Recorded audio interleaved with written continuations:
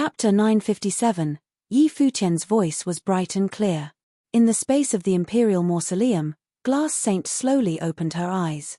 She sat up and looked at Yi Futian. In fact, she had woken up before, but she had closed off her senses, not letting herself think so that she could slowly recover from her injury. Yi Futian's voice was bright and clear. In the space of the imperial mausoleum, Glass Saint slowly opened her eyes. She sat up and looked at Yi Futian. In fact, she had woken up before, but she had closed off her senses, not letting herself think so that she could slowly recover from her injury. However, there was nowhere she could go to hide from the feeling of those claws touching her skin. Even separated by a thin layer of clothing, it was still so clear. His hand had even moved to the most sacred, soft place on her body. What was even worse was that he had seemed to feel good about it, and he could not help but grasp it. Such humiliation almost made her wake up to fight him, but when she remembered her vast sea of hatred for the sacred king, she was able to bear it. She got up and bit her lip. She stared at Yi Futian with eyes as cold as ice, hoping that he would die at Xie Qingyuan's hands. Xie Qingyuan fixed her gaze on the figure before her. As the daughter of Emperor Xie, she had been born extraordinary. She was without parallel among those of her generation in the upper worlds, and no one could oppose her. Who would dare stand before her? Who had the right to? But the man who had refused to follow her twice, who had boasted that he was without parallel at the Jotian Forum, now stood before her and asked her to fight. Xie Qingyuan stepped forward and divine light flowed from her. She glowed as brightly as an immortal. She stepped forward, and the great path moved with her as if what she was stepping on was the path itself. Yi Futian knew that Xie Qingyuan was the strongest opponent he had ever faced. He claimed to be unbeaten by any opponent at the same level as him, unparalleled in the 9 states, but none of the people that he had beaten could match Xie Qingyuan. This woman, who was hailed as the strongest in Emperor Xie's realm, had the blood of Renhuang flowing through her veins. Moreover, she had mastered hundreds of schools, had a broad body of knowledge. She had cultivated herself to know all kinds of powerful magic, becoming the most powerful magic user in Emperor Xie's realm.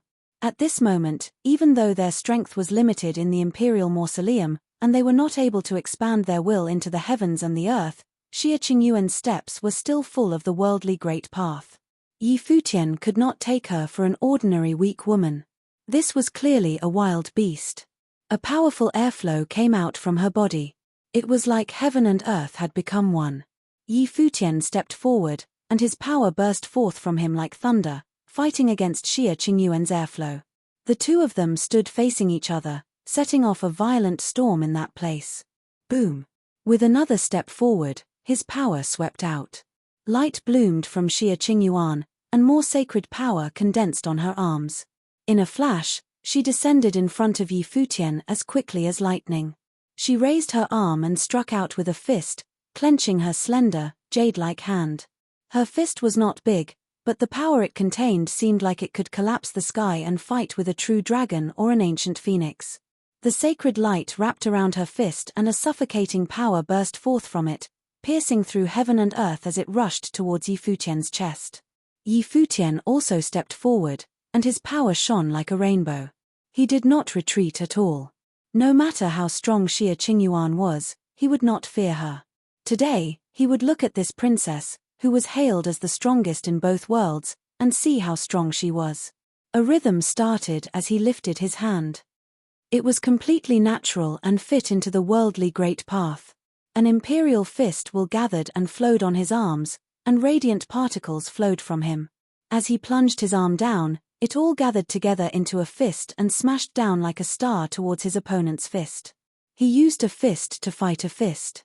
Both of their arms went to the same point, and finally, their fists collided together.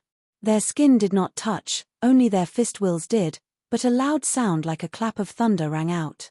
The space around them trembled fiercely, and 2 brilliant rays of light shot out from where their fists collided. Xie Qingyuan was shocked and retreated. A strange look flashed in her eyes. Her fist style contained imperial power.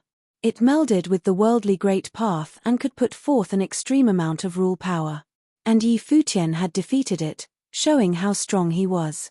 Yi Futian had refined his body and had washed his body in the medicine pool. He had melded the rule of particles and rule power into his fist, making it extremely strong. Anyone on the same level of him in the 9 states would have been wounded by that one attack. Of course, Xie Qingyuan was also slightly different in that moment. The Huangting fist will had 33 layers. It resonated with the worldly great path, and each layer was stronger than the last. If Yi Futian could not crack even the first layer, how could he call himself unparalleled in the 9 states? Her mighty power gathered together once again, and she flashed toward Yi Futian. The second layer of her fist will burst forth, even stronger than before. Yi Futian stepped forward again, and his power gathered together even more strongly than before. He struck out with his fist without hesitation, matching Xie Qingyuan attack for attack. This kind of attack was an incredible tempering for his body. He would never find an opponent like this in the 9 states. As the two of them collided wildly and loud sounds rang out continuously, the wind raged as an extremely strong and domineering atmosphere burst forth. A terrible storm raged between the two of them, like a tornado that swallowed everything. Glass Saint watched the battle. She was a saint-level cultivator, but this battle between two sages was still thrilling. Their power was amazing. That shameless disciple was still extremely strong. After striking 11 times, Xie Qingyuan's fist will seemed to be completely transformed. As her heavy fists slammed forth, heaven and earth cracked. Yi Futian also felt that his arms would crack. If a fist entered his body, it would crush him from within. It was extremely oppressive. If his body had not been strong, he would already have been destroyed. Yi Futian was forced back with a loud noise. But Xie Qingyuan followed him like a shadow and attacked again. She was wrapped in an incomparably powerful fist will that destroyed everything. Rays of brilliant light burst forth from Yi Futian's body as he opened the 7-star acupoints. Suddenly, his aura surged more powerfully. He could feel that Xie Qingyuan was growing stronger and stronger. Her martial arts were extremely advanced and could even be compared to the 9 heavenly attacks in some places. Boom! Yi Futian stepped into the air, and his body became like a dragon. He raised his hand and pressed it against the sky. Xie Qingyuan shot towards him, her fist will piercing through the stars towards Yi Futian. The two of them continued to fight fiercely, shaking the heavens and the earth. But it seemed that neither could crush the other. Finally, after 20 attacks, Xie Qingyuan could not continue. It was said that when one cultivated up to the Huangting Fist Will's 33rd attack, one could pierce the heavens and the earth, and could break the world with a single punch. She was still far off from this, and there were only a dozen or so layers that she truly comprehended. She glanced at Huang Jioge and saw him still standing before Ren Huang. Light fell on his body, and he seemed to have already received the inheritance. The whole tomb started to shake as sunlight fell. She looked back at Yi Futian, and the pressure on her grew more intense. She stepped into the air like a goddess. Her pale face was so beautiful it was suffocating. A sword will extended continuously from her finger, seeming to want to cut through the space in the imperial mausoleum. Even though her power was restricted, the sword will that she released at this moment was still astonishing. Yi Futian's face grew solemn as he gazed at Xie Qingyuan. As the daughter of Ren Huang, and as someone who was unparalleled in the upper worlds, she would naturally not just be good at one thing. Xie Qingyuan's figure flashed as she tried to get past Yi Futian, and he felt a suffocating pressure on him, seeking to destroy him. He still stood in her way, shining brightly. Xie Qingyuan raised her finger, and with this attack, a catastrophic sword will seemed to pierce into his chest, cutting through his will and wiping away his soul. The sword will continued towards his body, seeking to cleave him in two. Xie Qingyuan had once gone to the Lihan heaven and learned from the foremost swordsman of the upper worlds. She had integrated many types of swordsmanship into her own, catastrophe swordsmanship. With her status, it was not only Emperor Xie who had taught her, but all the great figures of the upper worlds.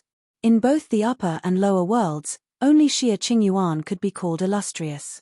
Yi Futian felt that his spiritual will was under attack, and it seemed like it would soon collapse. He kept it together to resist, and at the same time, starry rule power flowed from his body. His body became like a star that protected his flesh. Crack! A sharp cracking sound rang out. A single slice broke through his defenses and cut through all his rule power.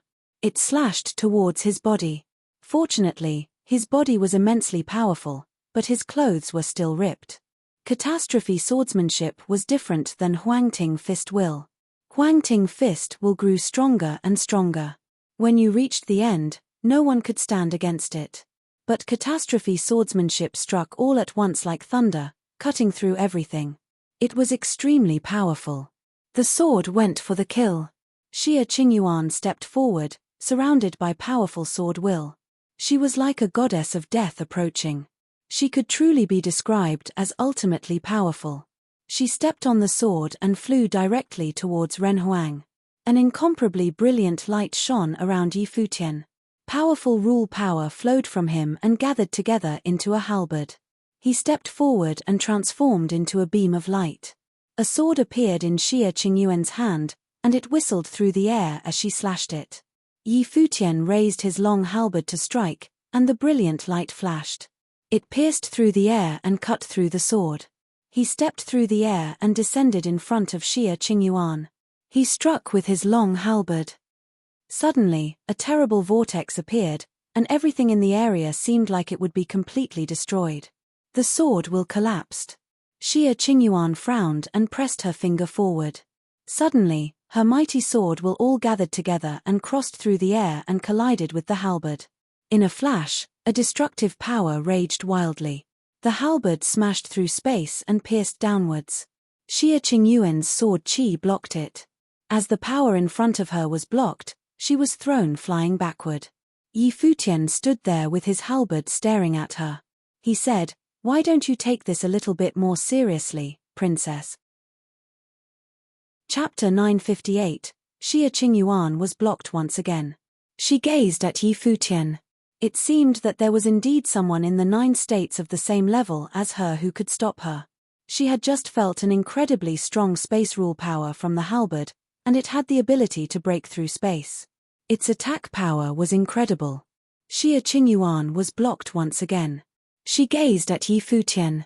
It seemed that there was indeed someone in the 9 states of the same level as her who could stop her. She had just felt an incredibly strong space rule power from the halberd, and it had the ability to break through space. Its attack power was incredible. At that moment, Huang Zhouge had already received Ren Huang's inheritance, and brilliant light shone all around. The mausoleum shook as the beautiful light fell upon the 2 people fighting, adding a bit of sacred color to the scene. Outside the mausoleum, everyone felt the cliff shaking. They all sensed that the inheritance had reappeared in the world. But who had gotten it? This situation had occurred not long after the princess had entered, so it was extremely likely that she was the one who had gotten it. However, there was nothing strange about that. Although there were 2 saint-level figures inside, how could they dare to compete with Xia Qingyuan? As for Yi Futian and Huang Zhouge, even if they wanted to fight, would they be able to? All of the 9 states were under Emperor Xia's command. Even though the imperial mausoleum had been left behind by the Huang clan ancestors, it still belonged to Emperor Xia. If Xia Qingyuan wanted it, it would be hers without a doubt. They all thought of the extremely arrogant Yi Futian. With his personality, he had previously dared to trick the princess. He might actually fight her. They didn't know if he would be able to leave the tomb. As they expected, Yi Futian was indeed fighting. But he was not fighting for himself, but for Huang Shi and Huang Zhouge. If Xia Qingyuan used Emperor Xia to suppress him, he would give up. If Huang Zhouge got the inheritance and then died, Xia Qingyuan would have no remorse over the promise that she made in public. Therefore, he had nothing to worry about. What was the orthodoxy that Emperor Xia had founded in the 9 states? Why had Xia Qingyuan sought out the heavenly chosen ones? The 9 states were Emperor Xia's, including the Holy Ji Palace. Thus, when he had challenged Xia Qingyuan, he had called himself a vassal of Emperor Xia. He had not said this casually. He was reminding Xia Qingyuan that he was her father's subject. Emperor Xia naturally hoped that there would be talented figures among his subjects that could assist him in the future. Although Emperor Xia's realm was in the upper worlds, it was only one of the realms of the divine prefecture. Hua Jiyu had told him that she had taken them to many upper worlds. Thus, He could fight as hard as he could in this battle. With Emperor Xia's status, he didn't need to fear him coming to settle accounts. With his halberd in hand, brilliant light flowed over Yi Futian. He pointed it at Xia Qingyuan, and his will of battle surged. It seemed like while he was there, Xia Qingyuan would not be able to pass him. An even stronger sword will flowed from Xia Qingyuan, much different from the ones that Yi Futian had seen before.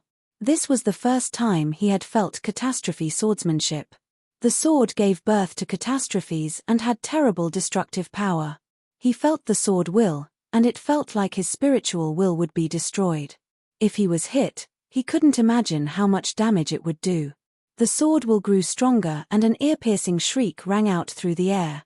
Even if all the power in the Imperial Mausoleum was bound up together, the aura coming from Xia Qingyuan would still be stronger. The sword will flowed towards all the heavens. It seemed to be everywhere, and there was an invisible sword in it. Xia Qingyuan stepped forward, and it felt like a terrible catastrophe sword was piercing Yi Futian's spiritual will. It was like a catastrophe of the great path was cutting through his spiritual willpower. He had naturally taken precautions against this, and so he was unmoved. At that same time, a sword fell from the heavens like a bolt of lightning. Boom! There was a loud noise as a starry curtain appeared around Yi Futian. Although he could not communicate with the power of the Imperial Mausoleum, he was still able to form a powerful force field around himself. It was like time had stopped in that space. Everything slowed down, except for the overbearing sword, which cut through his rule power force field and pierced the body of one of the stars, causing it to crack. Xia Qingyuan continued forward. If anyone had been standing around her, they would have been suffocated.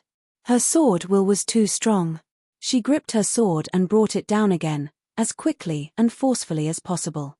There was another loud noise as more cracks appeared in the star, breaking down Yi Futian's defenses. More swords began to descend wildly, one following another. Each sword was extremely forceful. The star had already cracked to its edges, but Yi Futian's life spirit bloomed and the divine ape roared as he transformed into his Buddha pure body and melded into it. Bang! The stars cracked, the sword descended, and the divine ape roared. He struck out with a fist will and destroyed the oncoming sword. The violent momentum was earth-shattering. However, Xia Qingyuan seemed to not even see it.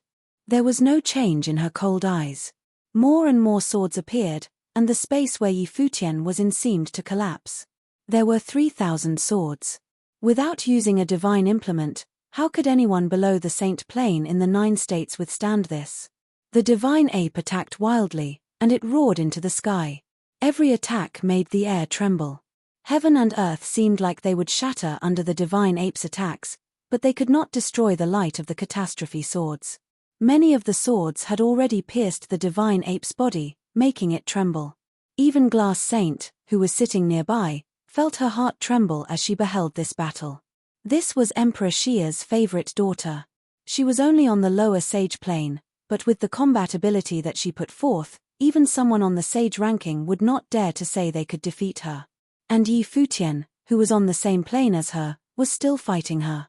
It seemed that the divine ape's body could bear no more, and so Yi Futian lifted his arm and the halberd appeared there. A burst of radiant particles emerged from it and swallowed it up. Rumble. Brilliant golden light shone as the image of a golden rock appeared. Wind rules covered his body. At this moment Yi Futian was like a god of war. A powerful wind blew, and Yi Futian instantly disappeared from where he had been as he moved towards Xia Qingyuan. Xia Qingyuan pointed forward without any hesitation. A sword burst forth and destroyed everything as it raced towards Yi Futian. Smash! Yi Futian stabbed straight out with his halberd, smashing it into the catastrophe sword, causing cracks to appear in it. Under his brilliant wings, he crossed through the air and continued to get closer to his opponent. His power was rising. After cultivating his skill with a halberd in the Lost Ruins, he had spent a period of time cultivating in the Endless Sea. He trained with it every day in every part of the Endless Sea. The billowing ocean waves helped him understand how to wield it. Now his attacks grew fiercer and fiercer, just like the ocean waves. But now more catastrophe swords descended. They seemed to be endless. Brilliant light bloomed from him, and his golden wings shrieked past. He thrust his halberd forward once again, and as he did many halberds of light appeared beside it. They crashed wildly into the catastrophe swords. Yi Futian's body seemed to be buried in the devastating storm it caused. Xia Qingyuan was as unmoving as a mountain. 3,000 catastrophe swords wrapped around her like a storm. Her expression was as sharp as one of her swords. She continued to walk closer to Yi Futian as if there was nothing for her to fear. No matter how strong she was, her state of mind was not affected. The storm of catastrophe swords shrieked like the light of the catastrophe of the great path. It descended towards Yi Futian. He could not avoid it. If he was not strong enough to withstand it, he could only die. This forceful attack was enough to kill any enemy. Her swords covered the sky. Yi Futian did not dodge. The divine ape roared, and he opened the 7-star acupoints. Beams of golden light pierced through his body, and the golden rock shot forward with invincible speed towards the onrushing swords as if it was going to enter into that endless abyss. His body trembled. Suddenly, a bunch of residual images appeared around him. Each one seemed to carry a halberd until they eventually all merged into one. They faced forward in a straight line. A devastating vortex appeared on the halberd that seemed like it would really tear space apart. The 3,000 catastrophe swords pierced towards him, but a broken hole appeared in the middle of them. A halberd pierced through space and fell towards Xia Qingyuan, who was at the center of the swords. At that moment, Yi Futian swayed violently. Xia Qingyuan was sent flying once again. The destructive storm still raged. Yi Futian's Buddha pure body had been destroyed, and his life spirit had been damaged. He felt a sweetness in his throat as if there was blood that he needed to spit out, but he swallowed it back. Xia Qingyuan was not in good shape either. Her clothes were in disarray and her hair that had been tied back had come loose. As the wind danced, she even looked to be a bit more feminine. Looking at her now, she was even more incredible. She was like an immortal in the human world, untouched by the dust of the mortal world. Xia Qingyuan had apparently not thought that Yi Futian would force her into such a difficult situation. She did not even care that much about Run Huang's inheritance anymore. She just watched Yi Futian. She was not only hailed as unparalleled in Emperor Xia's realm. When she was young, her father had brought her to another one of Run Huang's realms to let her experience the world and understand the worldly great path. Even though she was extremely young, she had still gone to many places and met many powerful figures. Even in these other realms, she had never met someone who could be a true opponent to her who was of the same generation as her. Now, in the 9 states in the lower world, she seemed to have met one. "Can you fight harder?" Xia Qingyuan asked unexpectedly. Yi Futian was stunned, then said, "If you can, so can I." Beside them, Glass Saint was speechless. They could still fight harder. How hard would these 2 lower-level sages fight? The great Jew sacred king had now also opened his eyes to watch the battle. As he watched, his desire to kill Yi Futian only grew stronger. He could not rest easy until Yi Futian died. "Then let me see," said Xia Qingyuan slowly. Her life spirit bloomed behind her, and in a flash, a divine light covered the whole area. An incomparably beautiful golden lotus bloomed. It was rumored that there was a female Buddha beneath the golden lotus. Xia Qingyuan stepped onto the golden lotus and bathed in the divine light. She truly seemed like an immortal. The shaking of the imperial mausoleum grew stronger and stronger, but Xia Qingyuan did not care. At that moment, Yi Futian was far more interesting than Run Huang's inheritance. Chapter 959. Yi Futian fixed his gaze on the woman who now looked as holy as an immortal. Xia Qingyuan stood on the golden lotus. The lotus's 6 petals continued to open, causing it to look like there were endless images of more lotuses around her. The lotus gave rise to all things and gave rise to the great path. Yi Futian fixed his gaze on the woman who now looked as holy as an immortal. Xia Qingyuan stood on the golden lotus. The lotus's 6 petals continued to open, causing it to look like there were endless images of more lotuses around her. The lotus gave rise to all things and gave rise to the great path. Yi Futian had once read ancient records in the library of 9 State Academy that said that once you had cultivated up to the supreme level, you could forge the path. The path gave rise to the soul, and your life spirit would develop along with it. Therefore, the true top forces, those whose life spirits contained the path, were those whose perception of the world stretched out far and was thus passed on to future generations. His world tree was endlessly marvelous and was a kind of supreme path, but his plane was not high. He was not yet close enough to touch that level, nor understand its mysteries. He was only able to see a life spirit birthed from it, and see how extraordinary it was. Huang Zhouge had inherited 3 great life spirits, all of which were extraordinary. Now he was truly the descendant of Ren Huang, but since his level was not high enough, he only understood these life spirits at the surface level. But now that he had the inheritance, the life spirits could probably transform along with him. The road to cultivation was slow, but some people were extraordinary. Their life spirits could get stronger and stronger along with the things that they had cultivated themselves to be good at. Others still relied on their own perception, constantly reinventing their life spirits with their own power from weak to strong, causing it to constantly evolve. Either way, life spirits followed the process of the cultivator growing stronger. Xie Qingyuan's forefather was Ren Huang, and her father had cultivated beside him. Her own life spirit was magnificent and could be said to be abundant in natural gifts. At that moment, her life spirit lotus was unleashed, and her whole aura grew stronger, and her perception of law power grew deeper as well. Her prestigious name was well deserved, that of the greatest talent in Emperor Xia's realm. In Yi Futian's life palace, the world tree swayed with a rustling sound. He sucked in his breath and a terrible storm blossomed from within him.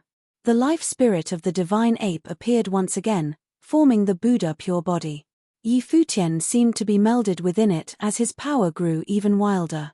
His halberd disappeared as his rule power condensed into a staff in the divine ape's hands. Different rule powers permeated his body.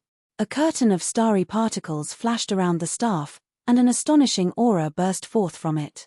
Yi Futian stood there like a true god of war, emitting enough pressure to suffocate anyone near him. Cultivation was an orderly and gradual process. As you grew stronger, your life spirits continued to change. Your understanding of martial arts and rule spells was the same. When Yi Futian had begun cultivating, he had studied the 9 heavenly attacks, but how many had he actually learned? Only once the strength of his cultivation increased could he exert greater power with the 9 heavenly attacks. And now they were not the simple attacks of when he had started out. Now they were integrated into his perception of rule power. 2 people cultivating the same techniques would have very different results. Yi Futian had cultivated the rule of particles, force rules, starry laws, and space-tearing rules. He had integrated these rule powers into the 9 heavenly attacks, making them much more powerful. If he truly reached the level of the snow ape, his power would be no weaker than his. Xie Qingyuan still stood calmly on the lotus, holding a sword mudra. More and more lotuses blossomed around her. Suddenly, she was bathed in brilliance. She looked like a divine immortal, incorruptible. But Yi Futian had no wish to appreciate her beauty. He could only feel her dangerous aura. The divine ape stepped into the sky, and the air trembled. A terrible force swept out. Yi Futian grasped the staff. Infinite law power seemed to bloom from Xie Qingyuan, and it seemed like Yi Futian was trying to smash through the great path of heaven and earth itself. She had all that law power, and he had only a stick. Brilliance bloomed from the blossoming lotuses, and a catastrophe sword was born from each one. The lotuses gave rise to the path. The lotuses gave rise to everything.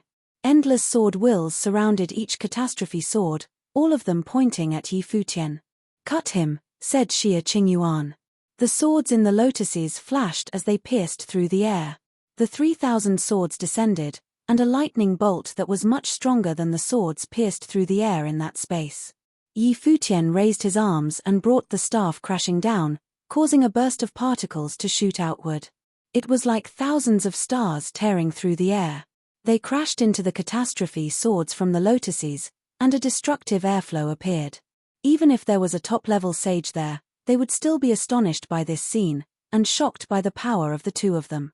In the instant that Yi Futian brought the staff down, the second catastrophe sword bloomed from a lotus. It flashed towards him, even stronger than the one before it. The power of Yi Futian's staff was not diminished, it continued to sweep out and destroy things, but the arm that was holding it felt a tremendous force. The starry particles began to crack. He could see how strong his opponent's sword was. The third sword, the fourth sword, the 11th sword. The swords were inexhaustible, and the sword will was not extinguished. Yi Futian was wrapped up in sword qi, and an endless amount of swords flew around him, cutting through the air. If he let down his guard even a little, he would be beyond saving. But it seemed like he did not feel threatened at all. He walked forward, each step shaking the ground. The divine ape roared, and a storm appeared all around him that seemed powerful enough to smash the heavens. Yi Futian had cultivated for more than 10 years and experienced many battles. Other than when he had faced opponents whose levels he could not compete with, he had never experienced a situation like today, where he was still in danger despite using the 9 heavenly attacks.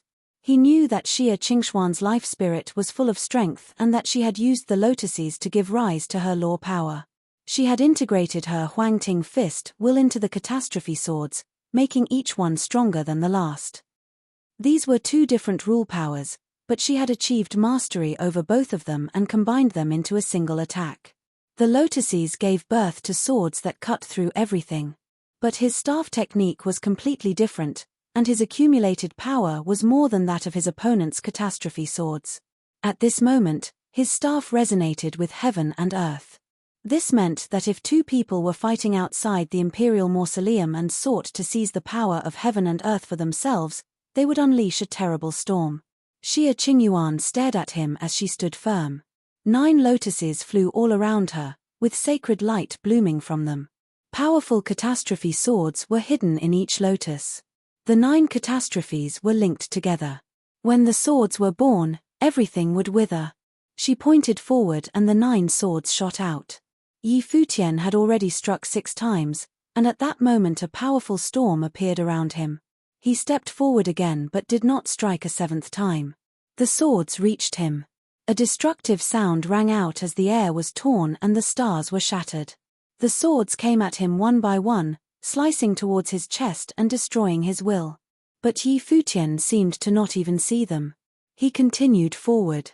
The terrible storm of swords seemed to swallow him up, but his momentum grew even stronger. It seemed that he was the only person in the world at that moment.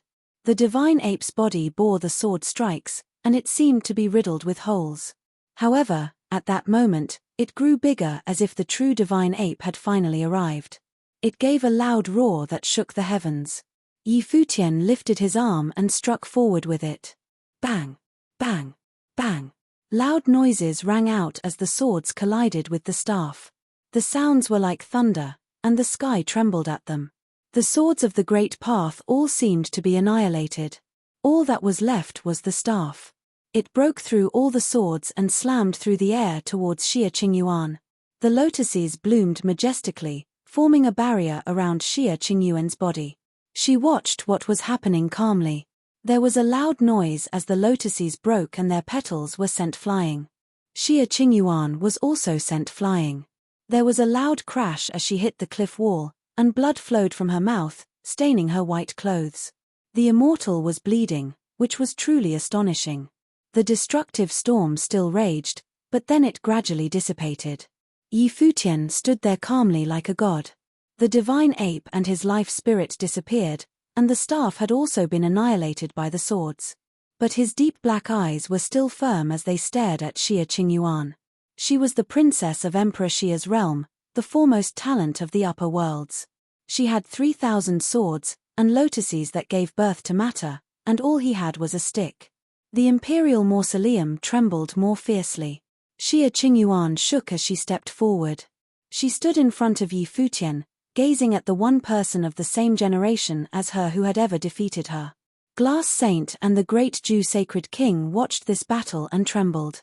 Yi Futian had defeated the descendant of Ren Huang, Xia Qingyuan, the proud daughter of heaven. Xia Qingyuan wiped the blood away from her mouth. She looked at Yi Futian, and there seemed to still be an unyielding arrogance in her beautiful eyes. "If we continue to fight, I still have tricks up my sleeve," she said. "You will lose. But since you managed to knock me back, I will not fight for the inheritance anymore." She had said that if Yi Futian could get it, he could take it. Of course, Yi Futian had not taken it himself but had given it to Huang Zhoge and now stood blocking her way. But it was all the same. However, she was confident that if she used her trump card, Yi Futian would have no way to resist her. But she did not intend to do so. "Thank you very much, Princess." Yi Futian smiled at Xie Qingyuan and said, "In all the time I've been cultivating, I've never encountered anyone at the same level as me who could fight with me to this extent. You are very strong, but if we must talk about tricks up our sleeves, you are not the only one who has them." Xie Qingyuan narrowed her eyes as she stared at him. This guy truly was extremely arrogant. Did he mean that she should be proud of having lost to him? Also, he said that he had a trick up his sleeve as well. Did he mean that if they kept fighting he could continue to defeat her? "I accidentally hurt you in the battle. I hope you won't hold it against me?" Yi Futian asked her. Xie Qingyuan regarded him coldly. Who did this bastard think he was? Did he think that just because he had knocked her back she wouldn't send someone to kill him? Why shouldn't she? "I did not originally mean to hold it against you, but after listening to you talk, I want to cut you now," said Xie Qingyuan coldly. "If you can hit me with your sword, I will die without complaints," he answered her with a smile. This shameless ruffian, hearing the conversation between the two of them, Glass Saint also wished she could stab Yi Futian. Not long ago, he had been flirting with her, and now he even dared to do so with the princess. Chapter 960. Xie Qingyuan seemed to have been accustomed to Yi Futian's daring antics. Even before, there did not appear to be anything that Yi Futian dared not do in front of her. Xie Qingyuan seemed to have been accustomed to Yi Futian's daring antics. Even before, there did not appear to be anything that Yi Futian dared not do in front of her. However, at this time, Yi Futian seemed to be even more arrogant. But still she did not seem to mind it. She used to think that Yi Futian's daring was unwarranted arrogance, but now Yi Futian had proven his strength that could even defeat her. Naturally, he had the right to be proud. This battle had demonstrated that Yi Futian's talent was hard to match among the upper and lower worlds. Even if she thought that she could still beat Yi Futian with her full strength, it did not mean that others could achieve it in the same situation. When such a person appeared in the land of 9 states, even if he was arrogant in speech, she could still tolerate it. Otherwise, what if any other useless person would dare to pull such a stunt in front of her? She would probably execute them with a wave of her hand. Of course, this did not mean that Xie Qingyuan, the precious princess, had a good impression of Yi Futian. She acknowledged the talent of Yi Futian, but it affirmed her feeling that Yi Futian was arrogant and unreasonable, disrespectful. "Princess, this guy is arrogant and disrespectful to the princess. I am willing to serve the princess." At this time, Great Jew Sacred King stood up with a cold look. The eyes that regarded at Yi Futian were full of murder. At this moment, Huang Zhoge was receiving the inheritance. The great hall madly trembled, causing the power of Ren Huang to disappear. He and the Glass Saint no longer felt that pressure, and their injuries started to recover considerably. No matter how outstanding Yi Futian's talent was, he would surely die in the face of Saint Plain. Yi Futian frowned, and his eyes drifted to Xie Qingyuan. Xie Qingyuan was here, but there were also the rules of Emperor Xie. Great Jew Sacred King had no way to take his revenge on him. But Great Jew Sacred King actually thought of using Xie Qingyuan to get rid of him. As long as Xie Qingyuan gave her consent, the Great Jew Sacred King would have no more concerns. Xie Qingyuan did not respond to the words of Great Jew Sacred King, but merely cast a cold glance at Yi Futian. Yi Futian saw that Xie Qingyuan's eyes conveyed a faint sense of threat, and thought to himself that might this woman take this opportunity to deliberately exact revenge because she was beaten by him? "Sister Glass Saint, can you really bear to see Zhu Jiming to kill me?"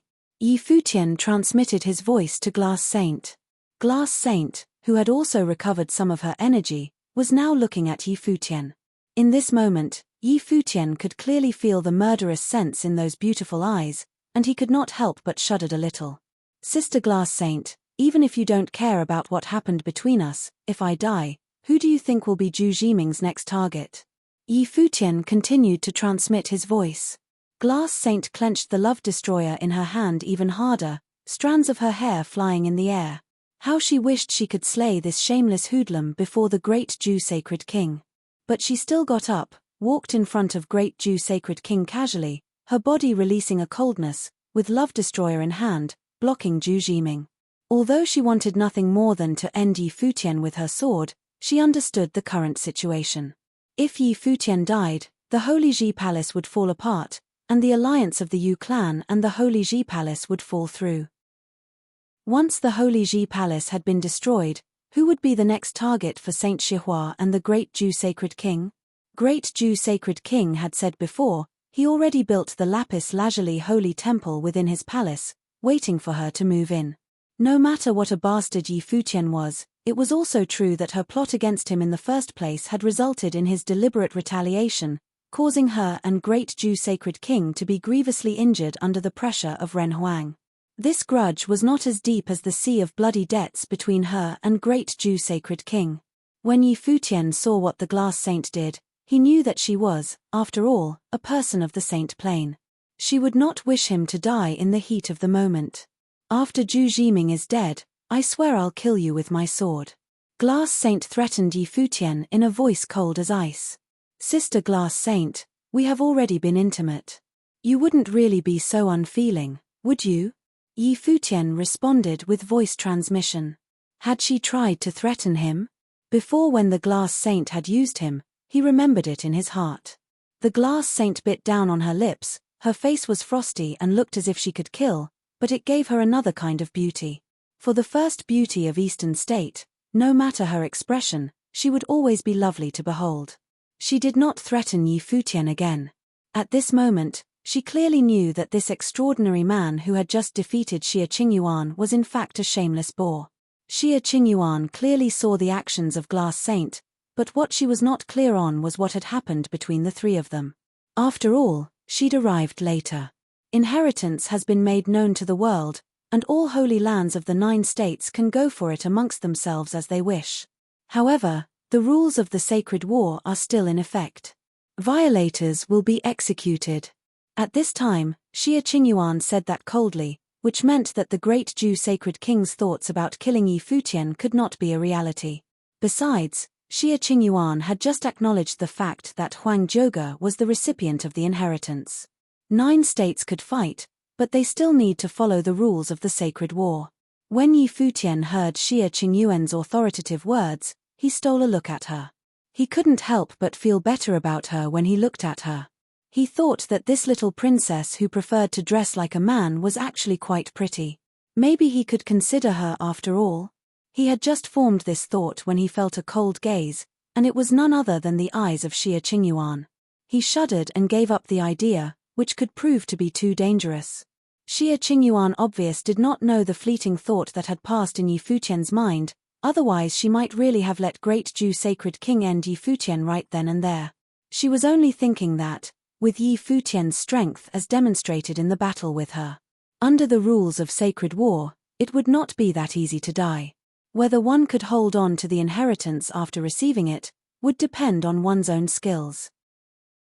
The rule was set by her father, and naturally it was not her place to interfere.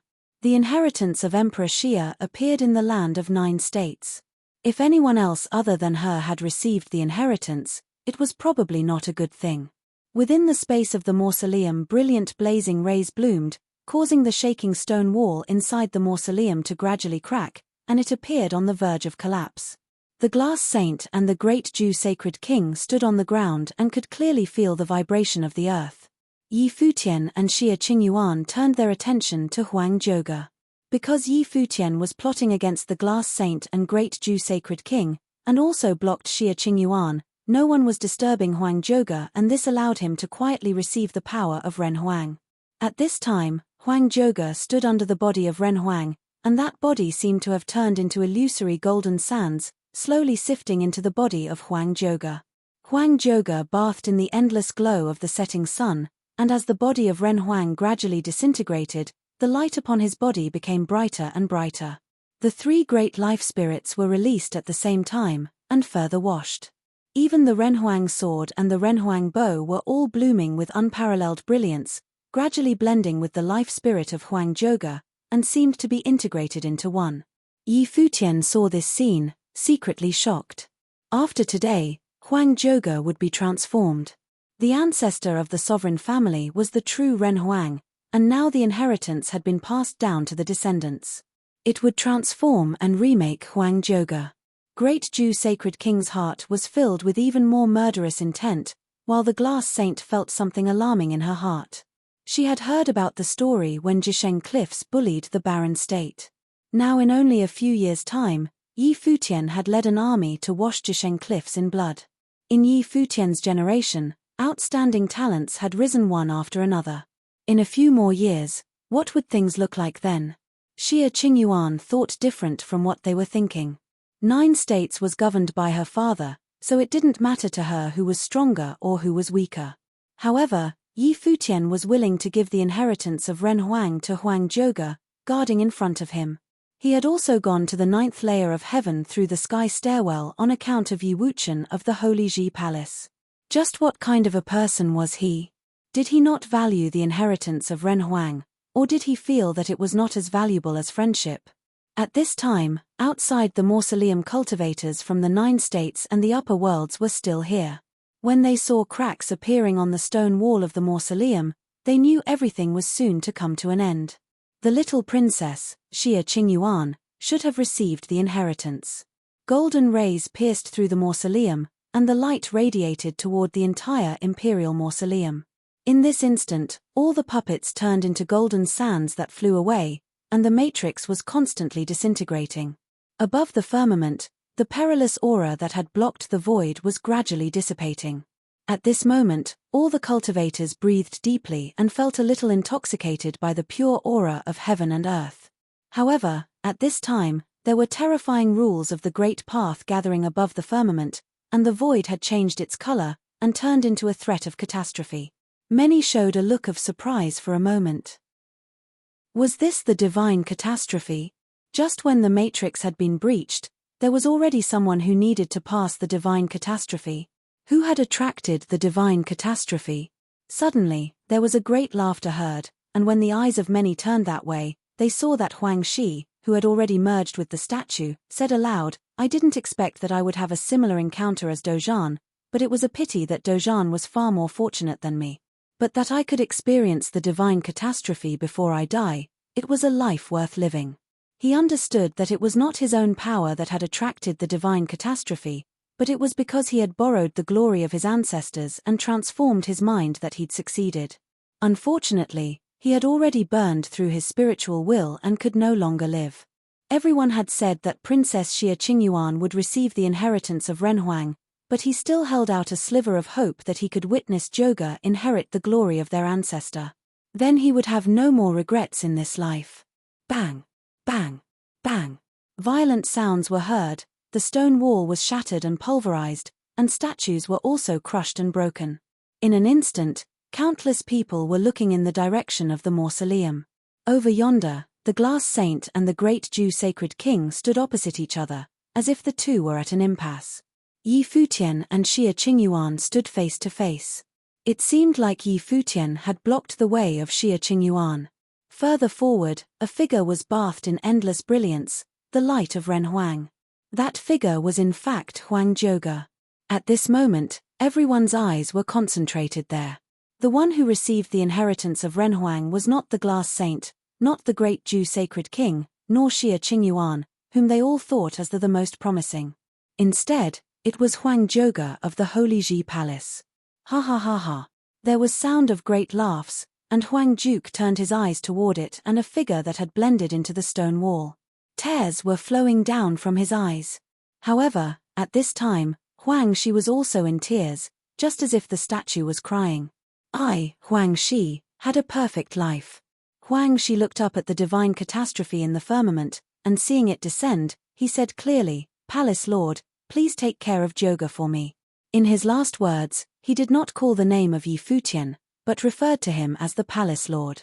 As his voice faded, the divine catastrophe came down, and Huang Shi, who had already burned up his spiritual will, could no longer resist it. The divine catastrophe landed, and in the land of the barren state, Huang Shi was no more. He left with smiles on his face. Chapter 961. Chapter 961. Who will take the inheritance? Chapter 961. Who will take the inheritance? The statue was shattered under the divine catastrophe and turned to dust. Huang Shi, who had exhausted everything like an oil lamp run dry, integrated into the statue and could no longer bear the authority of the divine catastrophe. Just one blow and he had completely disappeared from the world. Only his voice was still reverberating.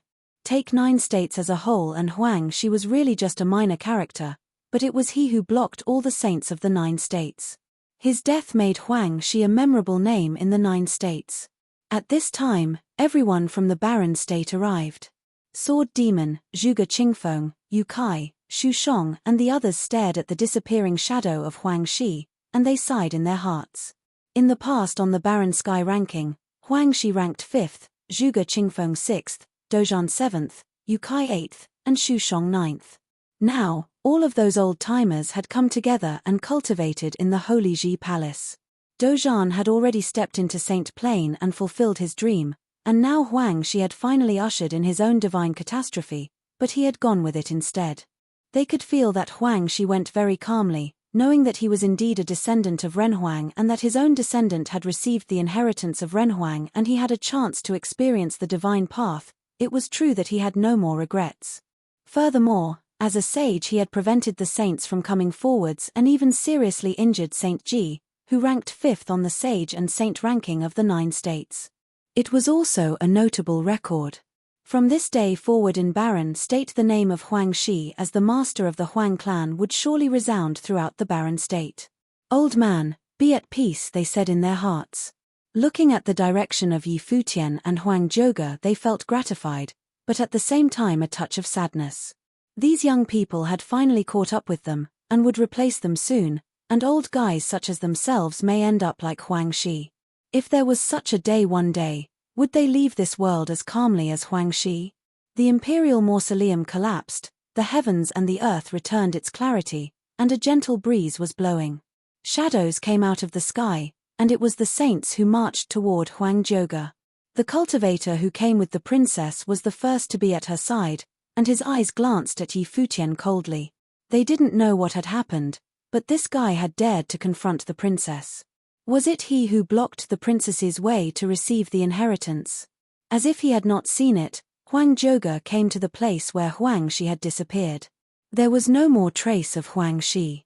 Yi Futian walked quietly next to him and said nothing. He felt the same pain in his heart. When the old man was at Crouching Dragon Mountain, the 3rd senior brother Jiyu Dongliu was ascending the mountain and they had opposed the marriage between Bai Luli and Zhuge Mingyu. Huang Shi had advocated for them. And after the war outside the palace, how he had moved the clan into the palace. All of these he had remembered in his mind. Now, that man whose name was known throughout the Barren State was now gone. "Elder uncle, I am here. The Huang clan is also here," Yi Futian said silently in his heart. With Xie Qingyuan's words, no one from the upper and lower worlds could take away the inheritance that belonged to the Huang clan or the sovereign family. All the cultivators of 9 states wanted to move on it. However, Xie Qingyuan said nothing, so they dared not to make a move first. The inheritance of Renhuang should have belonged to Xie Qingyuan. So, until the princess expressed her position, they were in no place to contest for it. Saint Xie was also in the crowd. His eyes landed on Princess Xie Qingyuan. When he saw that she was watching Yi Futian, he couldn't help but secretly sweat for Yi Futian.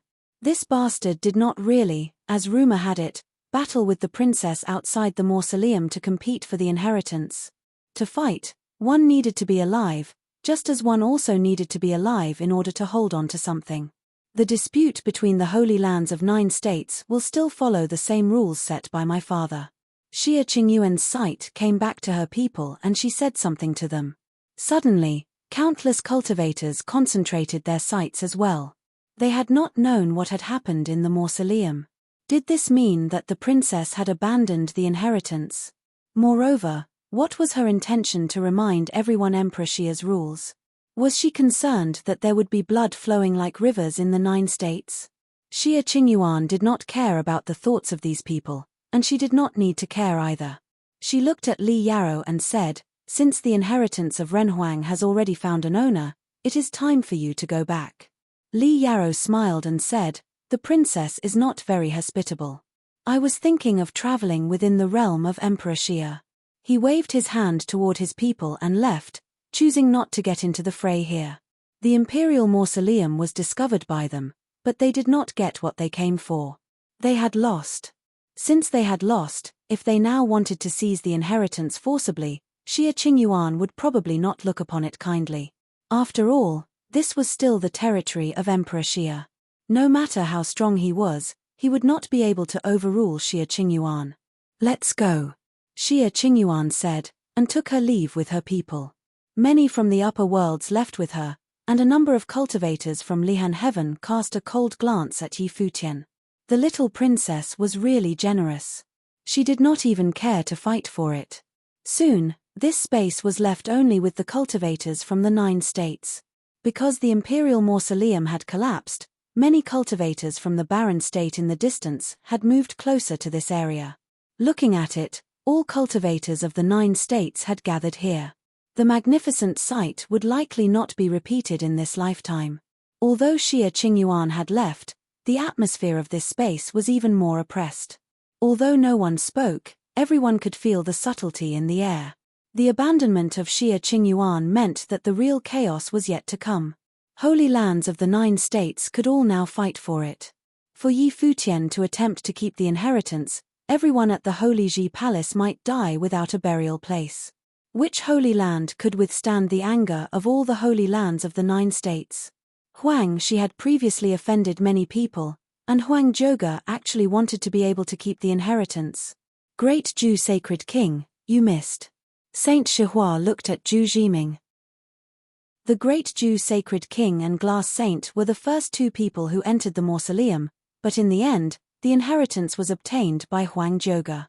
Saint Shihu was rather puzzled. Great Zhu Sacred King revealed a strong murderous intent, his eyes sweeping toward Yi Futian.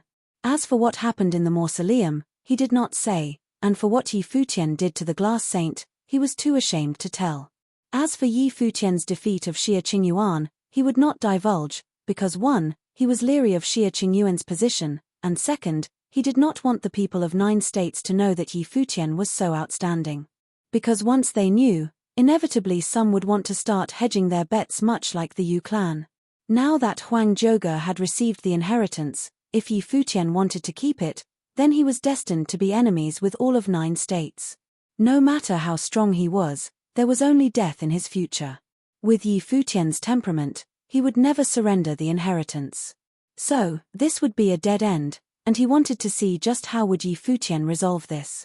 The princess's words have already been made very clear. No matter how you fight, if the rules set by the Emperor Xia were not followed, don't complain when I discipline you. Saint Xia suddenly spoke and surprised everyone. This leader of the 9 states had always been a gentle old man, who did not fight for much of anything. He himself already stood at the top of 9 states. What was the meaning behind what he said? But at least it indicated that Saint Xia himself had given up the competition for the inheritance, which was a good thing. Blessings and disasters often depend on each other, don't fight for it. Saint Li of the 9-state college said to those of the college. The disciples of the 9-state college all nodded and came next to Saint Li to observe the scene unfolding. The inheritance of Ren Huang, no matter who took possession of it, would be too hot to handle. Since the 2 topmost figures in 9 states had withdrawn, among the people present, Saint Ji was the strongest. Saint Ji suffered serious injury previously to Huang Shi. He couldn't take it out on Huang Shi now, so for sure Saint Ji would not let Huang Zhouge off the hook. What was more, he had not avenged the death of Ji Mo with the people of Holy Ji Palace. At this time, Saint Ji stood in the void, his eyes looked around at the crowd, and pointed to Huang Zhouge, saying, "There is only one of him, how would you fight for it?" Saint Ji spoke as if he did not regard Huang Zhouge as a person, but an item who deserved this because he had received the inheritance of Ren Huang. Everyone understood what Saint Ji was saying. Even someone as strong as Saint Ji dared not say that he would directly swallow Huang Zhouge.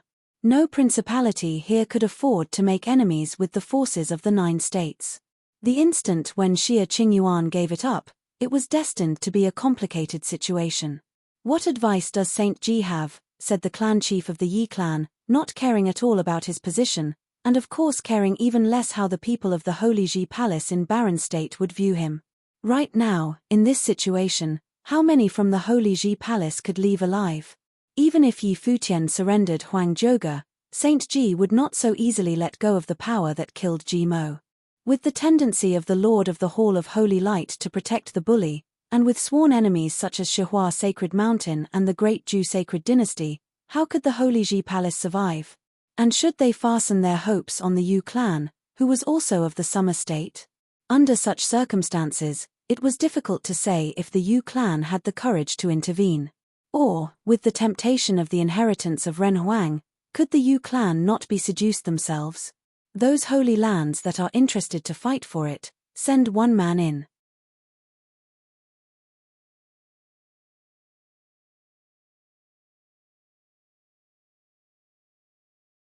Chapter 962. Yi Futina looked down from the sky at the mighty ones from the Holy Lands and said, "I've told you that the Renhuang ruins are left behind by the ancestors of the sovereign family, who studies in the Holy Ji Palace of the Barren State.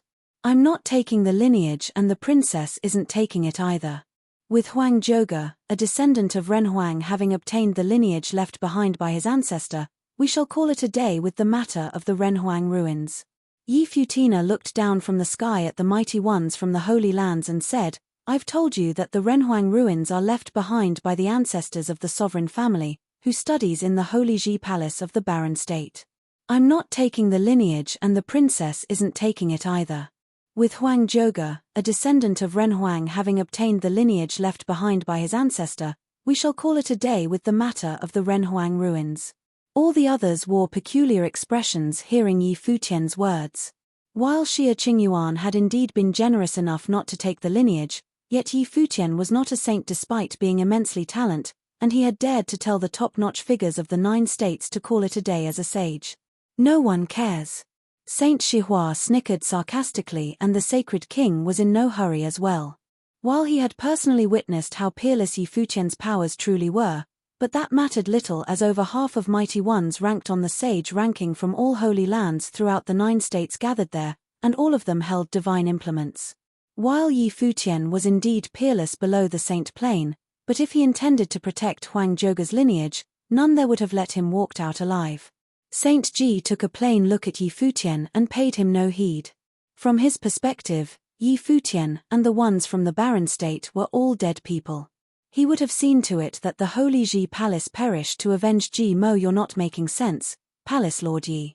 The ruins belong to anyone capable enough of taking it, and the place shall belong to the one who would take it first. Wouldn't it be easier if we just see who shall be the one who take it first before everyone else? Why do we need to fight about this?" "The current Palace Lord of the Ocean Palace," the Ocean Saint said. Yi Futian took a look at him and saw the saints from the 3 major holy lands from the Endless Ocean stood together. They would have probably reached a consensus telepathically earlier. While the 3 holy lands from the Endless Ocean were not exactly at friendly terms with each other, and they tried to one-up each other all the time, but none of that prevented them from allying with each other at the moment. It would have been splendid for them to just take Huang Zhoge and decide what to do with him after returning to the Endless Ocean. Fighting among themselves internally was deemed a better option than fighting the Holy Lands from all over the 9 states after all. "I agree to Saint Ji's suggestion," the Nether Saint from the North Deep said plainly. The 3 Holy Lands from the Ocean State had no edge over those from the Summer State, Qi State, and War State. If they were to simply fight in a free-for-all manner, the Holy Lands from the Ocean State had a slim chance of coming out on top. If they were to ally with each other per Saint Ji's rules, then they would have still stood a chance. The lineage of Ren Huang was very tempting after all. Both the upper and lower worlds of Emperor Xia's realm had only one master, Emperor Xia. The sight one would have been able to see at Ren Huang Plain was a dream shared by all saints, and none dared claim themselves to be totally uninterested. Huang Zhoge was but a sage and a common student in the Holy Ji Palace, and none there deemed him fit to take the Ren Huang lineage. While they would have called Yi Futian's demise a waste, but they would have not minded much. If Yi Futian were to take such a route, then he shall simply die for it. Very well. Saint Ji nodded. With that said, that's how it shall go then, the clan leader of the Yi clan said in agreement to Saint Ji's opinion, kill Yi Futian and take Huangjioga. The saints from all other holy lands said nothing, but their eyes were all on Yi Futian and they all had their own agendas. Many sage stepped out at that moment and sealed the space off completely. Escape was no longer an option for those from the Holy Ji Palace of the Barren State. It was a scene that the people from the Barren State found harrowing and they gathered around Yi Futian, looking at the mighty ones from all over the 9 states in the sky with determined eyes. They had never expected that there would have been a day where they would make enemies out of everyone else in the 9 states. All of them were wondering if they would have simply perished that day. Yi Futian looked up at the people from other holy lands in the sky and he smirked all of a sudden. Becoming enemies of the entire 9 states, eh? The 3 holy lands of the Endless Ocean, the Yi clan and Saint Ji had all made their stand. It was apparent that they deemed Yi Futian little more than a dead man by then, having no qualms of offending him. The Holy Ji Palace of the Barren State has had to deal with the Shihua Sacred Mountain, the Great Ju Sacred Dynasty and the Jisheng Cliffs, and now more were added to the list of their enemies. Such was the temptation of Runhuang's lineage. If Xia Qingyuan had not relinquished, no one would have dared to fight against her. Lineages might have been important, but their lives more so. But since Xia Qingyuan had given up on it, they saw it fit to fight instead. Treasures had ways of messing with the minds of people, and the saints were no exceptions. Students of the Holy Ji Palace of the Barren State, fight alongside me, Yi Futian said. His voice sounded calm yet very solemn. All of those from the Holy Ji Palace stood behind him without making a sound. It was a sight that impressed many. The unity of the Holy Ji Palace of the Barren State was fearsome like no other. They knew they would have died fighting and they still chose to fight. In the perspective of the Holy Ji Palace of the Barren State, they saw no other choice but to fight at the moment. While their actions were commendable, the others at the other side deemed that they must die nonetheless. The others from holy lands all over the 9 states did not sympathize with them just because they were commendable. The spectators of the battles from Zhengzhou City from afar were thoroughly impressed. So that's how determined the Holy Ji Palace, the holy land of our barren state truly is then. Since the day the young man took charge of the Holy Ji Palace, that holy land of the barren state became firm and unyielding, so much so that they were willing to take on the great Ju sacred dynasty and massacred the Jisheng Cliffs. Even at the moment when they came to make enemies out of the 9 states, they did not flinch. Some of the top forces like the Shimen clan looked from afar and feared that the battle might have simply brought an end to the barren state. That kid has to go this far, Saint Xia cursed beneath his breath. So he's going to do it even though he knows that he stands no chance then? While Yi Futian had went all the way up to the 9th layer of heaven, but things at present were far more dire than it had been at the 9th layer of heaven. That bastard sure doesn't know where he stands. However, the unyielding determination displayed impressed him nonetheless. The young is truly fearsome. Jiang Yuchan came to the side of the glass saint in another corner. It was an ending that she had never expected would have happened. If Yi Futian were to perish there, it would have been the end of the lapis lazuli holy temple. Madam, why is he able to get the lineage? Jiang Yuchan asked the glass saint telepathically, feeling rather vexed. The glass saint looked at Yi Futian and felt complicated. Would Yi Futian be able to kill his way out of this? He defeated Xia Qingyuan. The glass saint continued to reply Jiang Yuchan telepathically, if it hadn't been for the fact that he had just made enemies out of the entire 9 states, no one would have been able to stop him from leaving. Jiang Yuchan shuddered. Is Yi Futian really that powerful? If such a person were to become a saint, he would have struck fear into the minds of the Ju sacred king and Saint Shihua. Jiang Yuechan's eyes flashed with determination. There was still hope for miracles. It made sense that they chose to stand their ground and fight. Jiang Yuchan stepped out looking determined. Yuchan, the glass saint called as she saw the girl walking out. Madam, saints are forbidden from fighting. There is still a chance. Jiang Yuchan continued to step forward and said to the moon saint telepathically, Saint Yu, I'm the one who killed the people of Yu clan.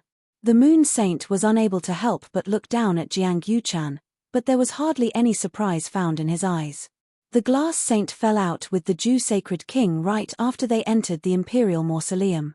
He came to realize that something was going on. As such, he did not interfere when Saint Shihua and the Jew-sacred king allied themselves against the glass saint. He felt rather peculiar as to why Jiang Yuchen owned up to that. Do you know why the princess had been able to let Huang Zhoge take the lineage right before the princess, senior moon saint? Jiang Yuchen continued to speak to him telepathically. The moon saint felt peculiar as well. Having two saints and Xia Qingyuan around meant that Yi Futian's chance of getting it being the smallest. Yet, the lineage of Ren Huang was taken by Huang Zhoge nonetheless. Yi Futian had defeated the princess. Jiang Yuchen continued telepathically. Not only that, it was thanks to Yi Futian taking on the sky stairwell that Yi Wuchen had been able to come back alive. He tore through the entire Jotian temple at the upper worlds and made short work of the geniuses up there, taking back Yi Wuchen alive. Didn't you find it odd that Saint Xia, the princess, and those from the upper worlds were treating Yi Futian in a rather peculiar manner? The moon saint's eyes became pointed. Jiang Yuechan's words were able to make sense of many things and everything seemed clear by then. Saint Xia seemed to have been helping Yi Futian one way or another inconspicuously. The princess's attitude towards Yi Futian seemed rather peculiar as well, claiming that there was nothing Yi Futian dared not do. The Yu clan had wanted to form a marriage alliance with Yi Futian almost exclusively due to his potential. With the barren state facing enemies from all sides from the 9 states at present, if the Yu clan is able to provide assistance, it would be a far better option than a marriage alliance.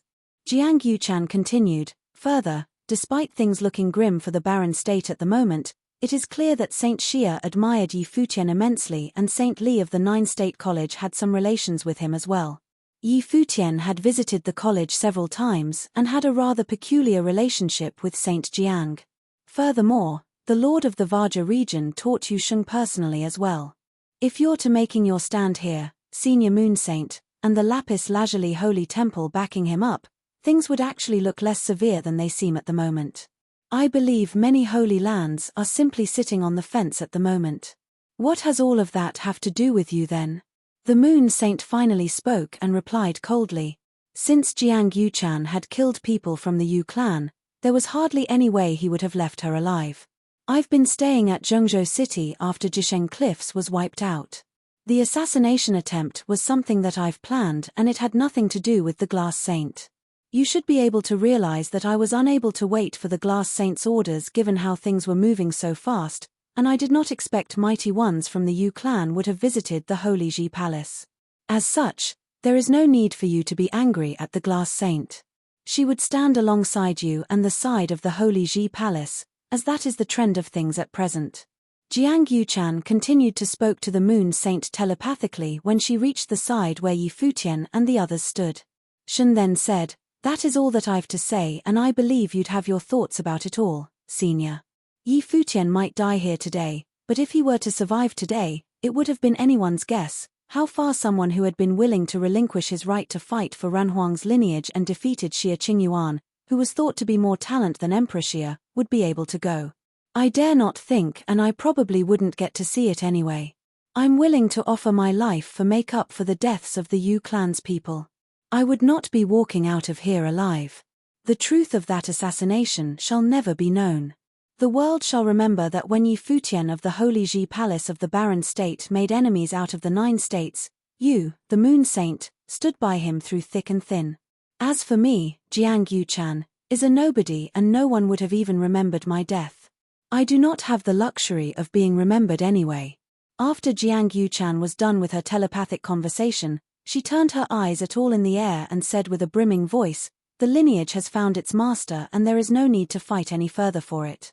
You're all saints of the 9 states nonetheless and it is rather despicable seeing how you bully the Holy Ji Palace of the Barren State. I've long admired Palace Lord Yi's bearing, and I shall stand by the Holy Ji Palace." The mighty ones in the air looked at Jiang Yuchen with peculiar eyes, finding it baffling that Jiang Yuchen was walking to her death just like that. But then again, they deemed such an incident unworthy of further thought.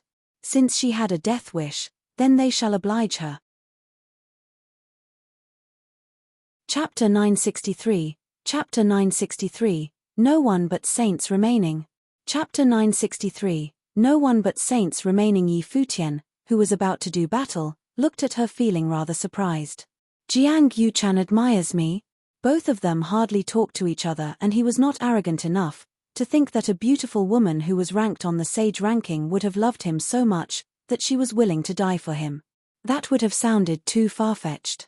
Furthermore, he knew that Jiang Yuchan had her reasons for killing the ones from the Yu clan, and she had probably been doing it for the Glass Saint.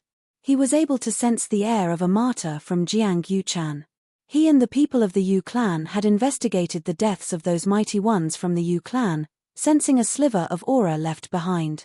The Yu clan probably was able to see something from how the Glass Saint had turned on the Ju Sacred King after entering the Imperial Mausoleum.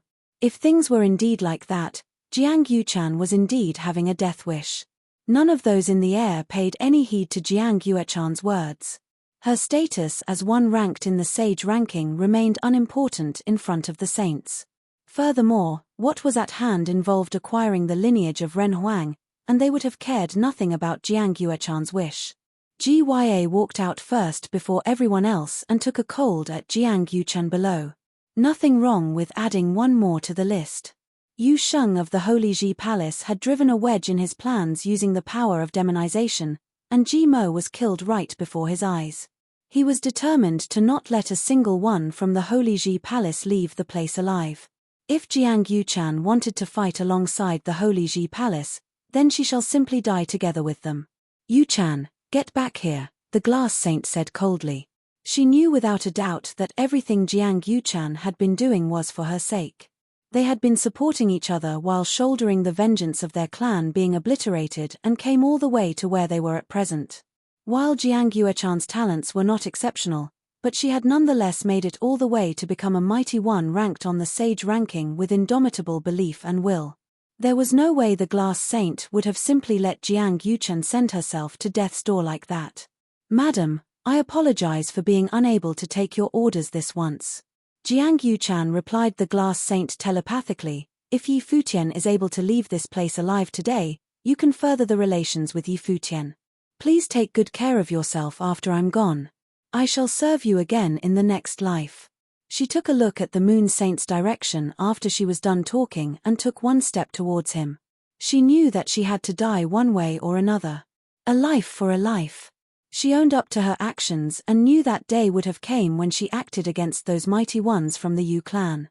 However, she had no regrets. The truth paled in comparison to getting the Yu clan to side with Yi Futian. No one would have cared about the truth when she died.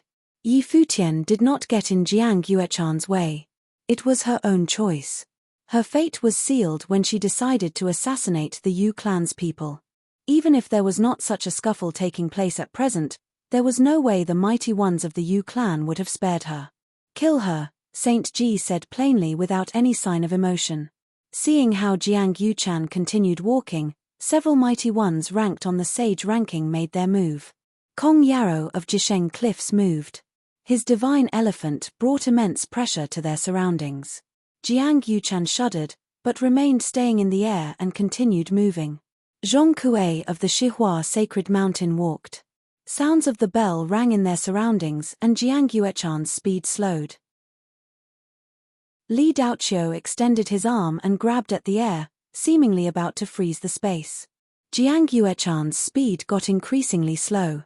Two beams of light flashed. Gya and Ji Mu of the Hall of Holy Light acted at the same time. The swords of holy light flashed in their hands and they drew a dazzling arc. Jiang Yuchan's body was pierced and blinding light emerged from her body. She was torn to blinding shreds at the very next moment, reduced to nothing right there and then. 5 mighty ones ranked on the sage ranking attacked her at the same time, and one of them had been Gya, ranked 2nd, and Kong Yarrow, ranked 9th. There was simply no way Jiang Yuchan would have been able to stand against such attacks. Furthermore, she had a death wish to begin with and never intended to come out alive. Many throughout the 9 states had no idea why Jiang Yuchan wanted to die, but the Glass Saint was not one of them. A streak of tears rolled from her eyes, a sight that would have broken the hearts of many. While she was trained in the ways of cutting off emotions, There was no way she would have been able to rid herself of all emotions nonetheless. The woman who had been following her and calling her madam since young left her for good right there and then, and that woman died for her.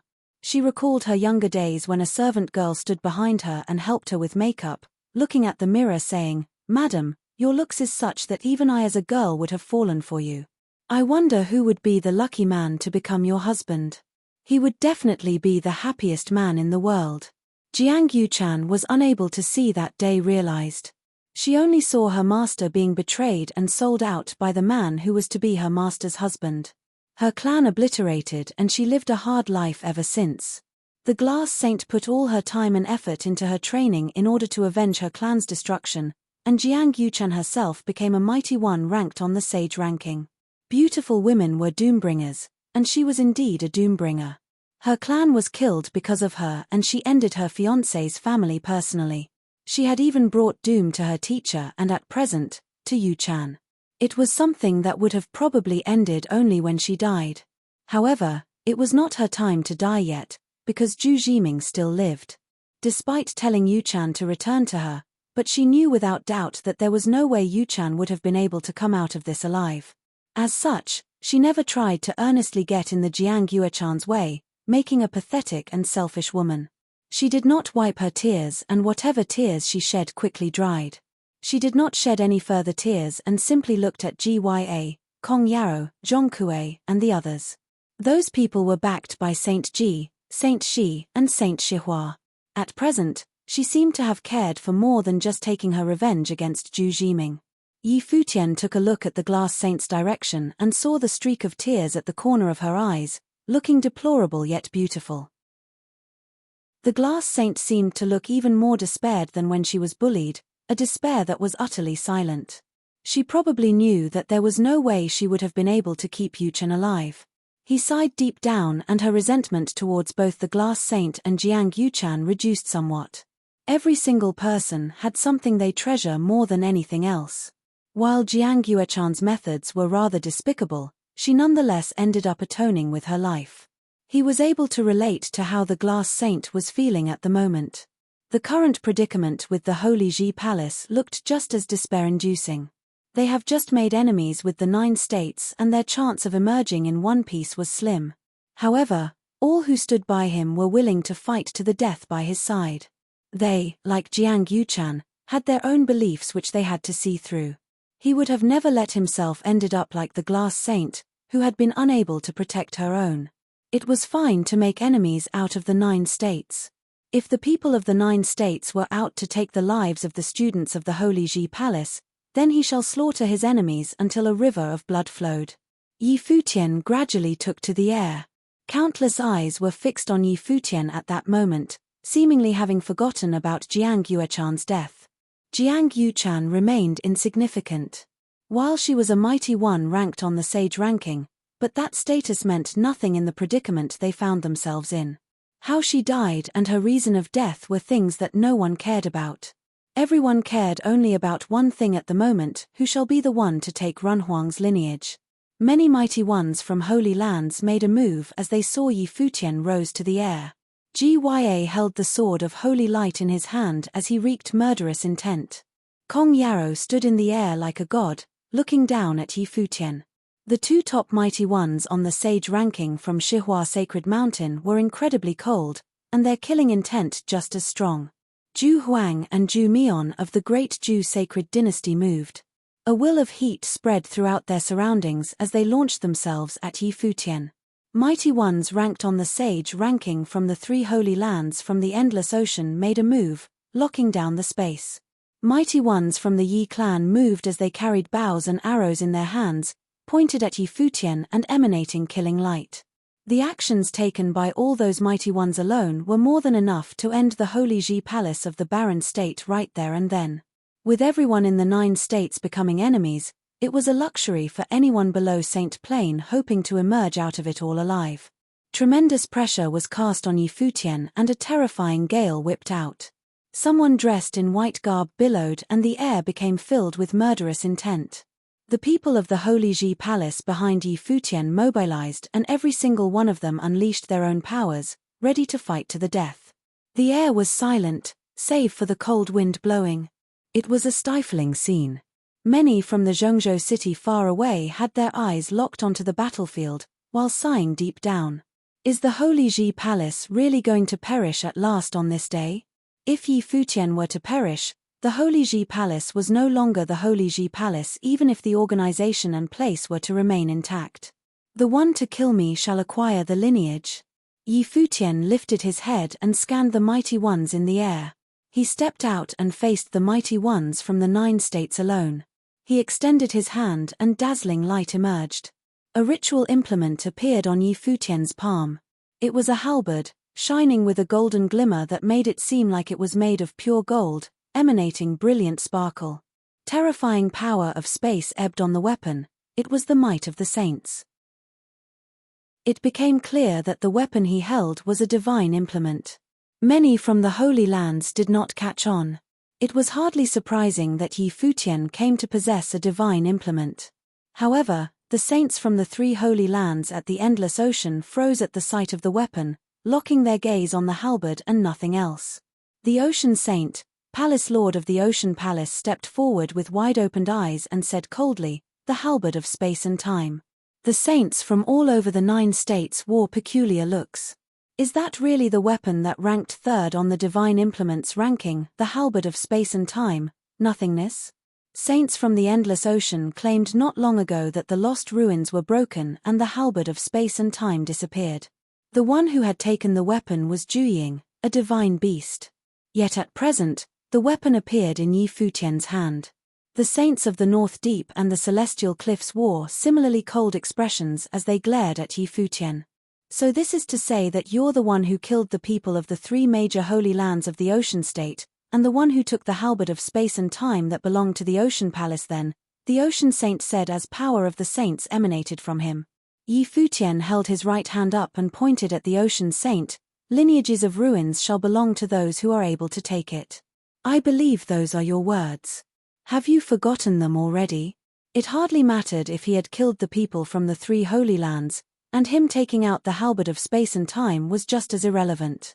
If the 9 states were to become his enemies, then so be it. "Brilliant," Saint Ji said. He did not expect to not only find the Renhuang lineage on that day, but also the halberd of space and time, nothingness, which was ranked 3rd on the divine implements ranking, appeared as well. Things turned out to be very nice. The 2 divine implements ranked 1st and 2nd were probably still in the hands of their masters, the top 2 on the saint ranking. They were nowhere to be found. With the 3rd divine implement appearing and both Saint Xia and Saint Li not fighting over it, then it would have belonged to him. Brilliant indeed. Yi Futian took a look at Saint Ji and said coldly, while pointing the weapon at him, "If there is anyone from any holy land were to kill even a single person from the Holy Ji Palace, and if I were to emerge alive, I would make sure that said holy land would have no one else remaining but their saints."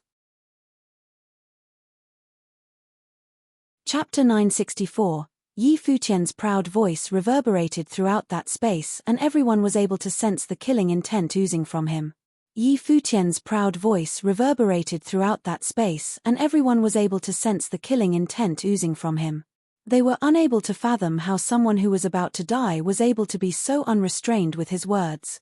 Not going to die? How is Yi Futian not going to die facing off so many from the other states? Boom. Yi Futian took one step in the air, walking out to see who dare stands in his way. The ones from the barren state stepped out together with Yi Futian. All of them brought their auras to bear. Qin Zhuang and the other 8 took their stations forming the matrix. Huang Zhouge emanated with dazzling light. His life spirit burst from behind him, the Renhuang bow, a weapon which corresponded to Renhuang-level ritual implements. The aura emanating from the Renhuang bow was not any weaker compared to the halberd of time and space. In that very instant, the saint's greed grew. That was a Renhuang-level ritual implement after all. The Renhuang bow pointed to the air and the aura bursting from Huang Zhouge grew extremely intense. "Let's go," Yi Futian said. He stepped out in the air and had full intentions to leave the place just like that. Anyone who dared to stand in their way shall be cut down. Boom. A raging pressure fell from above. Kong Yarrow, a sage ranked 9th of the sage and saint rankings stood in the air. He was surrounded by divine elephants out to trample everything in their path, as he glared at Futian and the others. "You intend to leave? Let's see where you'd end up in then." An extremely raging aura burst from Futian and golden sparkling light burst. The rock appeared and a pair of wings were seen on his back. The 7-star acupoints were all opened and beams of light pierced through his body. The world tree within his life palace shook and the spiritual chi around him seemed to be resonating with his body. In that very instant, Futian felt as if his will was everywhere. Gya and Mu held their swords of holy light while the elders of the Yi clan held their longbows. The ones who had killed Jiang Yuchan earlier brought their immense might to bear. As Jiang Yuchan, a sage who ranked of the sage ranking, was unable to withstand one blow from them, they intended to see how long Futian would have lasted against them. Boom! Futian made a move and shot out like a streak of lightning. He held tight to the halberd in his hand and terrifying space-tearing rule power appeared around him. All forms of might and pressure were torn away by his body itself as he carved a path in their midst, like a golden lightning bolt headed straight for one direction. It was where Zhu Huang, the crown prince of the great Zhu sacred dynasty, stood. Kong Yarrow took a step on the air and brought the might of his divine elephant rule power down onto his enemies. However, Futian did not seem to be all that fettered. A golden, sparkling ancient path appeared in the air. Zhu Huang's expression was ice-cold. Futian had taken him using the power of the Matrix, and that remained to be the greatest insult suffered in his life. And at that moment, Futian chose to attack him first. He fully intended to see how Futian, someone who had just become an archmage, would have been able to deal with him. The golden phoenix sword shimmered with dazzling light in his hand and an extremely dazzling golden phoenix appeared above him. Its wings flapped and a tornado was formed, as he turned into a bolt of golden lightning and headed straight for Futian. "Zhu Huang, do not fight him head-on." The Zhu sacred king had witnessed the battle between Futian and Xia Qingyuan, and he naturally knew how powerful Futian was. As such, he reminded Zhu Huang telepathically and he sounded extraordinarily serious with his advice. Zhu Huang did not stop doing what he did even after hearing his father's voice. "Even father thought that I'd lose to Futian then?" An even more brilliant light burst as Zhu Huang moved forward fearlessly.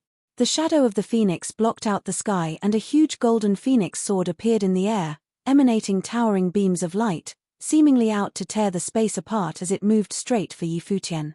No other mighty ones helped Zhu Huang out. All of them wanted to see how powerful Futian's combat prowess would have gotten, with that halberd of space and time in his hand. And Zhu Huang served as a convenient guinea pig. The light of the giant sword cleaved through the air towards Futian. However, he did not budge and had simply let the blade come down onto him. He had only Zhu Huang in mind at the moment and nothing else. Two dazzling silhouettes clashed with each other in breakneck speed. Futian lashed out with the halberd of time and space as they neared each other. A black hole seemed to have appeared in the space before the weapon, tearing everything before it apart.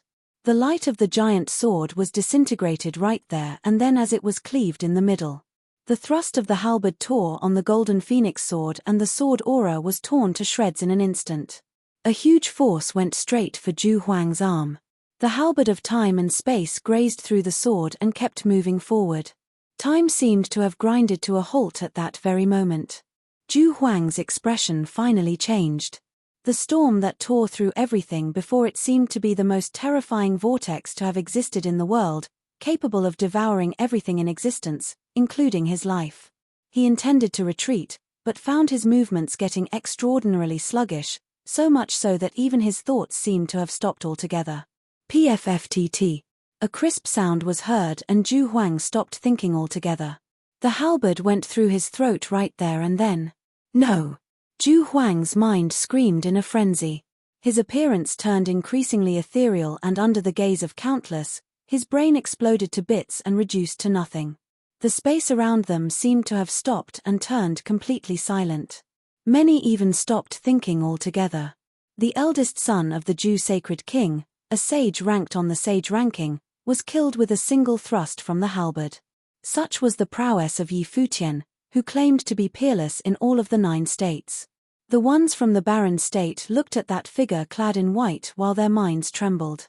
That figure was none other than their palace lord of the Holy Ji Palace of the barren state.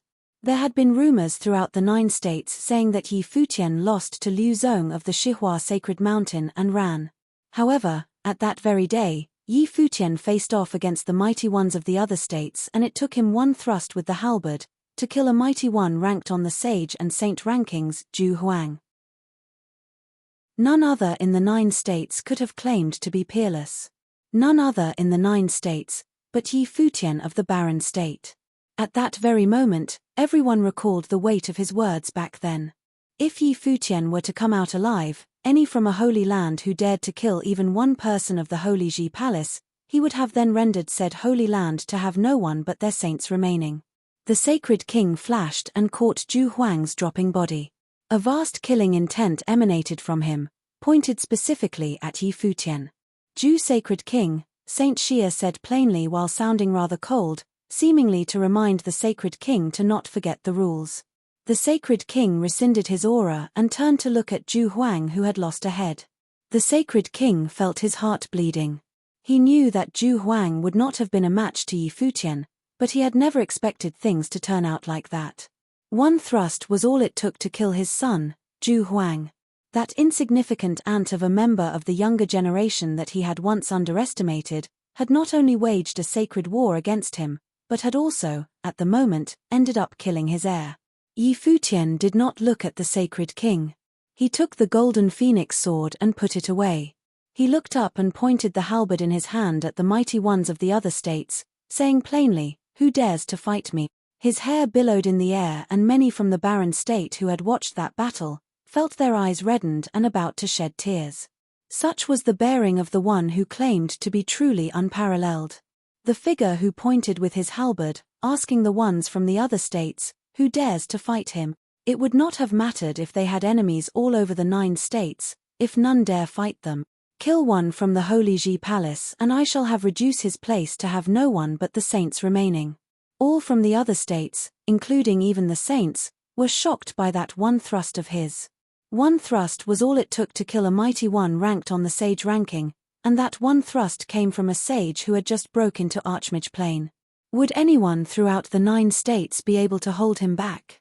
Saint Xia looked at that youth clad in the white in the air.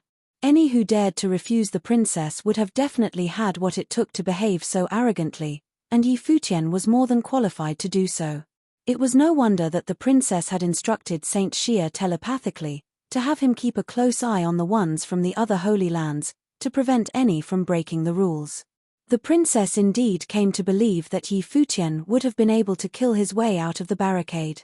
If even the princess thought so, then what actually happened in that tomb? Did Yi Futian fight the princess in there? Is that considered a test to Yi Futian by the princess? If Yi Futian is truly able to come out alive, his future would have lied beyond the 9 states. Yi Futian then turned his eyes at Zhong Kuei and Li Daoqiu, 2 mighty ones ranked on the Sage and Saint ranking from the Shihua Sacred Mountain. "Why are you 2 waiting for? Do you want him to take you both out one by one?"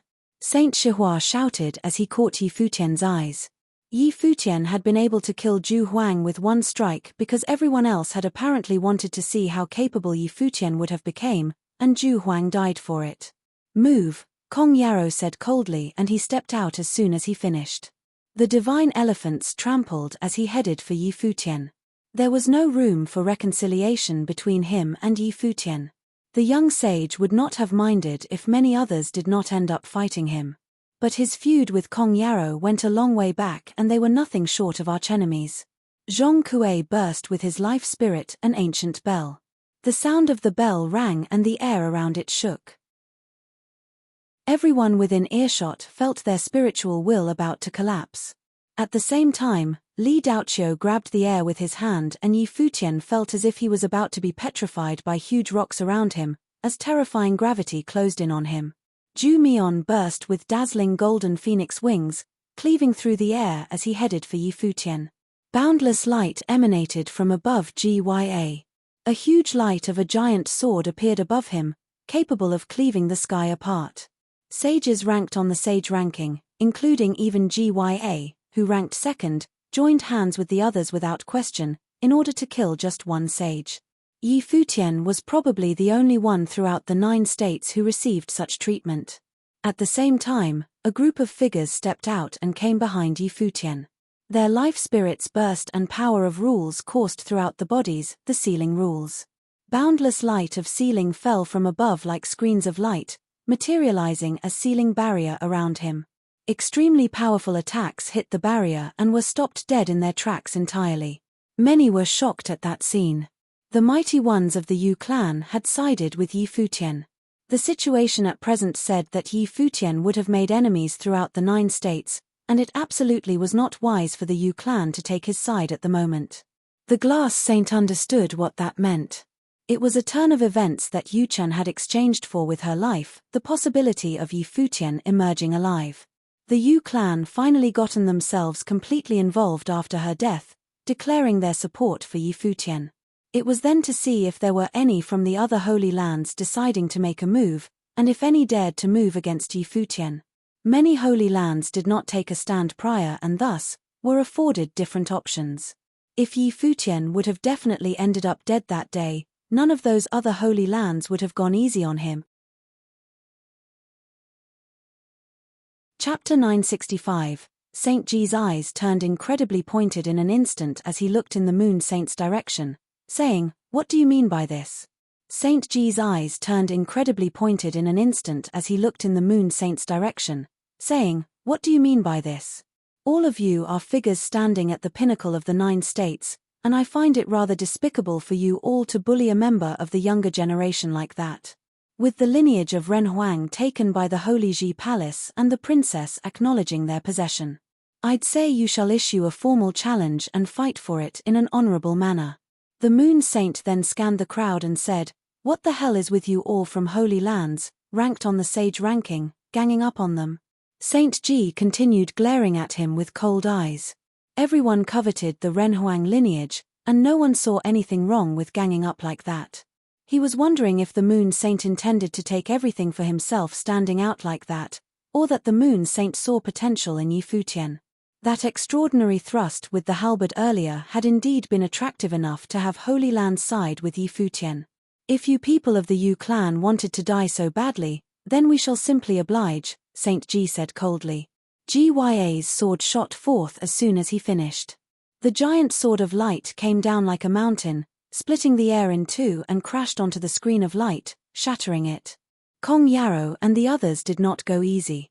With the fight already in full swing, there was simply no reason to hold back. If the Yu clan insisted on getting in their way, then they were to simply be dealt with. Voom!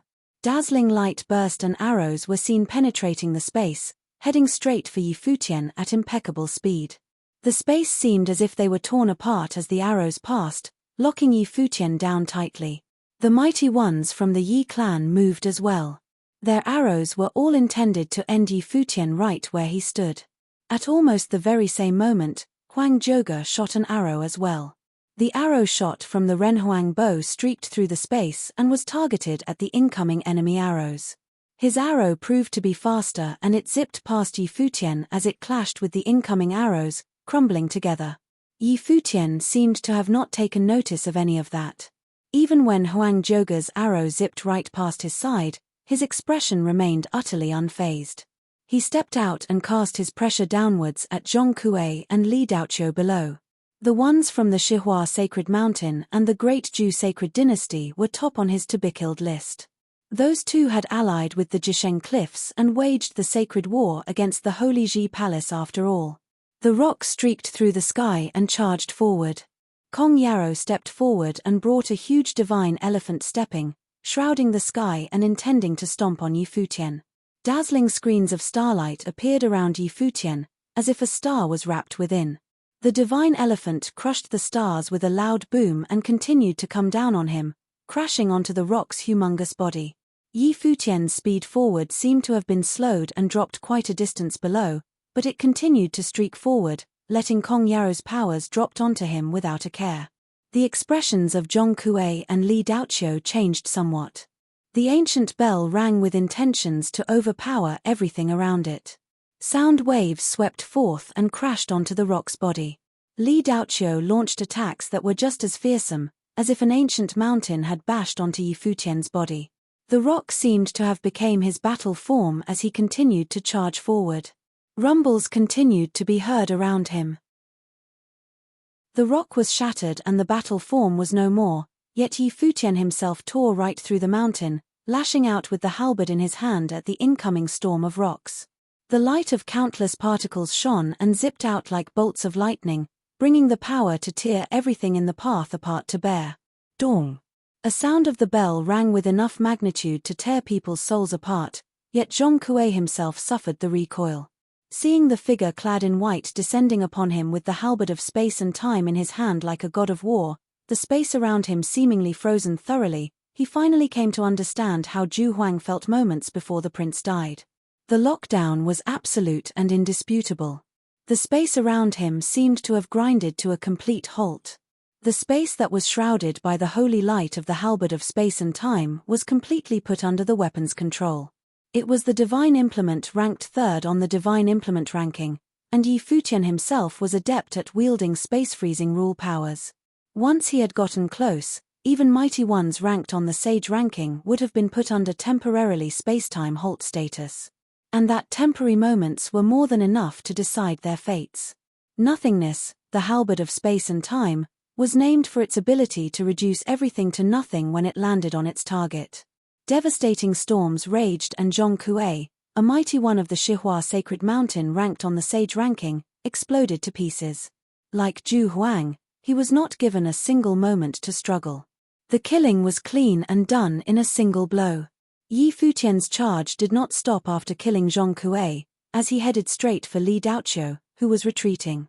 The halberd transformed into a bolt of golden lightning, piercing through the space before him in an unstoppable manner. The third mighty one ranked on the sage ranking was killed with a splattering sound heard, dying right on the spot. Yi Futian stopped and scanned the top-notch sages from the Shihua Sacred Mountain. Everyone retreated at the very same time. One look from him was all it took to spook them all. Extremely dazzling holy light swords streaked at him, but Qin Zhuang and the others appeared right behind Yi Futian, conjuring the sword diagrams before him. Hundreds of thousands of swords burst forth at the same time, clashing with the swords coming at him. Sword aura storms whipped up in the air before him. Yi Futian did not turn around. Blood was seen at the corner of his mouth. He continued streaking forward without paying any heed to attacks from Kong Yarrow and the others. Regardless of how formidable his defenses were and how peerless his body was, there was simply no way he could have emerged completely unscathed. He foregone resistance and simply charged forward, bearing the brunt of the attacks, and killed the only two mighty ones from Shihua Sacred Mountain ranked on the sage ranking. It was anyone's guess what Saint Shihua would have thought of what transpired. Yi Futian kept his gaze forward. Liu Zong was among the mighty ones of the Shihua Sacred Mountain. He pointed the halberd of time and space forward and said, "Who dares to come and kill me?" The saints murmured in discussion. "The one to kill Yi Futian shall take Huang Zhouge." At the moment, it was a wonder who would have emerged to kill Yi Futian. 2 attacks from him ended with 3 deaths of sages ranked on the sage ranking. Other than Gya and Kong Yarrow, both of whom were ranked at the top 10 of the sage ranking, who perhaps had a chance against him, no one else dared to move against Yi Futian at the moment. "Let's go." Yi Futian continued to step forward in the air. While he might have been peerless in battle, his powers were still limited nonetheless, which meant that there was no way he could have brought down everyone standing against him with his power alone. Furthermore, there were many from the Holy Ji Palace present. Many holy lands were still sitting on the fence at the moment. The feat of killing 3 sages who ranked on the sage ranking was to shock the people of the other holy lands into inaction. The score was to be settled once they returned to the Holy Ji Palace. "Think about the consequences if you all were to let the tiger return to the mountain," Kong Yarrow said coldly. He was alone and had little to lose. The Jisheng Cliffs was almost annihilated by Yi Futian, and he wanted to see how many of the holy lands who had acted against Yi Futian dared to let the palace lord sage leave just like that. Kong Yarrow stepped forward against Yi Futian, bringing countless divine elephants to bear. Every step that Kong Yarrow took seemed to be out to bring down the sky. The figure who was ranked 9th on the sage ranking was not one to be trifled with. Kong Yarrow trained in few rules, yet he had trained to the extreme with every single one that he mastered. A humongous shadow of the divine elephant appeared as he burst forth with his life spirit, stepping forward and intending to stomp onto Yi Futian. The palace lord had led others to carry out a bloodbath in the Jisheng cliffs, and he intended to settle the score by taking Yi Futian's life. An earth-shattering roar was heard and a divine ape appeared behind Yi Futian, taking the place of the rock. He merged with the ape and burst with wild, unfettered powers. Yi Futian stepped forward and shook the air about him. He began attacking and devastating storms were whipped up, piercing the huge divine elephant, shattering it to pieces. Yi Futian, who was clad in boundless overwhelming power, headed straight for Kong Yarrow. He stepped forward with terrifying steps, just like the divine elephant stomping the air about it. Every single step beat hard on Yi Futian's mind, yet he simply shrugged off all of that. The divine ape roared as it resisted the power of every single step. Blood was seen at the corner of Yi Futian's mouth, yet he continued to press forward. So long as he was able to get close, there would have been no problem for him to kill Kong Yarrow, regardless if he was ranked 9th on the sage ranking. The halberd of time and space tore through all manner of powers.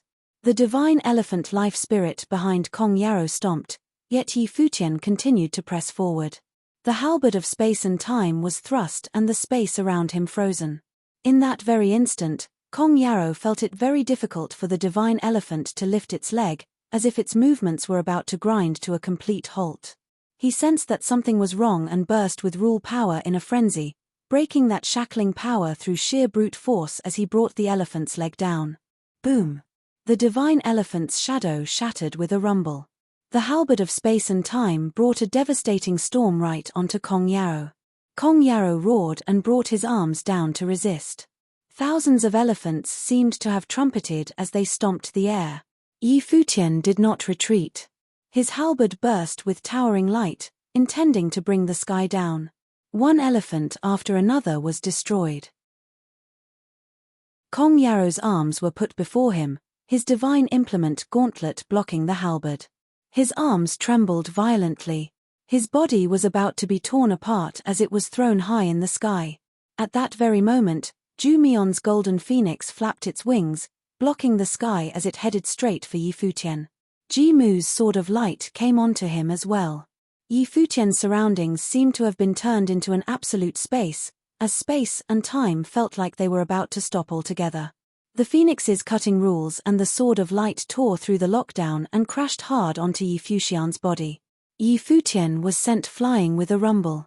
Yet, the two incredibly ferocious attacks did not faze Yi Futian much. Be it the tremendously sharp wings of the phoenix or the sword of light, none of them were able to pierce his body. It seemed as if Yi Futian did not only possess incredible defense. His physical body itself was also unnervingly strong. However, regardless of how strong his body was, his innards were still rattled after bearing the brunt of such ferocious attacks. It seemed as if he was about to spit blood, yet he simply snickered coldly. "You want to kill me? Then you shall pay with your blood." He stepped forward and this time, he handed straight for the Hall of Holy Light, at Ji Mu who had lashed out with a blinding sword at him. Gya was being held back by Qin Zhuang and the other 8. The mighty ones of the Yi clan were being dealt with by the Yu clan's mighty ones and Huang Zhouge. Those who were capable of the fastest and the most ferocious attacks were incapable of getting in the way of Yi Futian. At that very moment, Ji Mu of the Hall of Holy Light, who was ranked on the sage ranking, saw Yi Futian snickering at him. He actually felt a tinge of fear.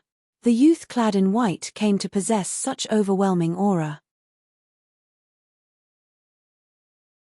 Chapter 966. Ji Mu looked solemn as several cultivators from the Hall of Holy Light walked to his side. Suddenly, a sword of light flashed across the sky. Beautiful light shot out, piercing everyone's eyes. Ji Mu looked solemn as several cultivators from the Hall of Holy Light walked to his side. Suddenly, a sword of light flashed across the sky. Beautiful light shot out, piercing everyone's eyes. Yi Futian felt that his eyes stung to the point where he could not keep them open as he walked towards Ji Mu and the others. There was a sword will contained in that light. It stung his eyes and drilled into his chest. Yi Futian closed his eyes. The world tree still swayed in his life palace. A magnificent aura filled the whole space. Everything was clearly presented in his mind. He seemed to be able to see everyone's movements, and even their expressions. He saw that Qin Zhuang and the 9 others had forced GYA, number 2 on the sage ranking, to retreat with their sword matrix, making him unable to participate in the battle. He saw the Yu clan cultivators staring at the people from the Yi clan, guarding against them taking action. Both the Yu clan and the Yi clan were among the top forces of the 9 states. Perhaps there was some enmity between them, but Yi Futian wasn't sure. All he was sure about was who his friends were and who his enemies were.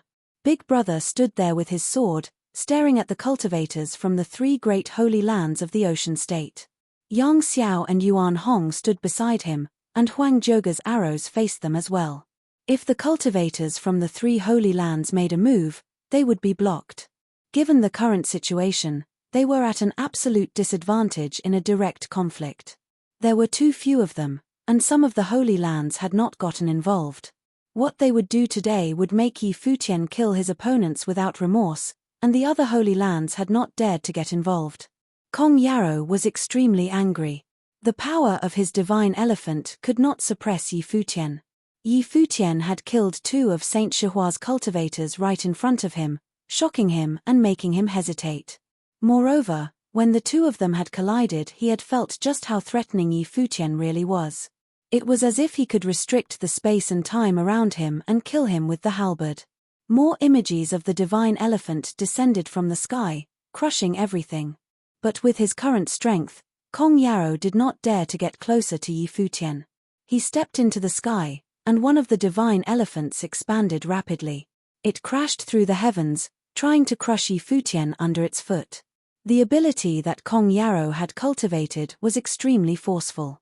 It was a saint-level ability from Jisheng Cliffs. It used the power of heaven and earth to crush anyone who fell under its feet. At the last battle of Proving Holiness, he had trampled many cultivators to death with it. Go! At almost the same time, Chen Mu and the other cultivators from the Hall of Holy Light got involved. Their light swords shot out towards Yi Futian, but he weaved back and forth through them, letting the attacks hit his body.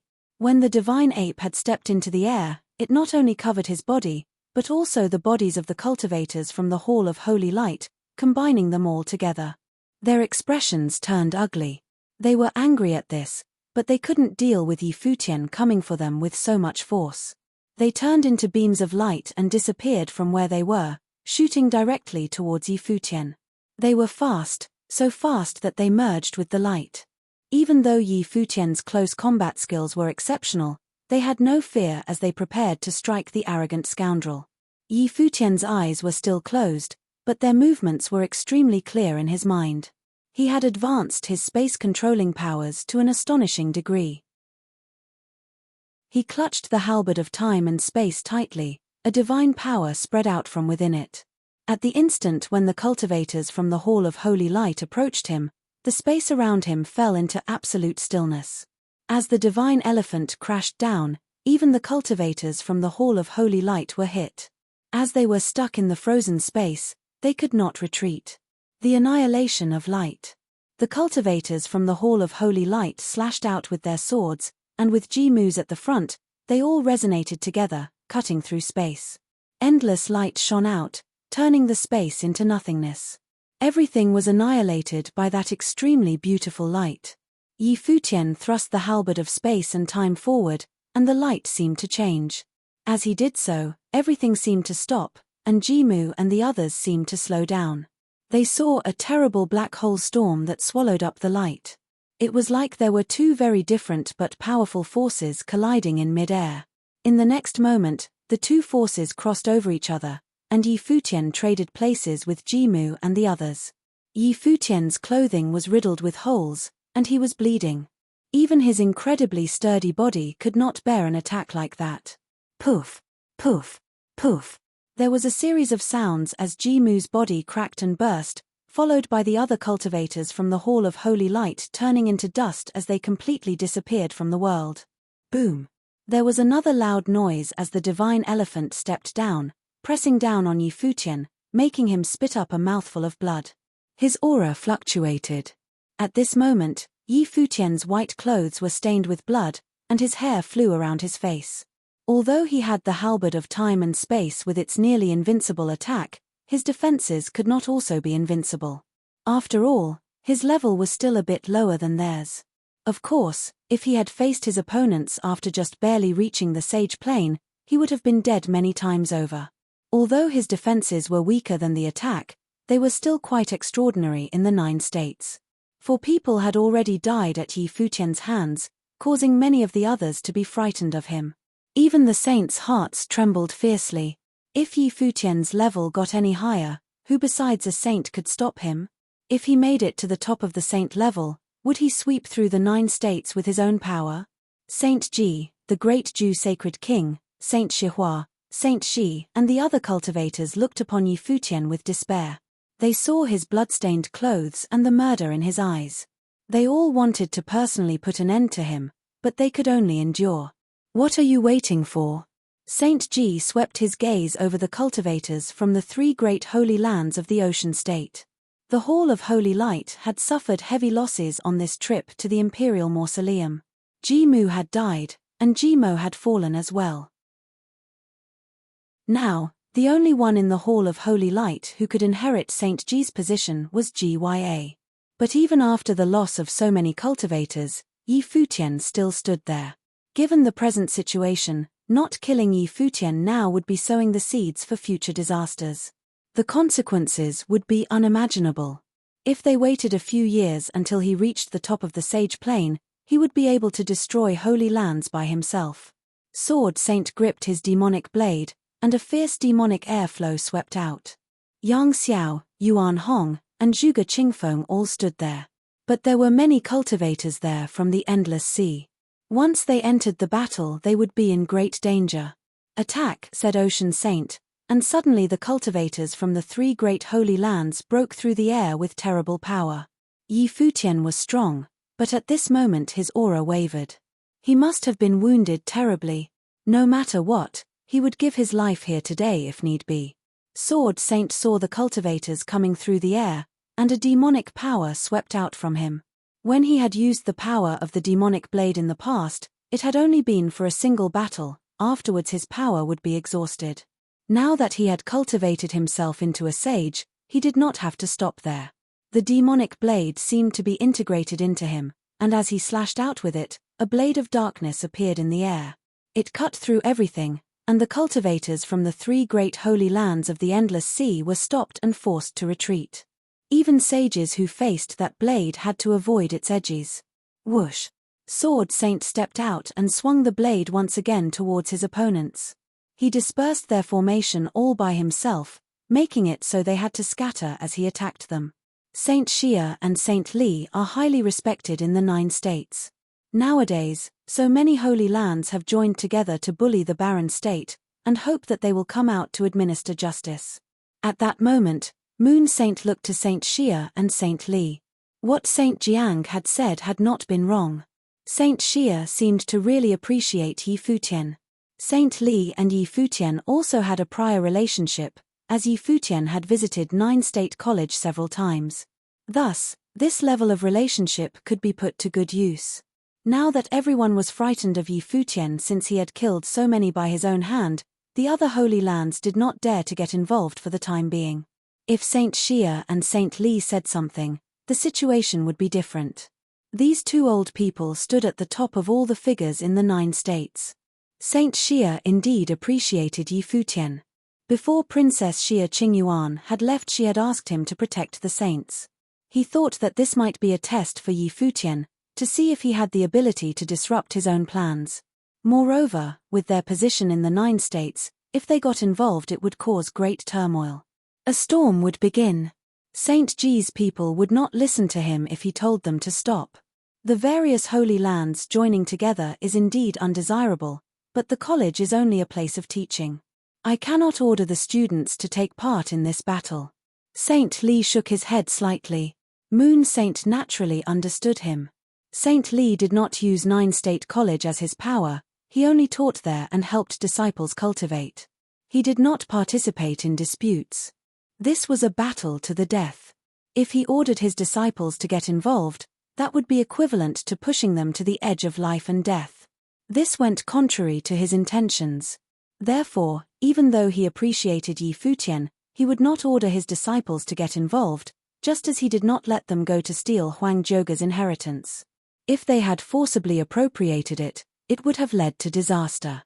When compared to Jixia Holy Palace and other holy lands, the power of Nine State College was a bit different. Saint Ji saw Moon Saint stirring up Saint Xia and Saint Li, and his expression grew cold. He said, "When did you become so righteous?" Moon Saint ignored him. "Are the holy lands of Cloud State and War State so indifferent as well? If you don't want Runhuang's inheritance, then simply retreat."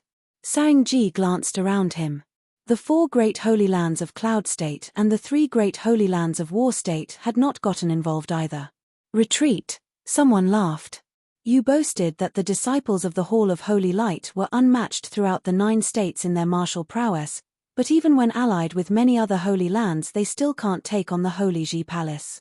Now you're trying to get other people to join you. Are you scared? Everyone's eyes turned towards the speaker. It was Saint Qi, head of the Qi clan in Qi State, and number 7 on the Saint ranking. The Qi clan had once been in charge of Qi State, similar to the Great Zhou Sacred Dynasty, but nowadays the Hall of Holy Light had turned the tables on them. Saint Ji had always regarded the Hall as the foremost power in Qi State. When his talent was revealed, Saint Qi did not look on him with a favorable light. Moon Saint smiled. All of the 9 states were their enemies. Not necessarily. Chapter 967, Saint Ji narrowed his eyes. They were like a thin crevice from which a cold light shot out as they swept over Saint Qi. Saint Ji narrowed his eyes. They were like a thin crevice from which a cold light shot out as they swept over Saint Qi. Of the 4 great holy lands of Qi State, Jixia Palace was of the same type as 9 State College, and ignored disputes. Yu House was good at rhythmic sorcery, but since they were the weakest of the 4 great holy lands of Qi State, they rarely made noise as they quietly studied their music. They did not seek trouble. Thus, the Qi State was split between the Qi family, the oldest one of the Holy Lands, and the Hall of Holy Light struggling for the position of top force. In reality, it wasn't even a struggle, they just both thought of themselves as the strongest holy land in Qi State. There was often friction between their disciples. Saint Qi was reserved by nature, which was exactly opposite to Saint Ji's character. Although the 2 sides had never been in harmony, there had been no friction between them for a long time as they cultivated separately. But now, Saint Qi's attitude as he spoke seemed very subtle. "Are you trying to meddle in this?" spat Saint Ji in a cold voice. "Lord Yi's talent is outstanding, unmatched in the 9 states. In time he may become the most powerful figure here.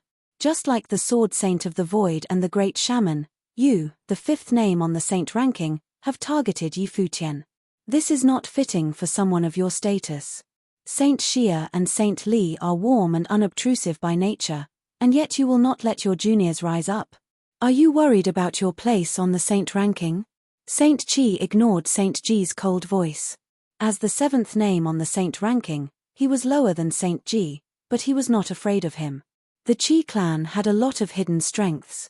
The Hall of Holy Light boasted of being the most powerful force in Qi State, but they would not dare move against the Qi clan. As for Runhuang's inheritance, it has already been taken by your junior. Lord Yi does not contest this, nor does the princess. That makes you seem a little petty, continued Saint Qi. Saint Ji said nothing as he stared at Saint Qi. He knew what he was up to. If Yi Futian had been easily killed by them in today's battle, Saint Qi would not have spoken up. He might have even joined in the struggle for Runhuang's inheritance. But in the battle that had just happened, Yi Futian had proven himself. Of course, this seemed to have nothing to do with Saint Qi, but in fact this was not the case. If Yi Futian did not die, he would seek vengeance, and would seek to kill the disciples of the Hall of Holy Light. Ji Mu and Ji Mo, 2 promising disciples, had already been killed at his hands. If the disciples of the Hall of Holy Light suffered terrible losses, how could the next generation fight the Qi clan? This was the reason that Saint Chi had stood up to speak. As for his so-called magnanimity, could anyone speak of such a thing before Runhuang's inheritance? Cultivation of the path meant being tolerant of the heavens and the earth, but it also meant struggling with them. The essence of cultivation was plundering. It was not to never struggle with the world. Thus, why bother to cultivate unless you were someone exceptional? Saint Chi seemed generous, but really he wanted ever so much to fight the Hall of Holy Light. What does everyone think? Saint Chi swept his gaze over the expressionless cultivators from the other holy lands. They had been watching all along. Did they think to collect the spoils of victory without lifting a finger? Of course, he had previously never thought that Yi Futian would become so strong and kill 4 cultivators of the sage ranking. "Let him go," came a voice. Everyone turned to look at the speaker. It was the Vaja region lord. The number 6 and number 7 cultivators on the saint ranking had successively made their declarations. In this way, the cultivators who had stood there watching would not make their moves. Under the current situation, even if they acted, the likelihood of them getting the halberd of time and space and Runhuang's inheritance was very low. Even though Yi Futian had been seriously hurt, with the strength that he had shown, none of them could guarantee that they could kill him in close combat. Obviously, the potential loss outweighed the gains. This situation made it so that the cultivators from the 3 great holy lands of the ocean state were not willing to risk their lives. If they tried to kill anyone from the palace, Yi Futian would stop at nothing to kill them. The power that he had just displayed was quite shocking to anyone on the sage level. Yi Futian was currently facing Kong Yarrow, Ju Mion, and Nai Gari. But if they wanted to kill him, it would be quite difficult. At that moment a beautiful light bloomed, and Yi Futian shot towards Ju Mion like a bolt of lightning. Suddenly the image of the golden phoenix behind Ju Mion shook as it struck out with its feathers. Ju Mion pulled back, widening the distance between himself and Yi Futian. Boom! There was a loud noise as Yi Futian disintegrated his attack. He appeared right in front of Ju Mion and shot him a piercing glance. "Leave," said Yi Futian. Below them, the people from the palace flashed upwards. Sword Saint, Qin Zhuang, and the others fought and retreated towards where Yi Futian was. Gya and the cultivators from the ocean state's attacks were not as strong anymore. After a while, the cultivators from the palace gathered together in the air, and no one was able to intercept them. "Thank you all," said Yi Futian.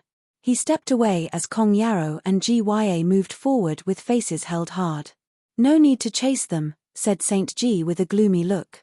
Gya stopped with a dark look on his face.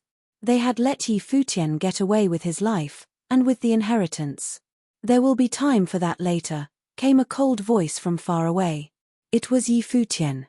Everyone looked at his back as he left, and their hearts were still unsettled. They would probably never forget the battle that had just taken place. He had smashed through sages and killed 4 cultivators of the sage ranking by his own power. Who in the 9 states had such a brilliant record? A huge sword crossed through the sky and fell before Yi Futian. Yi Futian and the others stepped onto it, and suddenly the sword sped away in a winding arc. No one pursued them. All the saints of the 9 states naturally felt a bit of saintly power. It was the village chief of Tombkeeper Village. He had been nearby the whole time, and had taken the people from the barren state away on his huge sword in order to avoid being intercepted. The sword pierced through the sky, and soon reunited with the village chief. Yi Futian stood upon it with the wind blowing wildly upon him, making his hair flow. He coughed and a little blood came out. Facing the attack of so many allied sages would have hurt him even if his body had been stronger. After all, he had just entered the sage plane. He had obviously been seriously wounded, he had just not shown it. "Are you all right?" Yi Futian looked at Hua Jiyu and Yusheng behind him. They had fought Gya and Jimu outside the imperial mausoleum. Yusheng had demonized and used up all his power in a single battle. Hua Jiyu had also received some wounds. This trip to the imperial mausoleum had been extremely dangerous. Huang Shi had perished, but he had done so very calmly. He had obviously thought that his death had been worth it. Huang Jioge had received their ancestors' inheritance. "We're fine." Everyone nodded. Although they had all suffered different injuries, it was no matter. After we return to the palace, we must immediately prepare for war. Mobilize the matrices as quickly as possible, said Yi Futian. He knew that this war had just begun. Saint Ji, the great Jew sacred king, and Saint Shihua would definitely not give up. Back at the imperial mausoleum, Saint Shihua looked up into the sky. Yi Futian had already disappeared from view. He had never thought the battle would be so fierce. He had thought that after the marriage alliance, they could easily destroy the palace. But first there had been the slaughter at Jisheng Cliffs, and today 2 sages from Shihua Sacred Mountain had been killed, as well as the great Jew Sacred King's son, Ju Huang. His figure flashed as he stepped towards Glass Saint. The great Jew Sacred King looked at her as well. But he heard Moon Saint say, "Are the 2 holy lands of the Eastern State still planning to ally together to bully Glass Saint? If so, I'd like to benefit from your instruction as well." Saint Shihua and the great Jew Sacred King stopped and looked at Moon Saint. Moon Saint was obviously thoroughly involved in this sacred war. He wanted to protect Glass Saint as well. As for the other saints, they bore no grudge towards Glass Saint.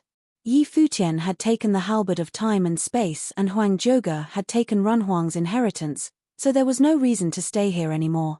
Glass Saint was the great Jew Sacred King's affair. She had nothing to do with them. To put it bluntly, they had only gotten involved in order to steal Runhuang's inheritance.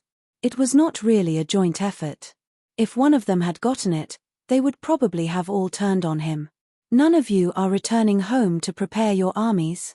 Are you going to wait a few years until Yi Futian has cultivated to the point where he can come and settle the score? Asked Saint Ji coldly. Leave? Where could he have gone to? Even though Yi Futian had gotten out of there alive, where could he go? He probably did not want to go back to the Holy Ji Palace. Yi Futian had revealed his astonishing martial prowess. He could not keep fighting anymore, but the only people who had come here today were the top figures of their respective holy lands, so the actual number of cultivators was quite small.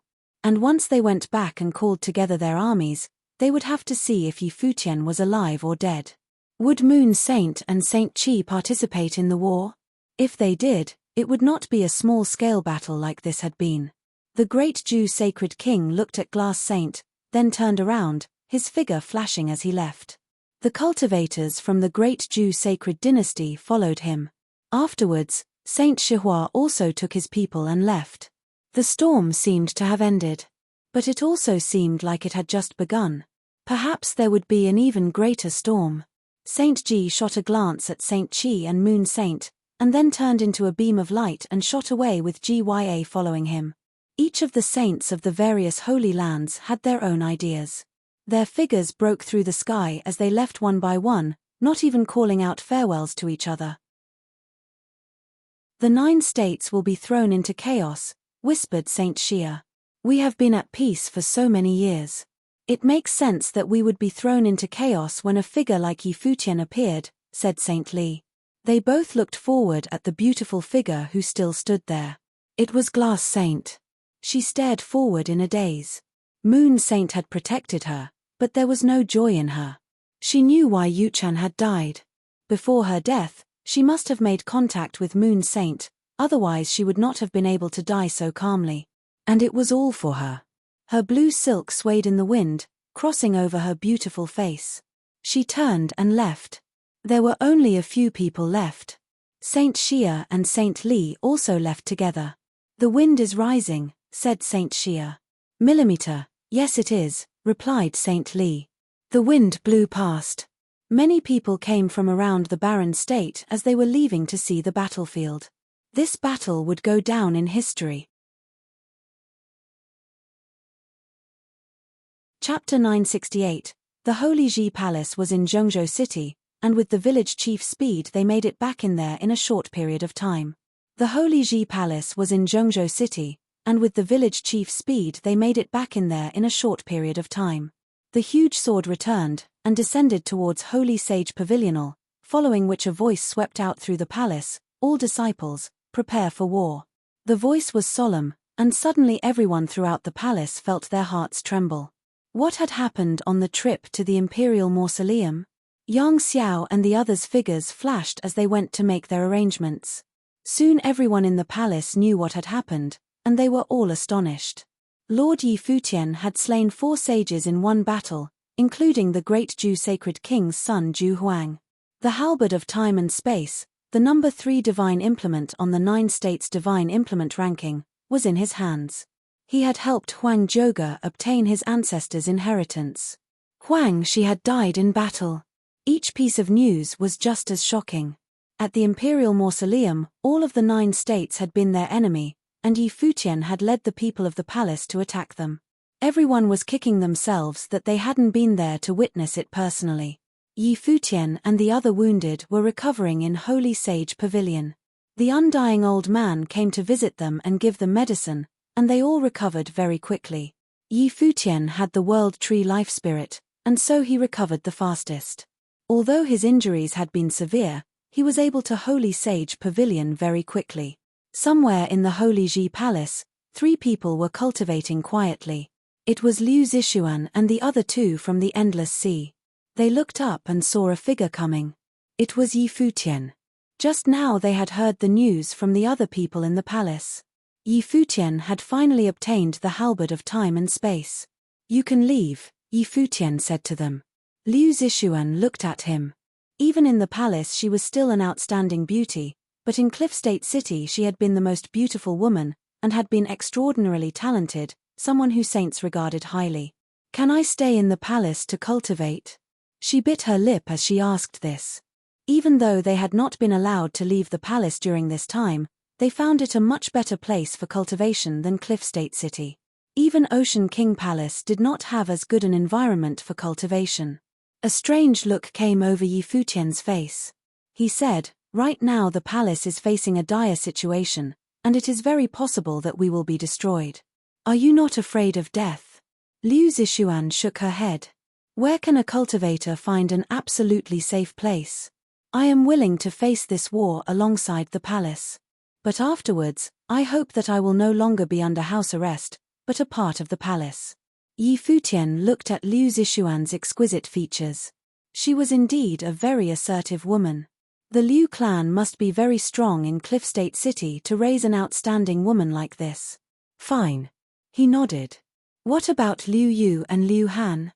"Brother Yi, I will also continue cultivating in the palace." Liu Yu and Yi Futian's relationship was actually quite good, as Yi Futian had taken care of her during the journey to the Lost Ruins.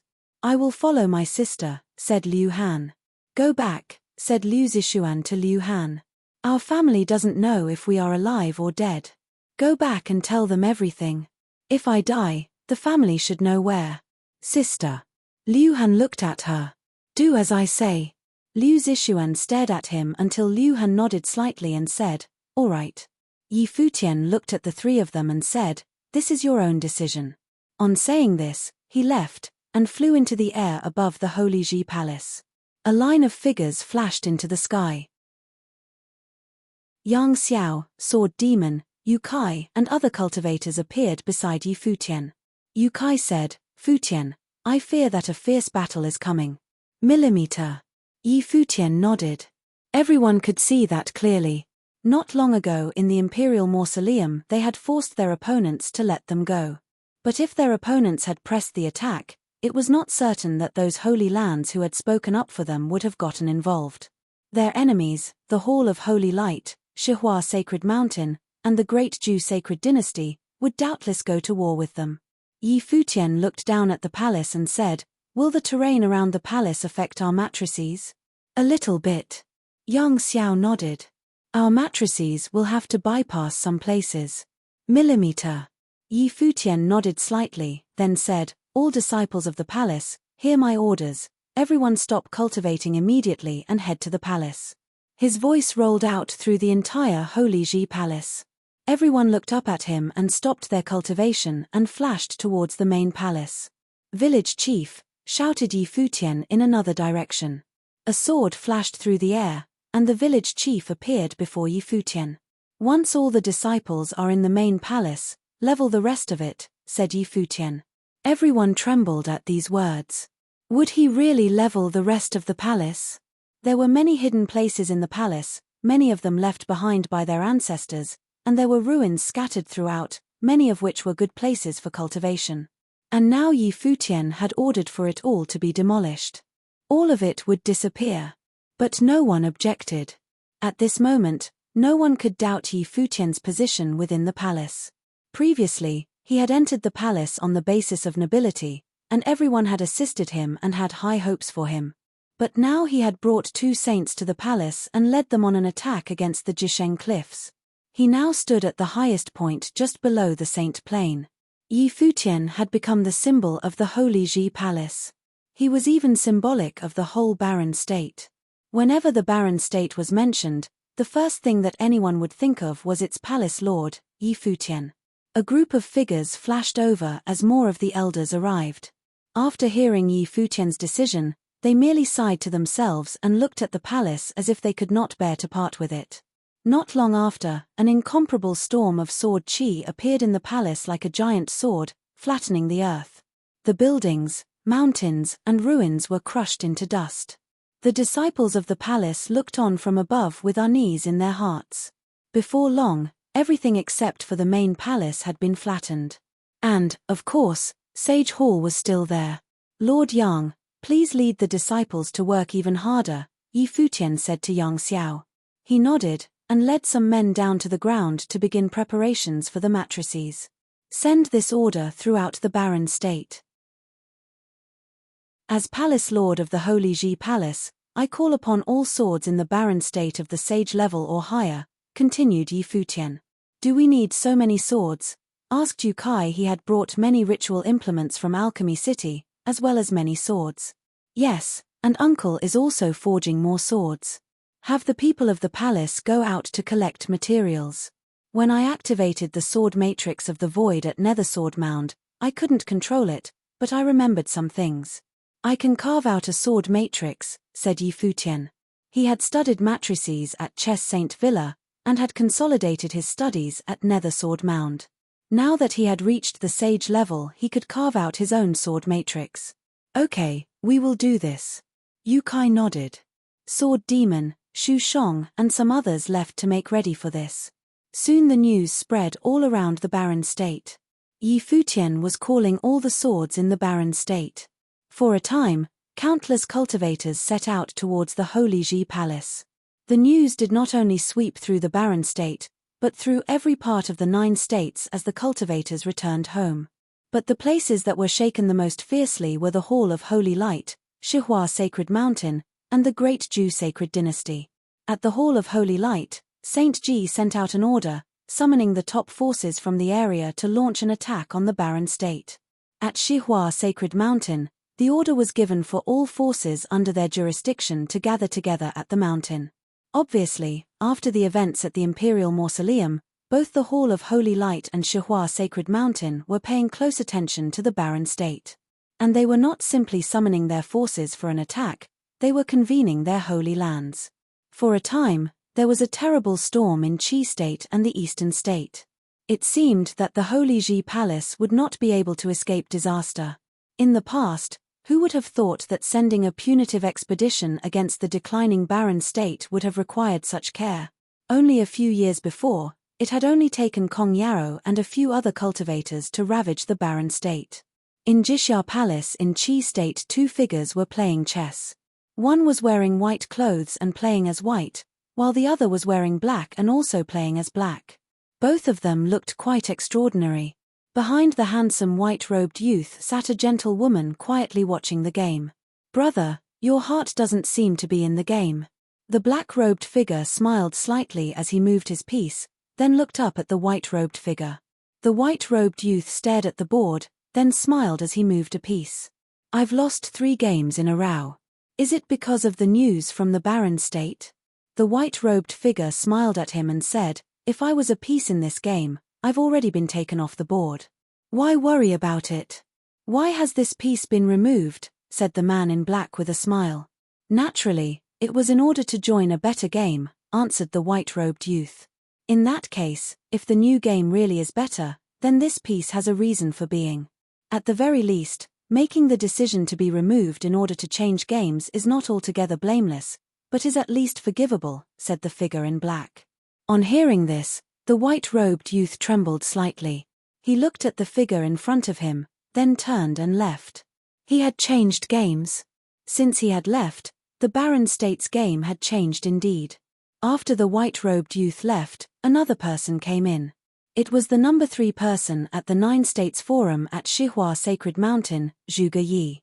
"Did you intend to provoke Brother Bai?" asked Zhuge Yi. "Brother Bai's talent is outstanding, but he has demons that he needs to face. He is like a dead chess piece," said the man in black. "But isn't it dangerous to let him go? There is no making without breaking. To seek the great path, one's heart must be without lack. If he does not take this step, then he will be lacking something, and it will be impossible for him to take the next step," said the man in black. Zhuge Yi nodded gently. The man in white returned to his residence and sat in front of an old tree for 3 days. He cultivated until he broke through his level, and then turned and left the palace. Chapter 969, Chapter 969, Storm in the 9 States. Chapter 969, Storm in the 9 States. Moon Saint from the Moon Clan came to pay a visit on the Yi clan in the Summer State. Since he had come personally, Saint Yi came personally to greet him. At that moment, the 2 top figures of the Summer State sat drinking tea and chatting in one of the Yi clan's pavilions like they were friends who had not seen each other in many years. "I've heard that Shihua Sacred Mountain, the Great Jew Sacred Dynasty and the Hall of Holy Light have mustered their armies in preparation to attack the Barren State. With the strength of these 3 holy lands, there's no question that the Barren State can't match especially the Hall of Holy Light. They've lost a lot of their cultivators recently, but they still rank in the top 5 of the 9 states, and that is not an empty reputation. And then you have the forces of the Endless Sea on top of that. Are you really planning to join in this war?" said Saint Yi to Moon Saint. It seemed that he wanted to convince Moon Saint to abandon this course of action. "Are you planning to get involved?" asked Moon Saint. "Whether I get involved or not, the palace will be destroyed." Saint Yi took a sip of tea as he spoke. Saint Ji was cruel by nature. They would not wait for Yi Futian to grow stronger and thus threaten them. When their armies descended, no matter how strong Yi Futian was, he would have no way to save the palace. "What if the palace is destroyed but Yi Futian survives?" asked Moon Saint. "Does Yi Futian have a chance of breaking out of their encirclement?" Saint Yi thought of the battle that had taken place, and was silent for a while. "There's not much hope," he said finally, "but it is possible. If that time really comes, and if the palace is really destroyed, the Yu clan will die fighting to let Yi Futian escape the encirclement. Even Ranhuang's inheritance is not necessary as long as he lives." Moon Saint smiled. "If he reaches the top level of the Sage Plane, you have to admit that he could take on an army by himself." Saint Yi looked at his guest. Moon Saint was resolute. He thought back to that day, and how Yi Futian had seemed peerless. If he truly reached the top level of the Sage Plane, then Kong Yarrow would not have been able to withstand even a single blow from the halberd, and he would sweep away all before him. It would truly be possible that a single person could be compared to an army. If Yi Futian lives, he'll get revenge for the palace, and who will be able to survive? Moon Saint took a sip from his cup and then put it down. "Speaking of which, even though you shot a few arrows at him that day, this is no great problem. If you just stand by idly and send someone to make your apologies, Yi Futian will not count it against you. No matter what kind of storms rage in the 9 states, as long as the Yi clan stays out of the way, what danger will come to them? After all, even if you had gotten Ranhuang's inheritance, could you even have kept it away from Saint Ji? You know what he's like. If the 9 states falls into chaos, non-action is the best strategy. Why did so many holy lands observe passively on that day? First, the great Jew sacred king was arrogant and harassed Yi Futian. How is the great Jew sacred dynasty now? Their power has been declining continuously. And how about Jisheng Cliffs? Now that Saint Ji and Saint Shihua have entered the game, can they guarantee that they will force Yi Futian into total retreat? And the Qi clan is watching them like a hungry tiger, just waiting for the Hall of Holy Light to fall. Do you really want to jump into these troubled waters? Continued Moon Saint. A thoughtful look came over Saint Yi's face. What Moon Saint was saying made sense. He also knew that if they could have really killed Yi Futian that day, the various Holy Lands would not have hesitated to kick him while he was down. After all, Runhuang's inheritance had been there. If they didn't try for it, how could they know what the result would have been? Now were Yi Futian and the Holy Ji Palace in a hopeless situation? Since you know that non-action is the best strategy, why are you getting involved? Saint Yi stared at Moon Saint. Moreover, he had aided Yi Futian when all the 9 states had been against him. Now he had come to persuade him to stand by passively. You must know that before this affair there was friendship between Yi Futian and the Yu clan. Moreover, with his outstanding talent he may one day reach beyond even the Saint Plane. In any case, at that time it was better to assist him than to try and wrest Runhuang's inheritance away. And now that we've gotten involved, we can only see things through. Moon Saint smiled. Moreover, you must see that Saint Xia values Yi Futian as well. It won't be so easy to kill him. On saying this, he stood up and said, I've said my piece. If you still decide to join the war, then we will meet on the field of battle. Farewell. He turned and left. After he left, Saint Yi still sat there with a thoughtful expression, as if he had not yet made up his mind. Send cultivators to all the Holy Lands to observe their movements. Send a few more throughout the barren state to see what the Holy Ji Palace is doing, he said. Yes, sir. The people outside the pavilion left to carry out his orders. The Vaja region was on a holy mountain in war state. It was known as the strongest of martial holy lands. The cultivators of the Vaja region cultivated Buddhist combat techniques. They were extremely tough and strong, their bodies were unmatched, and their attack power was extremely high. The lord of the Vaja region therefore respected Yu Sheng's talent, and had invited him to cultivate there for 3 years. At this moment, the Kasaya-wearing monks were sitting cross-legged on their cattail hassocks. In front of them all was the Vaja region lord, who was preaching at the altar.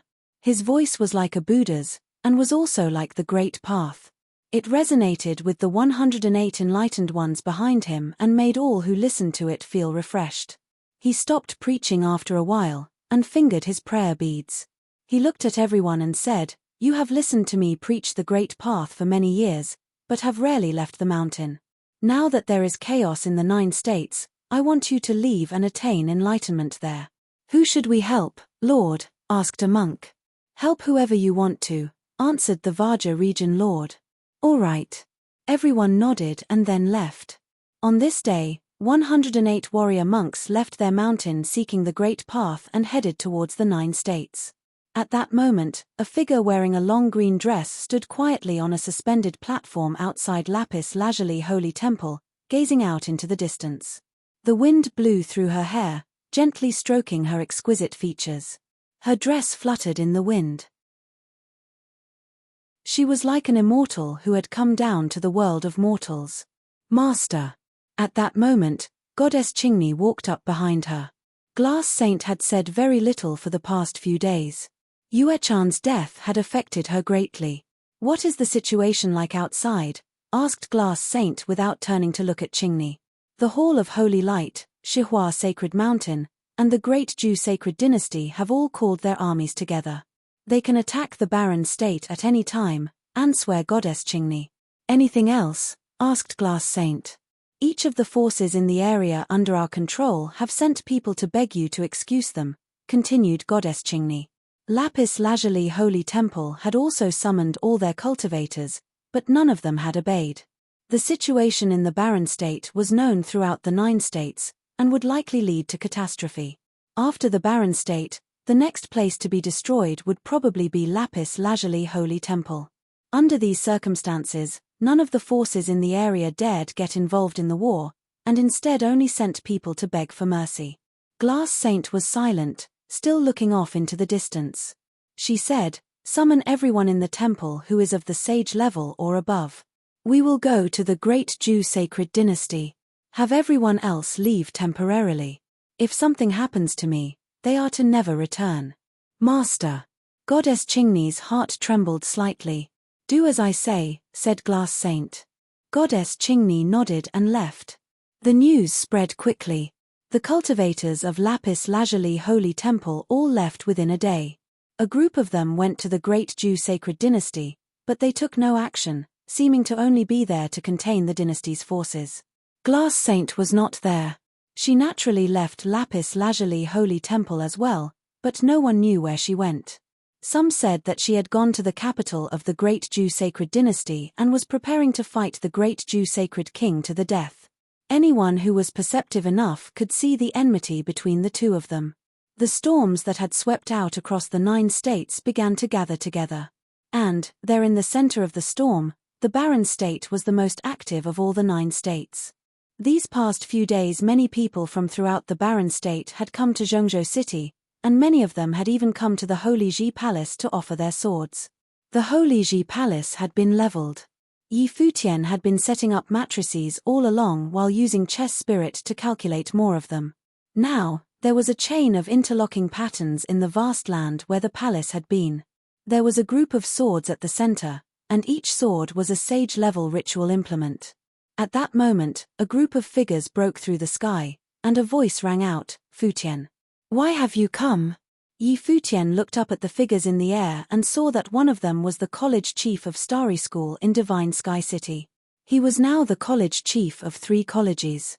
"I heard that you have called together all the swords in the barren state, so I brought you the swords from Divine Sky City," said the college chief with a smile. "And not only us. The Long family, the Jiyu family, and other forces from Divine Sky City have also come. Although we don't have many swords, us old folks have a bit of combat experience," said Chen Yuan with a smile. Beside him was Mu Chuan of Jiaxing House. Yi Futian was moved as he looked at all these familiar faces. He smiled and said, "Thank you all for your help. But Yunqi and Linga shouldn't join in the fun. Have them return to Divine Sky City." He naturally saw that Jiyu Yunqi and Long Linga were in the crowd behind Chen Yuan. Jiyu Yunqi looked at Yi Futian.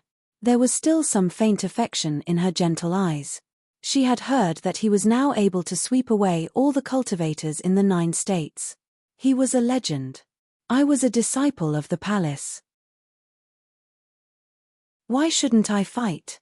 Don't think you can kick me out, brother Yi," said Long Linga. "You can stay if you want, but once the fighting starts you must go into Holy Sage Pavilion with everyone else," said Yi Futian with a smile and a shake of the head. On the day of battle he would have everyone under the sage level go into Holy Sage Pavilion to arrange matrices. Even if they lost, those people would be safe. At that moment, more people appeared in the sky. "Futian." A gentle voice rang out. Yi Futian looked up and saw 2 figures. A strange look came over his face. "Why have you come, little butterfly?" "Master said that you promised that before you tried his medicine." Little butterfly paused. "I can't die," said Yi Futian with a smile. Little butterfly smiled softly and said, "Master said that your last round of trials can be done at the palace, so he ordered me and my brother to come. Saint Jiang is too relentless." Yi Futian was silent for a while. So many people had come to the palace. Chapter 970. Yi Futian had already experienced 2 rounds of medicinal trials in succession, so he knew that if the testing was successful it would greatly progress his own strength, whether physical or spiritual in will. Yi Futian had already experienced 2 rounds of medicinal trials in succession, so he knew that if the testing was successful it would greatly progress his own strength, whether physical or spiritual in will. In the previous trial process, he had even comprehended the rule of particles. Now that the Holy Ji Palace was facing a great calamity, going to the 9-state college was clearly out of the question for him, so Saint Jiang had sent Little Butterfly to the Holy Ji Palace personally. However, this last round of trial was the most dangerous. At the time Saint Jiang had reminded him to go to the 9-state college after he was at least a mid-level sage. However, he was still only a lower-level sage, so he wondered whether he could bear it. But under the current circumstances, he had to give it a try no matter what. As long as the trial was successful his strength would rise to another level so that Kong Yarrow, who ranked 9th, could be crushed. Yi Futian saw that Xu Chehan was behind Little Butterfly, and he offered a faint smile. Xu Chehan looked at him indifferently. "I just came by the command of the master." Yi Futian smiled and said nothing. This guy used to guard him like a thief in the herb garden. Little butterfly. A laughter was heard, and it was Hua Jiyu coming over. Jiyu. Little butterfly also responded with a smile, then walked over to the direction of Hua Jiyu and the two chatted. The two of them, fair alike, standing together, formed a rare but beautiful sight to behold. Chief and uncles, I will not be entertaining you then. You have seen the situation here at the palace. I can only beg your indulgence. Yi Futian said with a smile, Linga, you are a disciple of Holy Ji Palace, so you are almost a host too. You should take everyone on a walk around. Long Linga pouted and mumbled, beauty has made you forget your duties. You are asking for it. Yi Futian rubbed the head of Long Linga. Seeing so many old friends coming before the time of war for the Holy Ji Palace put him in a much better mood. When he ventured into the Holy Ji Palace, help came from all directions. Today, the situation was completely different from before. This time it was to defend against the invasion of the Hall of Holy Light and Shihua Sacred Mountain. But what remained the same were these old friends gathered once again to support him. Naturally, he felt a great warmth in his heart. Let's not delay the testing then. Yi Futian said to Little Butterfly and Shu Che-han. The war was just around the corner and the testing would not been done in a single day, so the earlier the better. Little Butterfly nodded, and then several of them stepped away. Watching them leave, Jiyu Yunshi bowed her head slightly, and there was a slight sense of loss reflected in those beautiful eyes of hers, but then she had a bright smile on her face. He was now the lord of Holy Ji Palace and the fate of the palace, and even that of the barren state was tethered on him. So how could he find time to chat a word or two with her? Seeing that he was now getting more excellent by the day, she should be happy for him, and hope that he could sail through this coming calamity. That girl has no filter, don't hold what she said to heart. The four of them walked and he caught up with Little Butterfly and Jiyu, with Shu Che-han behind. Not at all. Little Butterfly gently shook her head. Hua Jiyu smiled at Yi Futian. But maybe Linga was right. Yi Futian blinked his eyes, and Little Butterfly blushed and said, Jiyu, don't think so much. Little Butterfly, you don't know this guy. He's tempted when he sees pretty girls. Especially you, so you must be careful around him. Hua Jiyu said to Little Butterfly, smiling. Little Butterfly's face was a little redder, and Yi Futian was on the verge of tears. With a wife like this, who needed enemies? Jiyu, if you continue like this, someone behind me will probably poison me. Yi Futian joked. Shu Che-han looked at the three who were chatting in front of him and could not quite get the meaning right away. Senior brother wouldn't do that. Little Butterfly said. You didn't know that when I was in the herb garden your senior brother threatened me to watch my step? Yi Futian smiled and responded. Shu Che-han's footsteps slowed and he gave Yi Futian a frosty look. Because of his cultivation, that is the temperament of my senior brother. Don't take it to heart. Little Butterfly did not look at Shu Che-han, but just explained it. Yi Futian nodded, then stopped to wait for Shu Che-han to catch up. Little Butterfly turned to look at the two men. Jiyu pulled her hand and said, we'll go first. Even if Great Teacher Shu wants to kill me now, I'm afraid it won't be easy. Yi Futian smiled and looked at Shu Che-han. Shu Che-han's grey pupils looked at Yi Futian, and a faint coldness exuded from him. He had heard of the Battle of Zhongzhou City. In the past few years his strength had improved greatly, and he had already become a high-level sage not long ago. However, Yi Futian killed 4 great sages in the siege, so defeating him wouldn't be easy. You can try. Shu Che-han's voice was still cold. I know that Great Teacher Shu is an expert at poison, but I have already experienced 2 rounds of trials, and am resistant to poison. Moreover, Great Teacher Shu is our guest, so why the long face? I will not be inhospitable like Great Teacher Shu. Yi Futian, referring to the time when his visits were rejected. Shu Che-han gave Yi Futian a look. If you didn't have a wife, I wouldn't mind if you pursued Little Butterfly. But if you want Little Butterfly to be your concubine, you have another thing coming to you. You are so boring. It is much more fun to be with Little Butterfly. Yi Futian patted his shoulder and then accelerated to catch up with Hua Jiyu and Little Butterfly in front. Shu Chehan stiffened a bit, watching Yi Futian move forward and quickening his steps to catch up to the others. Yi Futian and the others were at the medicinal pool in the Holy Sage Pavilion, and this time it was an enclosed space. When Yi Futian entered the medicinal pool, Little Butterfly and Shu Chehan were sweating. Yi Futian and Hua Jiyu went together inside, and there was a terrible storm hovering above the medicinal pool in front of them. There was lightning that was constantly flashing, emitting a suffocating pressure. This, Yi Futian's heart beat wildly. Was this really a medicinal bath? But how was it that the medicine pool in front felt like a catastrophe that was enough to make one disappear into it? The face of Hua Jiyu had also changed, and she could feel the terrible aura that came from it and permeated the space. Little Butterfly was not as relaxed as she was before. Her beautiful eyes were solemn. Before she deliberately tried to appear relaxed in an attempt to relax herself. But in fact, she clearly knew that the medicinal bath that her master had personally prepared this time was truly terrible. Hua Jiyu's dainty hand that was holding Yi Futian sweated, and exerted a little force as if she did not want Yi Futian to try. Before she had just heard about it, but she did not think that the medicinal trial would be so terrifying. The master said that this round of trials should have started when you become a top-level sage, or at the very least a mid-level sage. Considering your current plane, the master has reduced the potency of the medicinal bath. Little Butterfly looked at Yi Futian and said softly, "Got it." Yi Futian nodded and walked forward, but the hand that held the hand of Hua Jiyu did not loosen, still holding on tightly. Turning his head, Yi Futian smiled at Hua Jiyu. It was the same as the two previous trials. "I just have to tough it out, and all will be well." Hua Jiyu looked at Little Butterfly, and Little Butterfly squeezed out a smile. "It should be fine." It was only then that Hua Jiyu released her hand and helped Yi Futian to take off his coat. Yi Futian looked at Shu Chehan. "Could great teacher Shu step aside?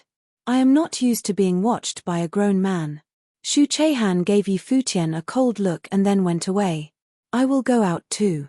Little Butterfly whispered. "Little Butterfly, stay and help. I am afraid of any unexpected situations." Hua Jieua said to her, so that Little Butterfly nodded as an agreement. On the body of Yi Futian there was a dazzling brilliance, and there were the sounds of dragons and apes coming out from his body. Even the faint shadow of the rock seemed to have appeared. At the same time, keeping a tight hold to his spiritual will, he stepped into the medicinal pool. In the Great Jew Sacred Dynasty, Great Jew Sacred King sat in the Great Hall and listened to a messenger's report. The cultivators of the Lapis Lazuli Holy Temple had appeared in the territory of the Great Jew Sacred Dynasty. Their whereabouts were unknown, and it seemed they had broken up into cells, and many may have already infiltrated the holy capital. The Great Jew Sacred Dynasty mobilized many cultivators to search and had made several arrests, but on the same token, some also died. The Lapis Lazuli Holy Temple seemed to have them pegged. It was said that the Glass Saint had disbanded the Lapis Lazuli Holy Temple, and now there was no one left at the temple. Glassy, Great Jew Sacred King looked indifferently towards the distance and remembered the scene in the Imperial Mausoleum when Yi Futian held the sacred Glass Saint in his arms and had his way with her, and his eyes filled with endless thoughts of murder. Yi Futian treated her thusly, so why would she still help the barren state? I and Zhu Yangwang will embark, leading the Golden Phoenix Army. Other cultivators, stay and guard the palace. Great Jew Sacred King commanded coldly. He would lead the most powerful army of the Great Jew Sacred Dynasty to conquer, and the others would be more than enough to defend the Lapis Lazuli Holy Temple. Boom! Boom! At this time, there were violent trembling sounds coming from the Great Hall in the rear. Many people looked up over yonder, including the Great Jew Sacred King, and suddenly there was a dazzling light flashing through his eyes, and he started toward that direction. Boom! A loud noise was heard, and the Great Hall was breached. A beautiful and radiant blade of light went straight into the sky. Immediately afterward, everyone in the palace saw a sword, the divine sword. This divine sword went straight through the air, as if with a life of its own. Great Jew Sacred King was extremely fast. In an instant, his palms extended, and a terrible golden phoenix appeared between heaven and earth. Its claws smacked down from the sky and grabbed toward the divine sword.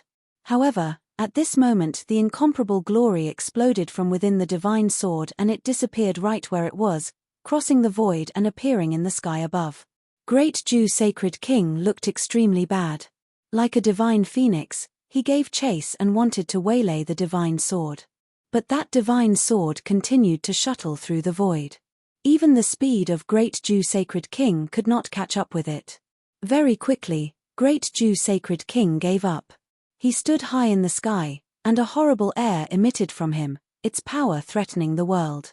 At the time, they used the life of Dozhan in exchange of Ju Huang, the others, and also this divine sword. Now, the divine sword had taken flight on its own and disappeared. Clearly, he had been had. This divine sword had a spirit and could stay and go on its own. However, who was controlling the divine sword? And, where did the divine sword go on this day? In the land of Eastern State, many who were levitating in the sky saw that above the void there was a sword in flight on its own, continuing to cross the void until it disappeared at the edge of Eastern State. Chapter 971. At the end of the year 10016 of the Divine Prefecture calendar, 9 states did not have the holiday atmosphere of past years. At the end of the year 10016 of the Divine Prefecture calendar, 9 states did not have the holiday atmosphere of past years. In the barren state outside of Zhengzhou City in the endless sky there was a black eagle flying about, wings widespread as if it were patrolling. Groups of cultivators traveling by levitation entered the territory of Zhengzhou City. These were cultivators who had traveled from all over the 9 states. Just 5 or 6 years ago the people of 9 states had all but forgotten about the barren state. There was no value in the holy land of the barren state, so it was even excluded from 9-state forum. But today, this city at the center of barren state had become the eye of the storm in the 9 states. Countless powerful people came from far away in the past several months just to witness the battle that was forthcoming in Zhengzhou City. The 9 states had not had such a battle of this level for 100 years, so how could it not attract this kind of attention? It was rumored that the Hall of Holy Light, Shihua Sacred Mountain, and the Great Jew Sacred Dynasty had all assembled an enormous army, but they did not immediately set off. According to some, the Hall of Holy Light had dispatched saints to the 3 holy lands of Endless Ocean and urged them to send great armies in support and had agreed upon a time of action. As if they had reached some kind of agreement, the 3 holy lands of the Endless Ocean also started calling in the powers of the islands in the territory, ready to make war with the barren state. Because several holy lands had agreed to send troops at the same time, it also caused delays for some time.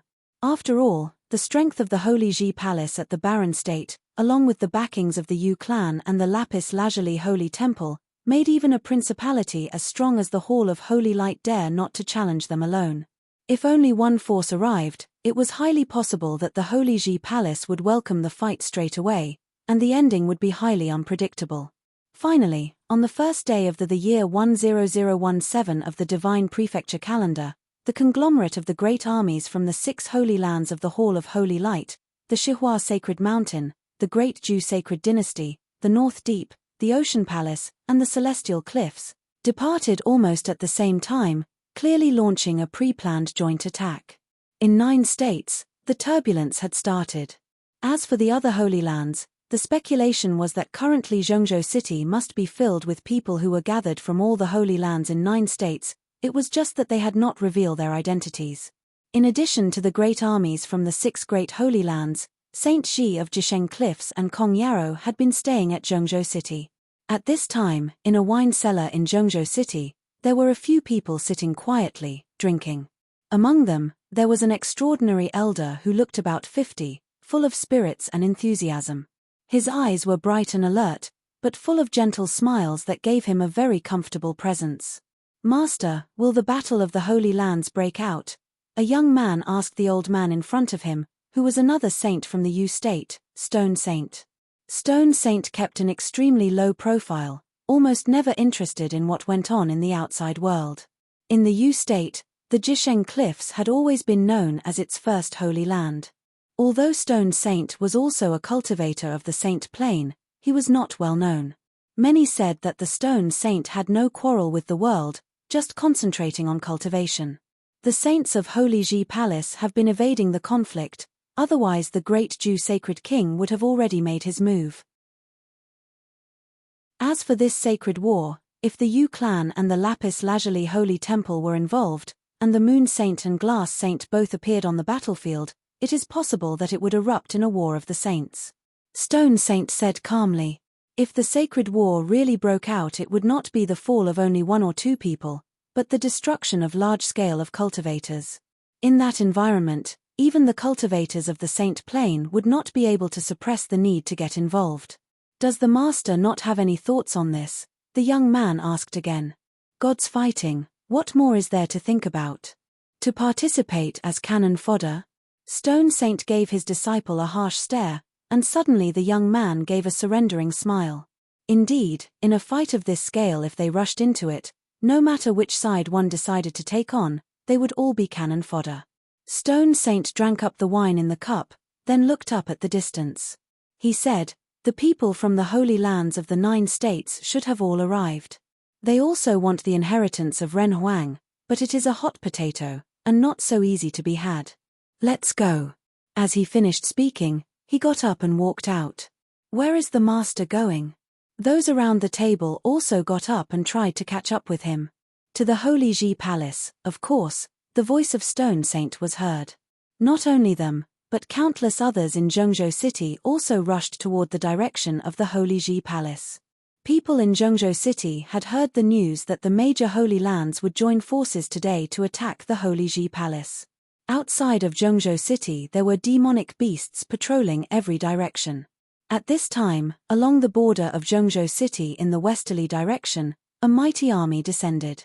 This legion of tens of thousands were all riding upon divine implements, with the saints personally spending their power to control the implements to lead the way. Otherwise it would be totally impossible for this army to arrive at the Holy Ji Palace in just one day. The person leading them was Saint Ji. At this time, Saint Ji looked up into the sky. The other holy lands must be coming soon. Wait here. Saint Ji ordered. The 6 great holy lands had agreed to the time to move toward the Holy Ji Palace at the same time. Now that they had already entered the Zhengzhou City, there was no need to worry, just wait for the appointed time and they could march directly toward the Holy Ji Palace. After some time, a beam of light shot from a distance with extreme speed, and it arrived in a blink of an eye. It was a cultivator of the Saint Plane. What is so urgent? Saint Ji saw the person who came and frowned. The saint who had arrived was the cultivator of the Hall of Holy Light. A large number of cultivators from the Qi clan came to the City of Holy Light, just in the area below the Hall of Holy Light, seemingly to box us in, the messenger replied. Upon hearing these words, Saint Ji's eyes became sharp with a terrible coldness. Qi clan of the Qi state, how dare they? Was there any exchange? Saint Ji asked. Yes, the messenger nodded, but the people of Qi clan denied that they were boxing us in. They just said that the cultivators of Qi clan have long admired the cultivators of the Hall of Holy Light and have come to our hall to visit the disciples of the Hall of Holy Light. Saint Ji's eyes revealed great viciousness that was pure cold murder. The Qi clan admiring the Hall of Holy Light for a long time? To pay tribute to the disciples of the Hall of Holy Light? This was a pile of nonsense. This was a naked threat from the Qi clan, plain and simple. They did not send people directly to participate in the battle, and they did not want to make enemies with the Holy Lands at the same time, so they came up with such a plan to go for the quick. To distract the attention of the Hall of Holy Light from the battle. I will leave some people here, you take the rest back. Saint Ji's voice was extremely cold as his eyes passed through the army. He then divided them into groups and kept a group of elite cultivators from the Hall of Holy Light, and less than half of the cultivators from other areas in the region of the Hall of Holy Light. Those who turned back would at least be enough to cope with the cultivators from the Qi clan who gathered in a hurry at the Hall of Holy Light. Saint Ji believed that the Qi clan was more of a threatening force rather than one intent on attacking the Hall of Holy Light, otherwise it would have already happened. He understood what that old man, Saint Qi, was thinking about to kill with a borrowed sword. As long as Yi Futian was alive, he would be a great threat to the Hall of Holy Light. Moreover, Qi clan did not need to offend other Holy Land forces, and it did not even need to directly be involved on the battlefield. He was truly tricky old fox. In the southerly region of Zhengzhou City, there were many humongous divine golden phoenixes descending. On the back of every divine phoenix there was a group of cultivators. Likewise, the great Jew sacred king also did not bring all his people, but he brought with him his most elite troop, the Golden Phoenix Army. In the southeastern region, the three great holy lands of the Endless Ocean had arrived together. The demonic beasts in the outer area of Zhengzhou City continued to hover and flew toward the sky. When the 6 holy lands had all arrived, they set foot in this central city of the barren state and marched toward the same direction. The cultivators of the Hall of Holy Light continued to move forward. They passed by a Buddhist mountain in Zhengzhou City, and on top of the mountain there was a famous temple. When they passed through, there was a golden glow on the top of mountain, and the light of Buddha was spreading far and wide. Many looked in that direction and saw a shocking scene. There were 108 Buddhists who turned into a giant Buddha, releasing a blazing light of Buddha like a big statue of Buddha. Saint Ji glanced at the Buddhist mountain. In the land of the barren state, there was never the presence of such powerful monks. Clearly, those were the people of the Vaja region. It was just 108 people. Even if it was the 108 battling monks of the Vaja region, what could they do? How could they dream to subvert the situation? When the cultivators of the Hall of Holy Light passed by, an even more brilliant light of Buddha shone forth, and then the Buddha stepped into the void like an immense and boundless Buddha walking on top of Zhengzhou City, each step spanning a great distance, following the cultivators of the Hall of Holy Light. This had made many cultivators from the Hall of Holy Light incredibly displeased. What was the meaning of these Vaja region cultivators? To follow them at every step. In different directions, the 6 great army went to the Holy Ji Palace, which led to the complete madness of the people in Zhengzhou City, who gathered and moved toward the direction of the Holy Ji Palace in great terrible manner. In this horrible flow of people, a handsome figure in white followed along. He was a symbolic figure in the barren state, the future palace lord chosen by the Holy Ji Palace. But now he was mixed in the crowd like a common disciple of the barren state, heading for the direction of the Holy Ji Palace. His return today was but for his peace of mind. By the time he left, the 2 palace lords had died, so he left the Holy Ji Palace and the barren state to separate from the 9 states. He eventually went to the Jixia Holy Palace to cultivate, and then went to the upper worlds with Xia Qingyuan for the trial, and blessed with chance, he was chosen to be allowed to cultivate in the upper worlds. But no matter what the grievances were back in the days, he still owed a favor to the palace that taught him, and would never forget the teachings of his master. Today, when the Holy Ji Palace was in crisis, he could not stand by and do nothing. No matter the outcome of this battle, it would be him returning the favor to the palace. Barren state, the Holy Ji Palace. Yi Futian looked at the distance, and beside him, all the cultivators above the sage plain had gathered together, waiting. They already knew that the 6 great holy coalition forces had descended, and were on their way to the Holy Ji Palace. It would not take long for them to step into the space above the Holy Ji Palace. Yi Futian slowly levitated, his eyes turning to look at everyone from the Holy Ji Palace. There were many old friends and many new faces. He said, "The battle today may be more dangerous than the time when the great Jew sacred dynasty had descended. But what I have said remains. I am the lord of the Holy Ji Palace. If I survive, so will the palace. If the palace should die, so will I." The eyes of the people fastened on Yi Futian, their eyes revealing extreme determination and a strong sense of war. "And one more thing, if we win this battle, from then on in the 9 states no one will dare to bully to the Holy Ji Palace, or any of our disciples." Yi Futian's voice was not loud, but everyone heard it clearly. Chapter 972. All eyes were on the young man who was hovering in the air at the Holy Ji Palace. All eyes were on the young man who was hovering in the air at the Holy Ji Palace. From that battle onwards, no one would have dared bully the Holy Ji Palace and any students from that holy land. Yi Futian had brought the Holy Ji Palace to lengths and achievements that the Holy Land of the Barren State had never seen before in all those he had been in charge. Be it the Nine-State Forum or the skirmish at the Imperial Mausoleum, the Barren State had emerged victorious over all other holy lands of the Nine States. He came to possess the halberd of space and time, a divine implement left behind by the Ocean King and ranked third on the divine implements ranking. He had led them to victory against the great Zhou sacred dynasty and had reduced Jisheng Cliffs to a mere shadow of its former form. He had also killed 4 major figures ranked Highun the Sage ranking all by himself. There was no one throughout the 9 states who did not know Yi Futian and the Holy Ji Palace of the Barren State. As such, while the current state where 7 holy lands throughout the 9 states intended to ally themselves in an attempt to destroy the Holy Ji Palace was indeed a disaster, but it was nonetheless also an achievement that the people of the Holy Ji Palace were proud of as well. 7 major holy lands needed to ally themselves in order to take on the Holy Ji Palace in present. There was simply no holy land that dared challenge the Holy Ji Palace all on their own. Will battle rose and Yi Futian gazed at the faces in the air and continued, I heard that there are some within the Holy Ji Palace who claim that we would be safe so long as we hand over Joga. While it is true that the crisis could be averted if we would just hand Joga over, but if someone were to demand Huang Joga from the Holy Ji Palace, then there would be people demanding me to hand over someone else from the Holy Ji Palace in the future. Unless the Holy Ji Palace is fine with being at the bottom end of holy lands throughout the 9 states, any talk would be futile given how we're not even daring enough to fight for what is ours. If I'm unable to protect even just Huang Joga alone, then I wouldn't be qualified to protect the holy land that had been around for ages.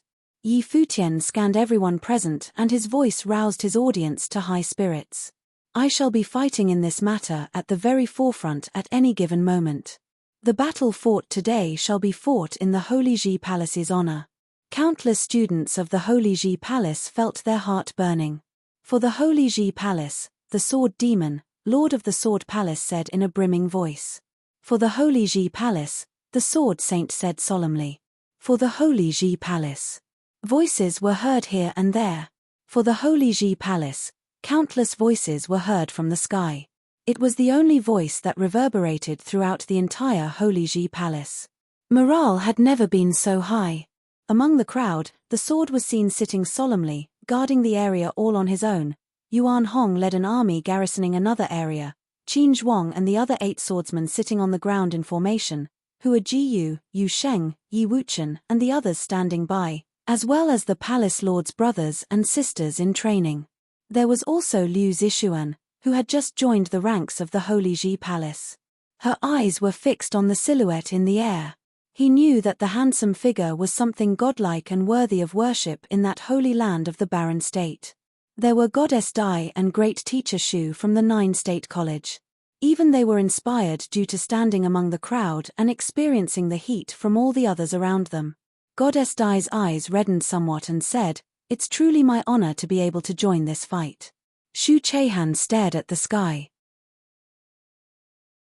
While it was true that the figure above was a bit of a douche, he was nonetheless very charming at the moment. If it had not been for the fact that he was already married, Little Butterfly would have earned herself a good husband if she were to marry him. It would have at least been better than to have her following Shu Chehan. Yi Futian went on with medicine tests throughout the days. While the entire course of 81 days was not completed, but it was nonetheless considered a success for being able to get so far. Little Butterfly's teacher said that if Yi Futian was able to make it through the first day, then they shall help Yi Futian out. As such, even though Shu Chehan had no liking for Yi Futian, he would have still joined the fight. But then again, even if his teacher did not give such an order, there was still no way he would have sat by and do nothing if Little Butterfly intended to fight. Demonic beasts circled around in the air and their eyes looked far away. In the Holy Sage Pavilion, there were matrices protecting those below Sage Plane. However, many in the air gazed at the silhouettes appearing above the Holy Sage Pavilion and everyone understood that the upcoming battle was one that would have decided the fate of the Holy Ji Palace.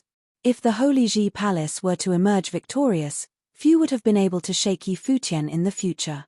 He was nigh invincible at Sage Plane, and if a saint of the 9 states intended to kill him when he became a saint one day, it would not have been easy as well. The Holy Ji Palace stood as long as Yi Futian stood. If the Holy Ji Palace were to lose, there would have been no holy lands left in the barren state, and things would have looked bleaker than it used to be. Demonic beasts howled high up in the air and terrifying might was sensed from far away. Although few were able to extend their spiritual powers that far, but they felt the immense pressure coming their way. The pressure of the army preceded the army itself. "They're here." Many quipped deep down, and Yi Futian's eyes looked far away ahead. The deep eyes seemed to be able to penetrate the space, and formless current ebbed in the air, growing increasingly powerful, and the demonic beasts circling in the air continued to howl. They were very restless, and Yi Futian was able to feel what they were feeling clearly. Even demonic beast at the pinnacle of Sage Plain felt so as well. They were about to face a 60,000-strong army, and things would have no longer been like how it was back in the Imperial Mausoleum, where there were only a handful of top-notch figures from a myriad of holy lands. Eventually, brilliant shimmer was seen. Saint Ji and the mighty ones from the Hall of Holy Light reached first before everyone else, stopping outside the Holy Ji Palace and stood high above the air, as if they were a celestial army.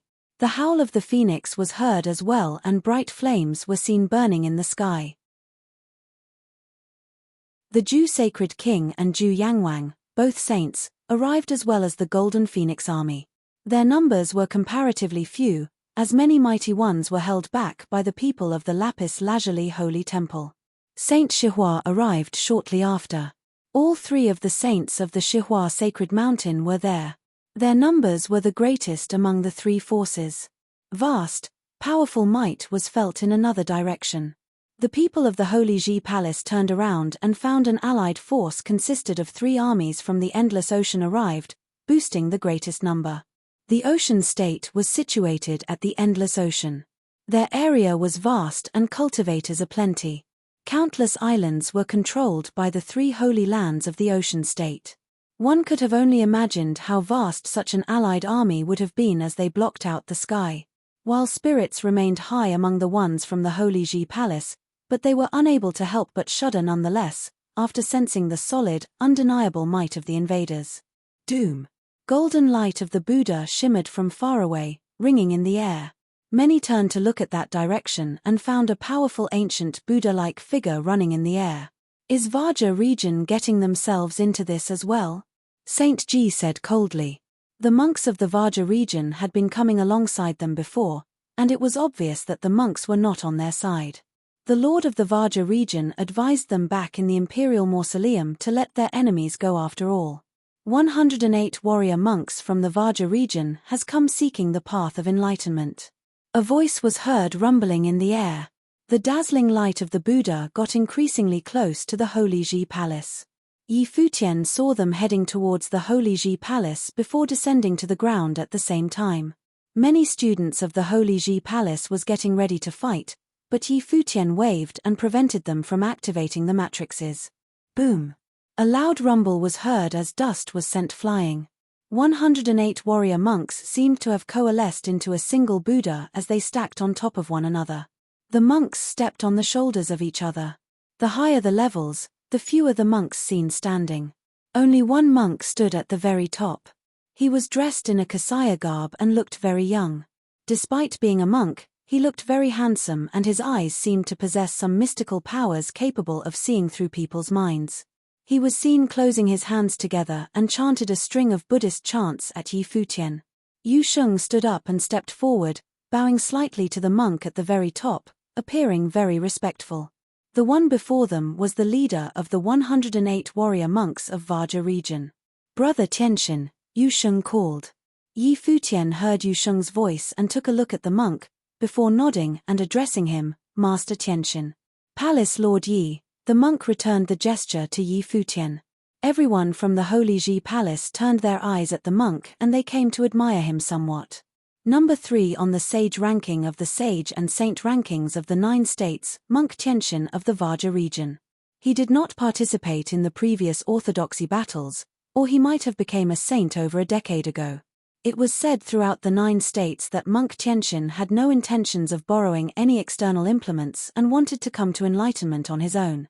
He was ranked 3rd only because he did not participate in the last orthodoxy battles, while Gya, who went about beating people up, went all the way to be ranked second. Many people held the belief that the powers of monk Tianqian of the Vaja region easily rivaled that of Gya. Yu Sheng, many of our younger brothers claimed to want to ask for guidance from you, and thus we came all the way here. Monk Tianqian smiled as he replied to Yu Sheng. We shall have all the time in the world to do so after this battle, Yu Sheng said as he looked at the monks of the Vaja region. As pompous as always, some monk quipped. Be careful, Yu Sheng. I'm not going to go easy on you this time, someone else said as well. Very well, we shall fight to our heart's content after this. Yu Sheng nodded. Tianqian, are you seeking enlightenment or death? Gya's eyes were seen glaring at them from afar, at the Hall of Holy Light's direction. His murderous intent was sharp and unmistakable. Tianqian turned around to look at Gya, who continued, if you're seeking enlightenment, go elsewhere. If you're seeking death, feel free to stay. Tianqian looked at him and closed his hands. The light of the Buddha shimmered all over him and he said, your senses are corrupted and shall need Buddhist methods to cleanse them. How do we go about that, big brother? Monks from beneath asked. Through expiating the soul, Monk Tianqian answered. Mercy. The monk beneath nodded. Gya's eyes were incredibly cold. The number 2 and number 3 on the sage ranking seemed to be at each other's throats before the army began fighting. Powerful aura was sensed from far away. Saint Ji and Saint Shihua wore cold expressions. They knew the mighty ones from the Yu clan were 3 as well. With the mighty ones from the 6 holy lands about to raise the Holy Ji Palace, the Yu clan at the rear would have been able to mess up the army's formations once the fighting commenced. Saintly might flooded the place at the moment. 2 figures were seen descending at the Holy Ji Palace's direction. It was Saint Xia and Saint Li, leading mighty ones from both the Xia clan and the 9 State College. We're here to watch, Saint Xia said. Their silhouette came before the Holy Sage Pavilion and said, this is where the Holy Ji Palace's nobles are. Please don't attack in this direction. Saint Li, how about a game of chess? Saint Xia said to Saint Li Shaw. Saint Li nodded and they both set up the game high above the Holy Sage Pavilion. Students of the Xia clan and the 9 State College were behind them. Lin Shubai and Tong He, extremely renowned students of the 9 State College, were there as well. Their eyes were on the battlefield. When the battle was over, the sage and saint rankings would have been rearranged. They were not alone. Many throughout the 9 states were standing by to watch the battle from far away, not daring to get too close. A figure dressed in white descended quietly at the Holy Ji Palace's direction from the sky. Many eyes looked at the figure and even Yi Futian was rather startled to see him. The Sword Demon, Sage Daozang, Yu Kai, Zhuge Qingfeng and many others looked at him. They were all very familiar to Bai Luli. Bai Luli simply watched the armies about while saying nothing. Welcome back to the Holy Ji Palace, Yi Futian looked at him and said. Since Bai Luli was willing to fight for the Holy Ji Palace, Yi Futian had no intentions of being petty with him over what happened in the past.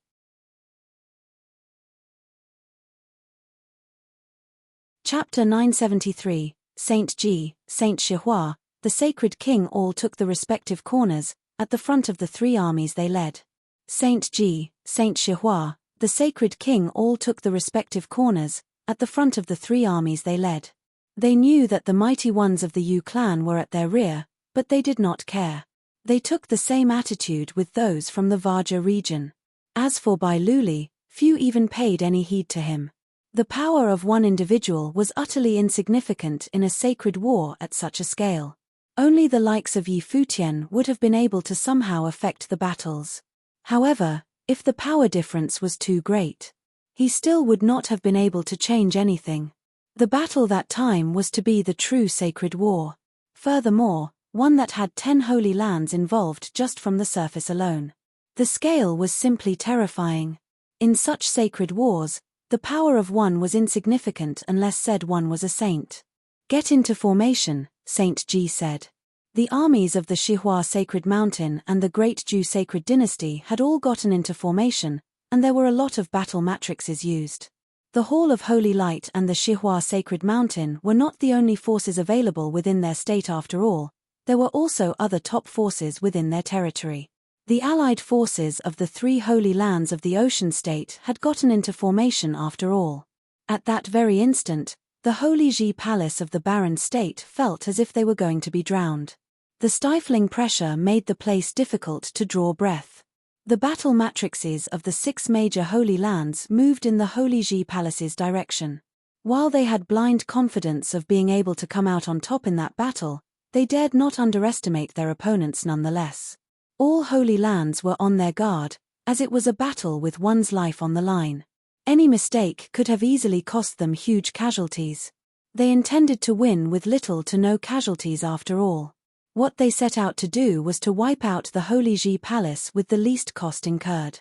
"Activate the matrix," Yang Xiao said loudly. Mighty Ones activated the matrices in all different directions as soon as he gave the order.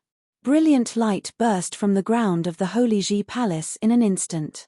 Boundless patterns appeared, devouring the spiritual chi around in a frenzy and converting them into power of rules, merging with the matrix diagram. The Mighty Ones from the Holy Ji Palace took the upcoming fight with utmost seriousness. The stifling pressure grew increasingly strong. The ones from the 6 major holy lands came above the Holy Ji Palace. One battle matrix after another lit up. Boundless light glimmered before the Mighty Ones of the Hall of Holy Light at their direction. A very tall celestial god appeared in the sky, shining with boundless light. Its light rained downward and turned incredibly sharp, as if it was raining swords of light onto the Holy Ji Palace. "Activate the Black Turtle Matrix," Yang Xiao said loudly, and beams of light shot up. A huge gigantic beast seemed to have sprung up from the earth. Loud rumbles were heard and the entire Holy Ji Palace shook. A boundlessly huge black turtle appeared above the Holy Ji Palace, enveloping everyone within the battle matrix. The Mighty Ones far away shuddered at the scene. It was worth noting that the Holy Ji Palace was of the size of a small city. One was only able to imagine how large the turtle would have been to envelop the entire Holy Ji Palace. The scene before them was earth-shattering. The Holy Ji Palace had given its all to manifest such a super matrix. The light raining down on the black turtle naturally was unable to do anything. However, the celestial godlike god of light continued to grow in size. An unnervingly holy sword of light appeared in its hand, showering the ground below with shimmering light. The sword was one that would have cleaved the heavens. A mountain god appeared at the Shihua Sacred Mountain's corner. Its body was immensely huge as well and filled to the brim with power. The Golden Phoenix Battle Matrix was activated at the Great Ju Sacred Dynasty's side. A golden phoenix out to block the sky out appeared in the air. The flames seemed to have burned the sky as its huge wings flapped. Waves of heat washed all over the place. Even those watching from afar found it unbearable if they were of weaker training. The 3 holy lands of the Endless Ocean brought their powers to bear as well. They either summoned huge beasts or activated super battle matrices, bursting with unparalleled might.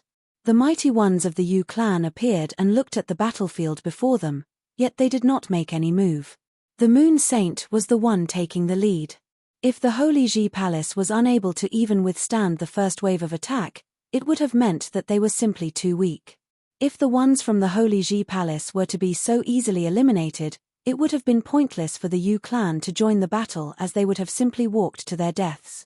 They needed to see that the Holy Ji Palace being able to survive through the attacks and get into very heated stage of the fights, before they saw it to be time to attack. They were to then went all the way to the core of the enemy's camp and finished the enemy off in one go. In that direction, there were still others who watched the battle between the Yu clan and the Holy Ji Palace. The number of such people were few, so much so that their numbers could have considered pathetic in comparison to the armies in the field. They were none other than the Mighty Ones from Jisheng Cliffs. The figure taking the lead was none other than Saint Shi, and Kong Yarrow was standing by his side.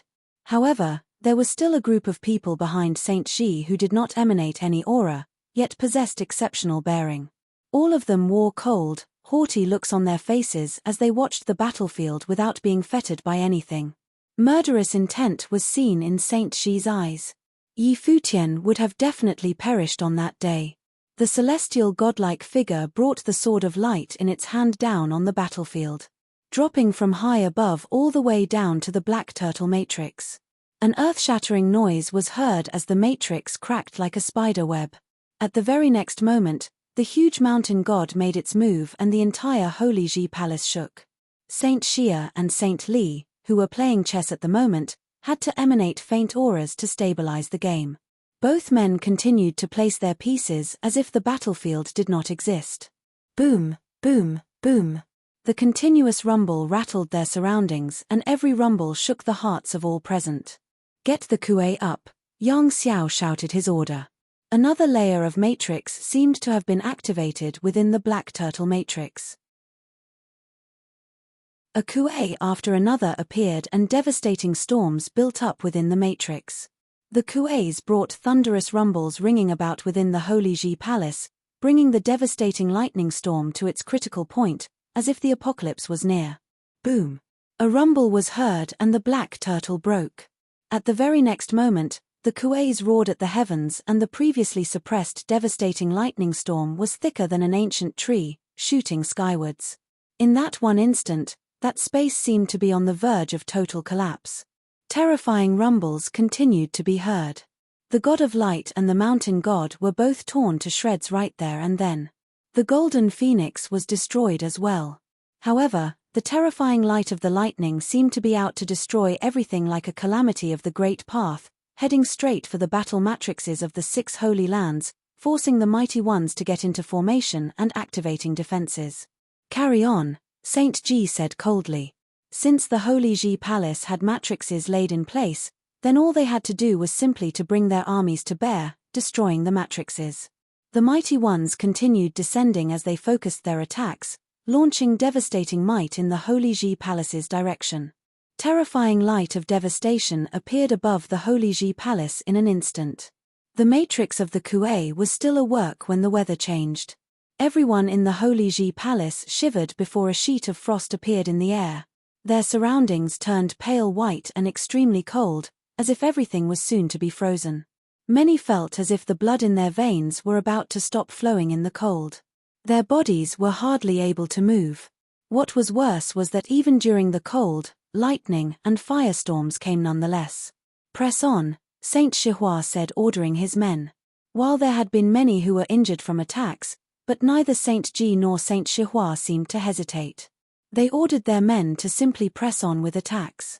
If they were to be held back by the matrices, they would have only suffered greater losses. They did not expect the chess saint's eldest student to survive in the nether sword mound all those years ago and came back to bite them.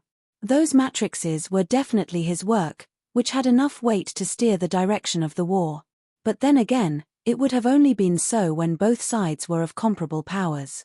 The stifling pressure in the Holy Ji Palace grew increasingly powerful.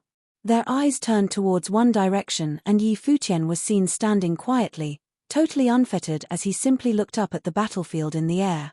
He came to resemble a statue.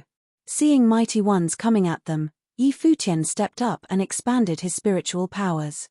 A huge matrix diagram lit up within that spot of the Holy Ji Palace, getting increasingly bright. Heaven-splitting sword will emerged from beneath the diagram in an instant. One sword aura after another shot through the ground and headed for the clouds. The entire Holy Ji Palace was completely lit up at that moment. The swords rang and one sword after another shot through the diagram from underneath the Holy Ji Palace, before hovering above the diagram. Retreat! Retreat! Saint Ji and Saint Xihua and many other mighty ones said at the same time. They all knew about the Holy Ji Palace of the Barren State borrowing swords and they speculated it was for laying out sword matrices. What they had no idea about was how powerful the matrix would have been. However, at that very moment, they felt a sword aura that was so intense that it could have killed everything in its path. At the very least, for anyone below Saint Plain, they would have definitely died if they were to be caught at the center of that storm. The mighty ones retreated to the sky. However, at that very instant, countless swords of the Holy Ji Palace circled around the diagram, turning into terrifying vortex of the sword. The immense sword aura shot to the sky. If one were to view from afar, it would have looked as if countless swords were fighting upwards against the current, with full intentions of tearing the sky to shreds. At the same time, boundless sword will gathered at the same place. A giant sword capable of cleaving everything in its path appeared there. Go! A cold word was uttered by Futian. The sword flew straight to meet its target as soon as he finished. Blood splattered wherever the sword flew as no one had been able to fight it.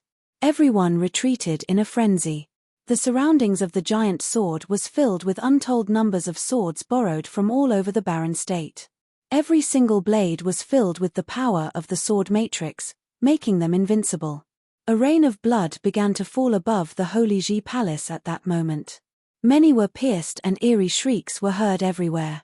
Regardless of plane, even if one were to be at the pinnacle of Saint Plane, there was only one slash from the swords required if one were to find themselves at the center of the storm. Futian slowly took to the air. The halberd of space and time appeared in his hand, emitting terrifying killing light. Kill, Futian said as he turned into a beam of light, heading straight for the heavens. He was seemingly honoring his promise in a literal manner, always at the forefront at any given moment. Kill. Thunderous noises were heard as the mighty ones of the Holy Ji Palace took the sky. Their enemies' formations were in shambles, and it was a chance as good as any other to launch attacks. The sacred war involving 10 holy lands had finally, and thoroughly, commenced at full force.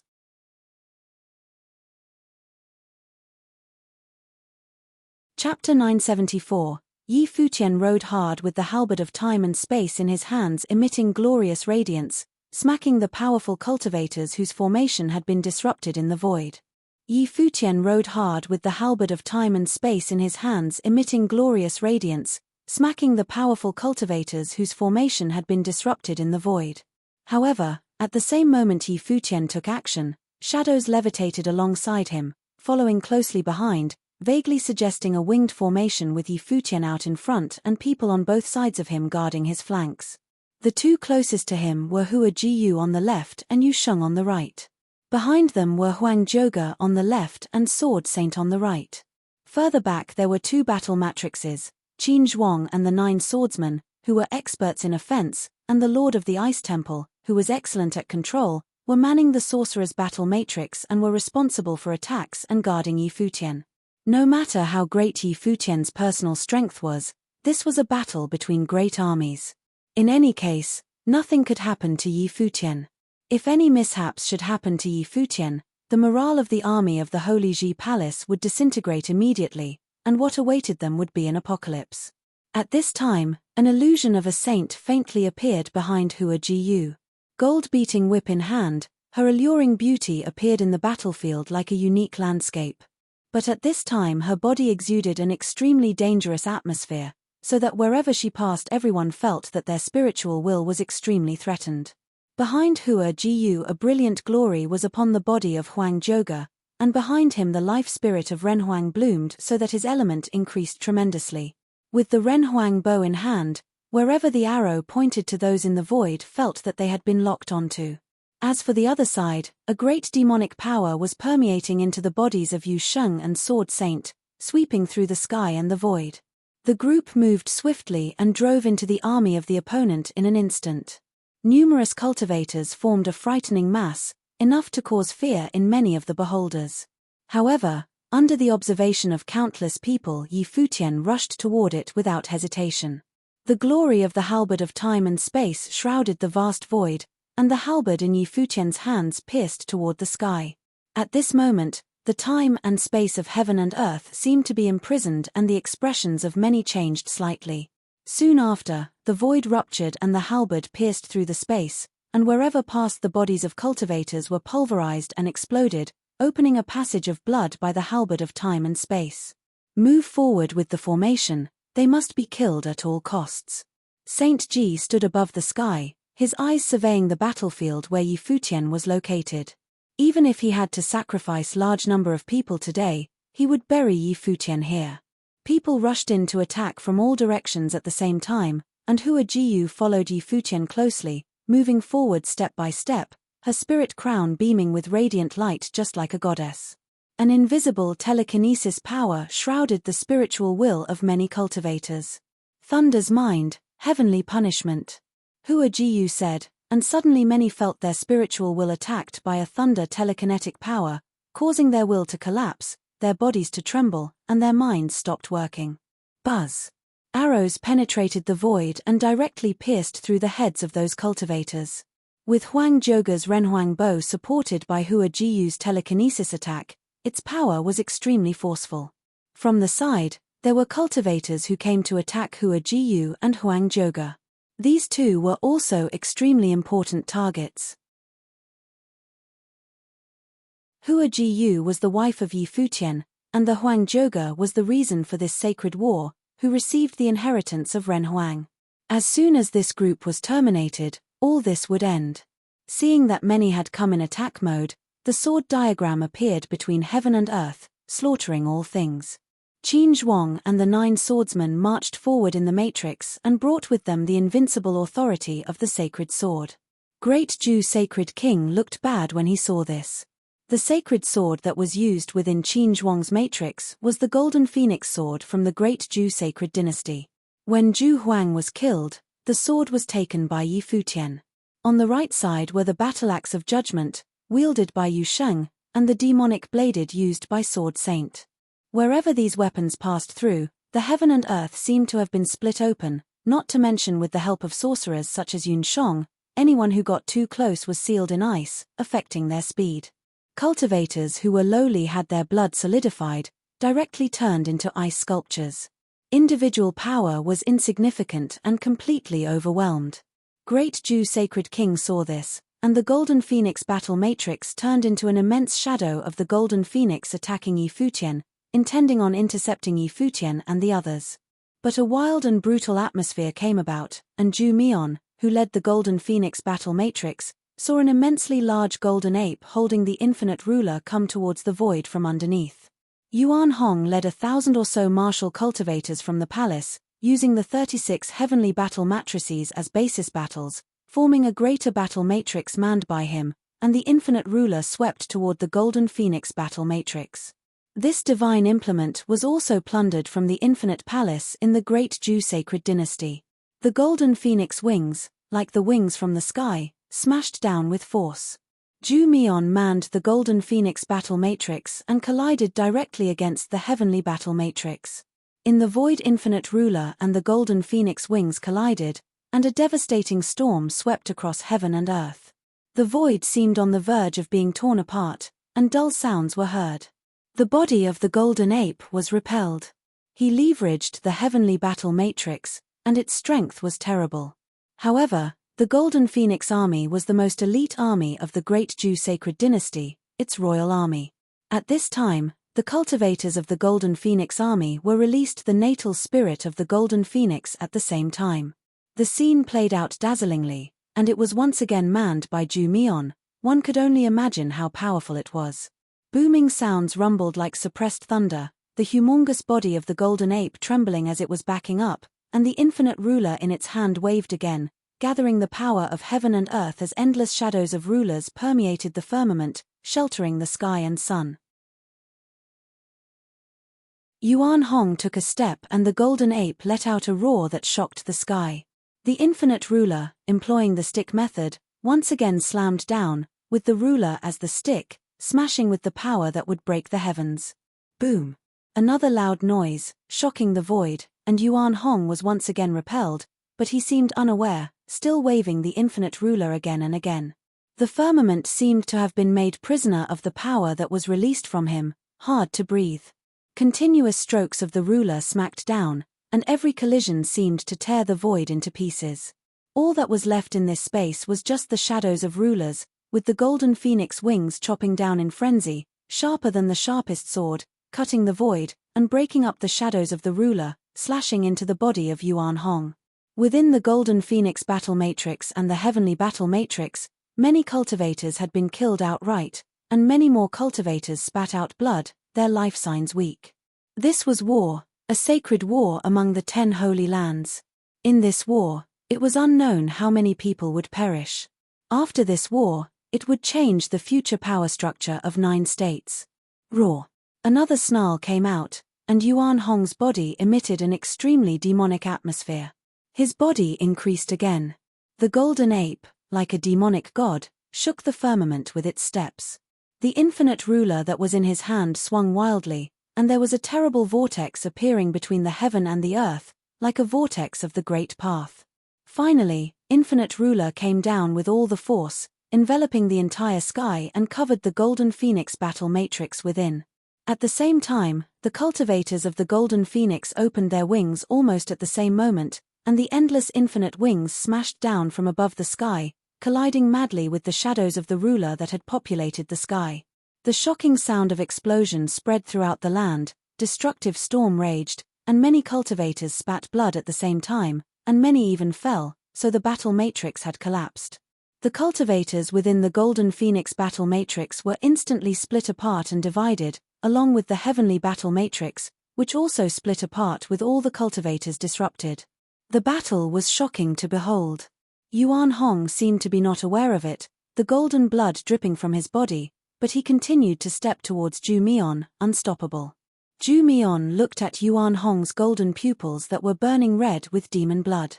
He had completely plunged into a state of maddened violence. Yuan Hong, at the moment, could probably only see murder in his eyes. When his hand made a grabbing motion, a cultivator of the great Zhu sacred dynasty was directly torn to pieces, but Yuan Hong did not even take a look at him, simply continuing to move forwards, trampling several top sages along the way. Zhu Mian looked solemn, his eyes equally cold, burning with flames that jumped forward. The two separated from the battle matrices, once again colliding without any ceremony. In another battlefield, the battle matrix led by GYA wanted to intercept Yi Futian personally, but there were cultivators who were continuously flew out in front of them by the shocks. The radiant golden light of the Buddha shone, and as GYA's eyes turned he saw that 108 battle monks had arrived in front of them.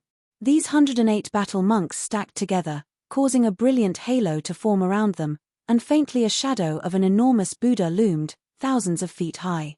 All the battle monks put their hands together, with the sound of Buddha lingering in chant, drilling into the eardrums of everyone around.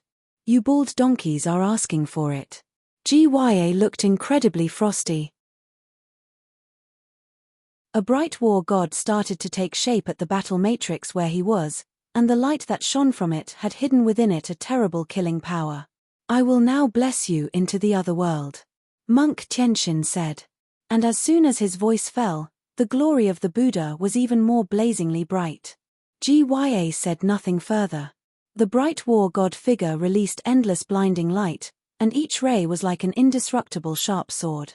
Even though it was not as powerful as before the matrix was breached, the battle matrix formed by GYA's gathering of the finest of Hall of Holy Light was equally terrible in strength. Ding! A crisp sound was heard. That Buddha, like the ancient Vajra Buddha, turned into a genuine invincible golden body, hands clasped together at the chest, with its head slightly bowed down, eyebrow chakra touching the palm like a special seal of the Buddha, so that when the endless killing light came to assassinate it was impossible to break the Buddha's indestructible body. The reputation of Vajra region was not gained in vain. At the moment, that golden body was the epitome of the Vajra region. 108 battle monks moved in unison as if one, their lips trembling rapidly, and from the corners of their lips there was a constant stream of the sound of Buddha that turned into Sanskrit and flew out, surrounding the Vajra region so that the light of Buddha was ever more blazing, and the body of the Buddha also became more massive. Overhead, it seemed that a sun had appeared, shining upon the world, the Mahavairokkana reincarnate. Monk Tianxin slowly retracted his right hand and then extended it forward, his movement extremely slow. Above the void, that boundless giant Buddha moved exactly the same as he. The palm slowly pressed downward from the sky, and there was a world between the heavens and the earth. There was no huge palm print, and between the heaven and earth there appeared an immense palm print, the palm of Mahavairokkana, extremely young and masculine, that could slaughter all evils in the world.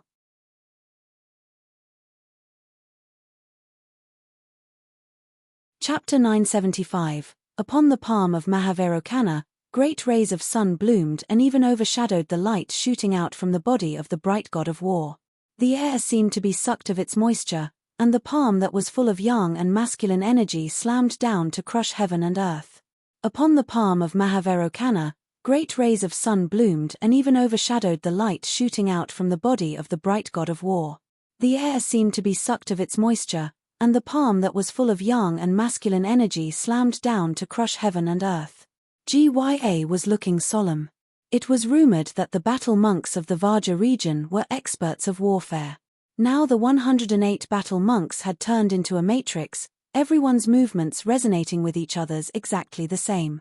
Obviously, this was the result of long and arduous practice, so skilled that no common battle matrices could be compared. His hand-pinching sword techniques made the light even more brazen. The bright sacred sword slashed out as if to break open the void, like a beam of light that was shot through the sky. An incredibly heavy power descended, and the bright sacred sword and the palm of Mahavarokana collided, creating terrifying light. Above the palm of Mahavarokana there was endless golden glory that continued to press down. The bright sacred sword rubbed against the palm print and cracks appeared but did not pulverize it, and instead it flew backward. Fall. Monk Tianxian spat it out, the palm slammed down, and suddenly the Buddha on top acted in sync. The palm of Mahavarokana, with such a force and sudden increased speed, plowed through everything as if they were just bamboo, and instantly fell on the body of the bright god of war. Great roaring sounds came out, and the body of the bright battle matrix exploded. The cultivators who manned the matrix were all shaken off, and many spat out blood.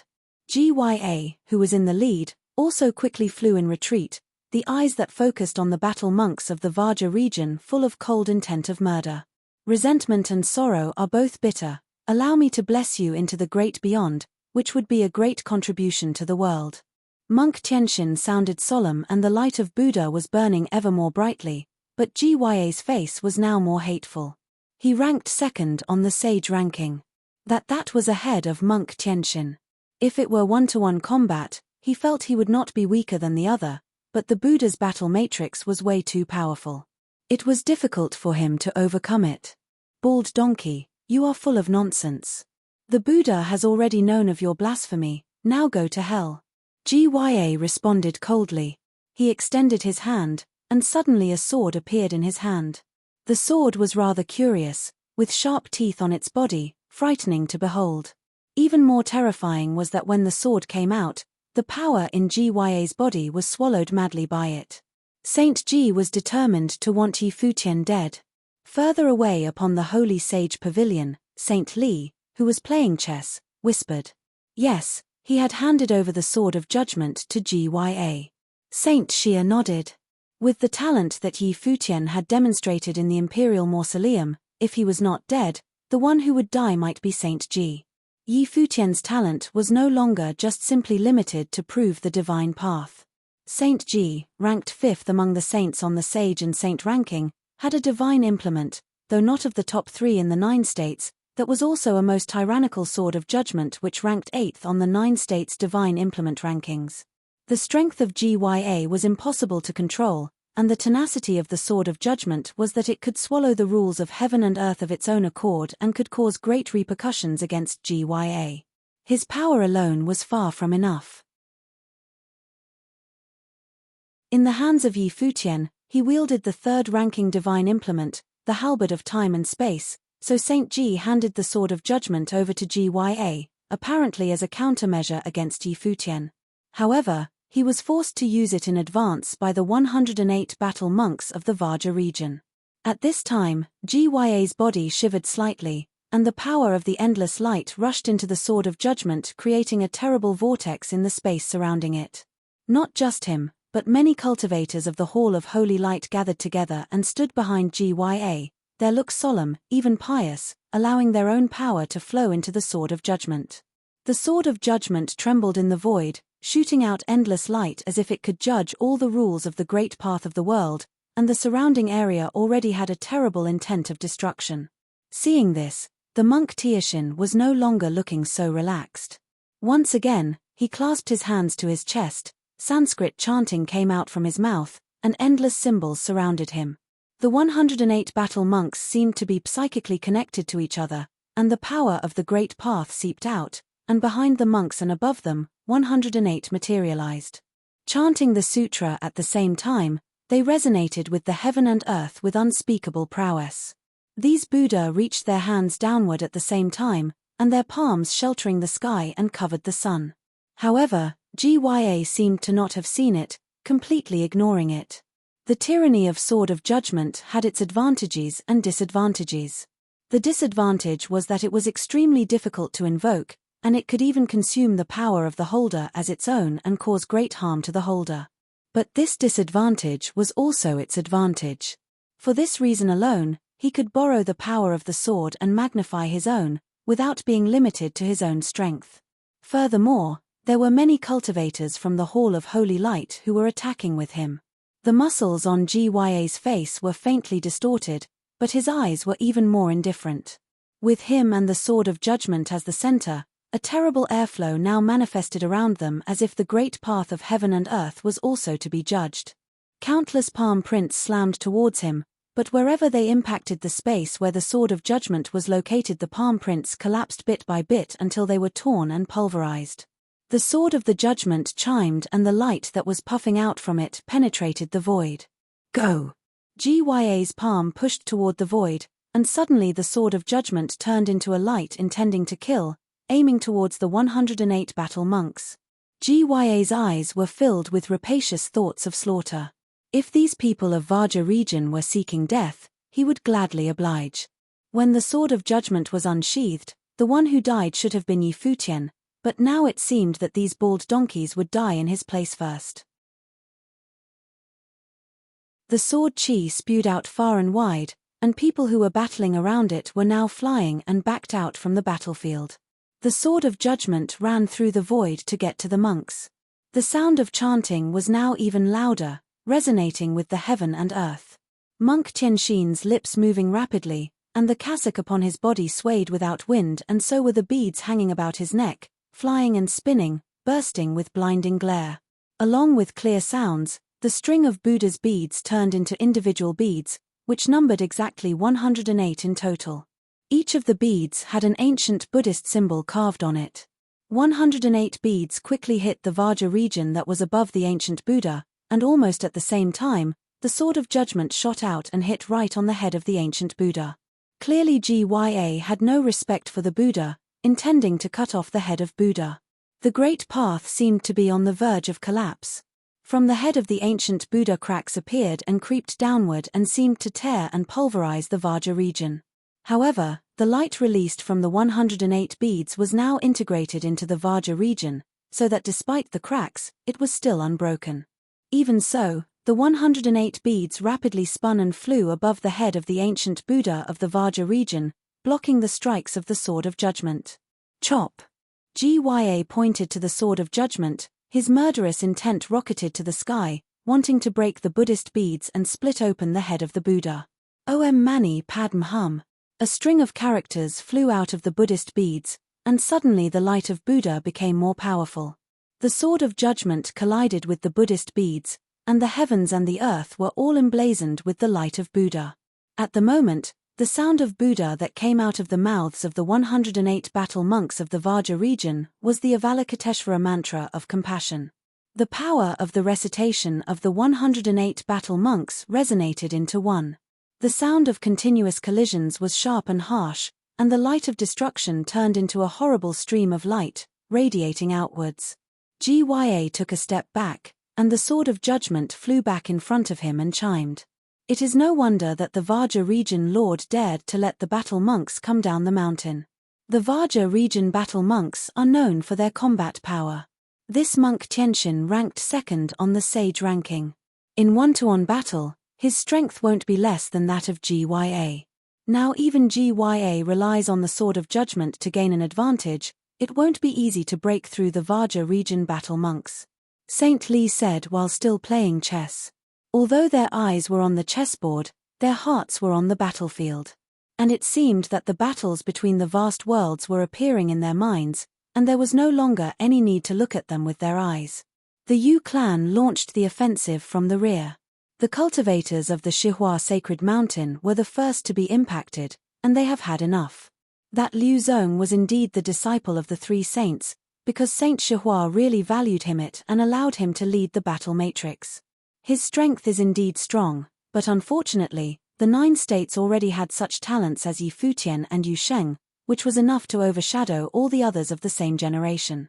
Liu Zong's ambition is not small, otherwise he would not have married Ju Zi, but unfortunately he was born at the wrong time, and it is no wonder that Shihua Sacred Mountain wanted Yi Futian dead. Saint Xia and Saint Li chatted casually. They knew that with Liu Zong's qualifications it was unlikely that he had fell deeply in love with Ju Zi. There were still many excellent women in the 9 states. Since he had taken Ju Zi as wife, it was natural that he had his purpose, and that was to leverage the great Ju sacred dynasty to serve him. This is indeed the best of times. Yi Futian and Yu Sheng aside, look at the disciple of the palace. Jiyu Dongliu was also someone who had conquered the Jiutian temple. Saint Xia continued with the game. At this time, in the battlefield, the cultivators from the Zhuge family, Jiyu Dongliu, and Zhuge Mingyu were all fighting together and had now advanced into the crowd. Jiyu Dongliu, who had already entered the sage plane, with a borrowed divine implement, had strength that was actually not much less than that of Zhuge Qingfeng. "Where are these people from?" Saint Li asked. "A cottage in the East Barren territory, and the cultivator next to Yi Futian holding the demonic blade is also from there. The fat guy in the crowd who summoned the Tree of Emperor using the Matrix, and the cultivator who used the books as his life spirit, they were all from there." Saint Xia apparently had investigated Yi Futian's past. Among the crowds, Yi Xiaoshe had already taken charge of a battle matrix. Even though his own cultivation was not enough, this sorcerer's battle matrix was led by him and had lent its spiritual power to him, and the godly creation of all things had called out an incomparable giant spirit of the Emperor Tree, possessing extremely strong ability of control. Shui Yi and Luo Fan were at the same place as Yu Kai and the cultivators of the Alchemy City. Around Shui Yi, endless pages of books fluttered and turned into sorcery attacks. In the other direction, although the cultivators of the Sword Palace did not have Sword Demon with them, Yi Wuchen, Shu Qiu, and the others were able to stand on their own. Along with several top swordsmen assisting, they had also formed a 9-man sword matrix led by Yi Wuchen. The sword that contained the sword will of Ren Huang would taste blood each time it lashed out. Although it was not on par with Qin Zhuang's, it was still very strong. Outside the battlefield, a pure and innocent figure stepped forward, and there was not a touch of dust upon this person, just like a fairy out of this world. Every step that was taken, there were pure and innocent lotuses appearing. There were indeed lotuses at every step.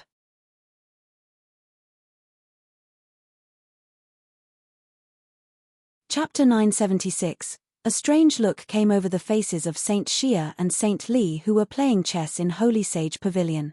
They turned and looked at the woman who was coming towards them from the sky. A strange look came over the faces of Saint Xia and Saint Li who were playing chess in Holy Sage Pavilion. They turned and looked at the woman who was coming towards them from the sky. "What a beautiful woman," said Saint Xia. "That seems to be a Buddhist technique. Although she's dressed in plain clothes, it can't hide her splendor. The barren state is truly amazing." "Is she coming to help out?" asked Saint Li. The disciples of the Holy Ji Palace had incredible potential in today's battle, but were still at an absolute disadvantage in terms of numbers. If it had only been the Hall of Holy Light, Shihua Sacred Mountain and the Great Ju Sacred Dynasty, they could have probably handled it, since the Yu clan cultivators were there as well. But there were also the 3 great holy lands of the Endless Sea to contend with. Such an impressive lineup was enough to consume the palace. The woman who was coming was Hua Qingqing, one of the 3 beauties of the Eastern Barren Territory. Her life had been quite tragic. She had become a nun and studied Buddhism under monk Qingdeng.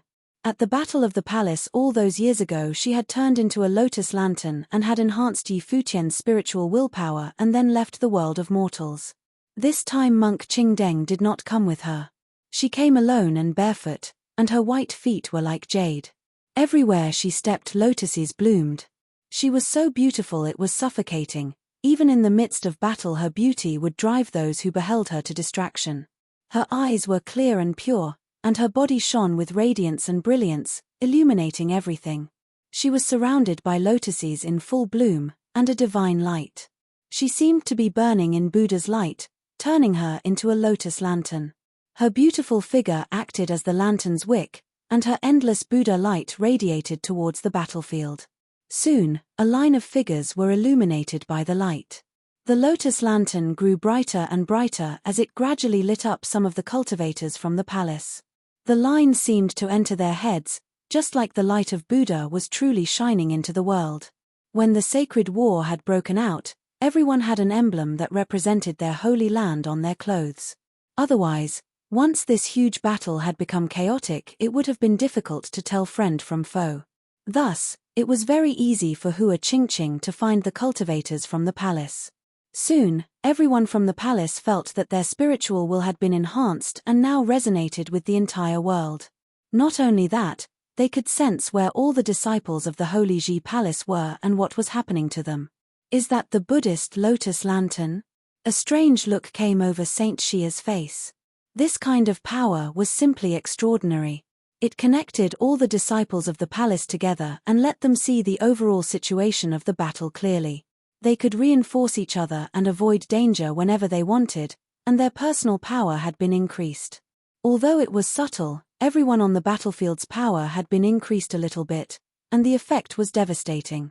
A lamp in front of the Buddha illuminates the road of all beings, whispered Saint Li. He was also quite astonished. Who was this incredible woman? Yi Futian naturally felt Hua Qingqing's arrival, along with her terrible power. The entire battlefield was clearly presented in his mind, as if they all had the perspective granted by Buddha's lamp. He thrust the halberd of space and time forward and pierced through several cultivators. He turned and looked at Hua Qingqing, and there was a warm feeling in his heart. Last time she had also appeared at a time of great danger to help them. He saw that the fight with the cultivators from the Endless Sea was not going well. Since the Yu clan cultivators and the monks from the Vaja region had joined, the place where he was now would be able to hold just fine. He turned around and flashed in the other direction, his body moving almost as fast as light. None could stand in his way. As they saw him flying through the air, several mighty cultivators from the 3 holy lands of the Endless Sea shot towards him. A cultivator from Ocean King Palace was riding a kuanping, and he swept over everything as he rushed towards Yi Futian. But the kuanping roared as Yi Futian's eyes fell upon it, and its massive body began to tremble as it tried to throw off the person on its back. What's going on? The man riding the kuanping was a very famous figure in Ocean King Palace, and he was very strong. He had taken the beast as his mount, but once it saw Yi Futian it became wild. His beast-taming skills were extremely powerful, and he could feel the beast's mood. Its roar grew louder. A storm shot out from Yi Futian's terrible eyes and entered the kuanping's giant eyes, imprinting itself on the beast's spiritual will. It threw off its rider, and then rushed towards the cultivators from the 3 great holy lands of the Endless Sea. It smashed through more than 10 of the, splattering blood everywhere. Evil beast! A sea god halberd descended from the sky and pierced through the kuanping, making it scream. It fell towards the ground, but at the same time, that powerful figure from Ocean King Palace felt a strong sense of danger. He looked up and felt like his body had been imprisoned. He screamed as the halberd of time and space pierced through him. His body burst apart as Yi Futian drove the halberd through his back. Many demonic beasts were taking part in the battle, but even so they were far from enough, and many of them had been slaughtered. The halberd of time and space. The cultivators of the Endless Sea had a special feeling towards this weapon. It was a treasure that had been left in the lost ruins, the weapon of the one who had once controlled the Endless Sea. But now it was in Yi Futian's hands. Many more cultivators rushed towards Yi Futian, and many attacks came his way.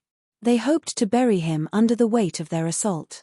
Behind him, Hua Jiyu, Yu Sheng, Sword Saint, Huang Zhoge, Qin Zhuang, Yun Shong and others followed him all across the battlefield. Countless cultivators had fallen at their hands. The battle was becoming unimaginably chaotic. A destructive airflow raged all around the Holy Ji Palace, killing countless cultivators. The fighting was fiercest around Yi Futian. All of them were very good at killing, and they sent their enemies fleeing in all directions. They were even breaking through battle matrices. The three great holy lands of the Endless Sea were taking heavy losses. Many of the commanders had their attention focused on Futian. They saw him killing endlessly with the halberd of time and space. He was like a god of slaughter. Ao Feng of Ocean King Palace was a cultivator of the sage ranking, and was number 17 on that list, which could be said to be very high. He was incredibly powerful. He fixed his gaze on Futian and said, "Given Futian's strength and the strength of those around him, the three great holy lands of the Endless Sea will send countless cultivators to their deaths trying to wrest the halberd of time and space from him.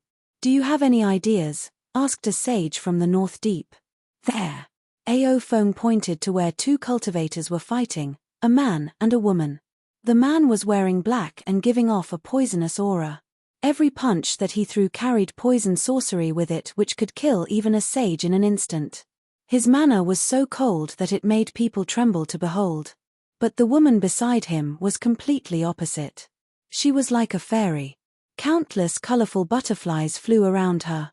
But they were killing butterflies with wings sharper than knives, and they were highly poisonous. As a disciple of Saint Jiang, Little Butterfly had of course not only studied the healing arts. She was also good at killing people, otherwise she would be in big trouble whenever she ran into enemies. Saint Jiang's disciples, Shu Che Han and Goddess Dai. If we take them we can force Futian to hand over the halberd of time and space. If he is really as magnanimous as the rumors say, that he could even give Runhuang's inheritance to his sworn brother, then he will definitely give up the halberd. Ao Feng looked down at them coldly. And if he doesn't, Shu Che Han and Goddess Dai will hate him for it, and may even turn against him. Either way it will be to our advantage. Excellent. The cultivator from the North Deep swept his gaze over Little Butterfly and licked his lips. Such a beautiful woman. We should take her away for some extra cultivation. You'd best put that idea out of your mind. And we can only capture them, not kill them. Otherwise you will die without even knowing how, warned Ao Feng. "I understand," said the cultivator from the North Deep. Saint Jiang only had 2 disciples, and he ranked 12th on the saints' ranking. The 3 holy lands of the Endless Sea could not afford to provoke him. If he bore a grudge against them it would be a disaster. "Let's go," said Ao Feng, and suddenly he swooped down, along with many other figures, towards where Little Butterfly was fighting. All of the ones who swooped down were extremely powerful. Shu Che Han had been by Little Butterfly's side protecting her all along. This scene was a little embarrassing for them. They had originally been following Futian, but as the battle had grown fiercer they had become separated. "Such a beautiful woman should be taken away for some extra cultivation," came a cold voice. A hand reached out for Little Butterfly. A terrible force swept out, swallowing up all the flying butterflies. A figure appeared before Little Butterfly. It was Shu Che Han. He went up with that devouring force, letting his opponent's vortex pull him in. A poisonous fog poured out from him and was swallowed up by the vortex and his opponent. The cultivator from the North Deep's face changed, turning ashen. "Be careful, Great Teacher Shu is an expert in poisons," Ao Feng reminded him. The cultivator from the North Deep suddenly stopped the storm coming from him, and he shot forward like a bolt of lightning, slamming out with his fist. There was no way a cultivator from the North Deep could be weak. There was an arcane secret hidden in his fist. Shu Che Han rushed towards his opponent and collided with him without hesitation. Now that he had cultivated to the top of the sage level, he saw himself as worthy to enter the saint ranking. He had cultivated with his master in the medicine garden of 9 States College. Most people only knew him as Saint Jiang's disciple, and did not know how strong he was. Boom! Their fists collided, and suddenly a mysterious darkness rushed over Shu Che Han's arm. It seemed to freeze. A poison flame that contained extremely cold qi had been thrust into his arm. "You've lost." The cultivator from the North Deep stared at Shu Che Han coldly. The mark that his opponent had left on him was quite soft, as if he did not pose a threat to him at all. Was this truly Shu Che Han, who was so skilled with poisons and was Saint Jiang's disciple? He had overreached himself. The poison flame raged with the cold qi within Shu Che Han. He looked at his opponent indifferently, not even breathing. He waved his hand and let the two forces erode his body until they finally extinguished each other. How can this be? The cultivator from the North Deep's facial expression changed, and then went pale. The breath within him quickly withered away until he soon became a skeleton lying on the ground. Shu Chehan still had no expression as he swept a glance across his opponents. Little Butterfly was calm and undisturbed, as if this was something she took for granted. Only she knew how strong her sworn brother was and how much he had experienced these past few years.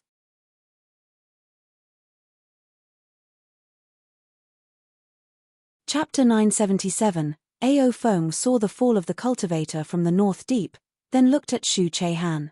Ao Feng saw the fall of the cultivator from the North Deep, then looked at Shu Chehan. The 9 states had been peaceful for many years. He had thought that would change during the battle of proving holiness, but happened even earlier. People who were younger than him were already on the road to greatness. Shu Chehan had a special status at 9 States College. His reputation was not as good as that of Tong He or Lin Shubai. Now that he had entered the upper levels of the Sage Plane, he would use this battle to amaze the world. Besides him, many others were displaying their incredible combat ability.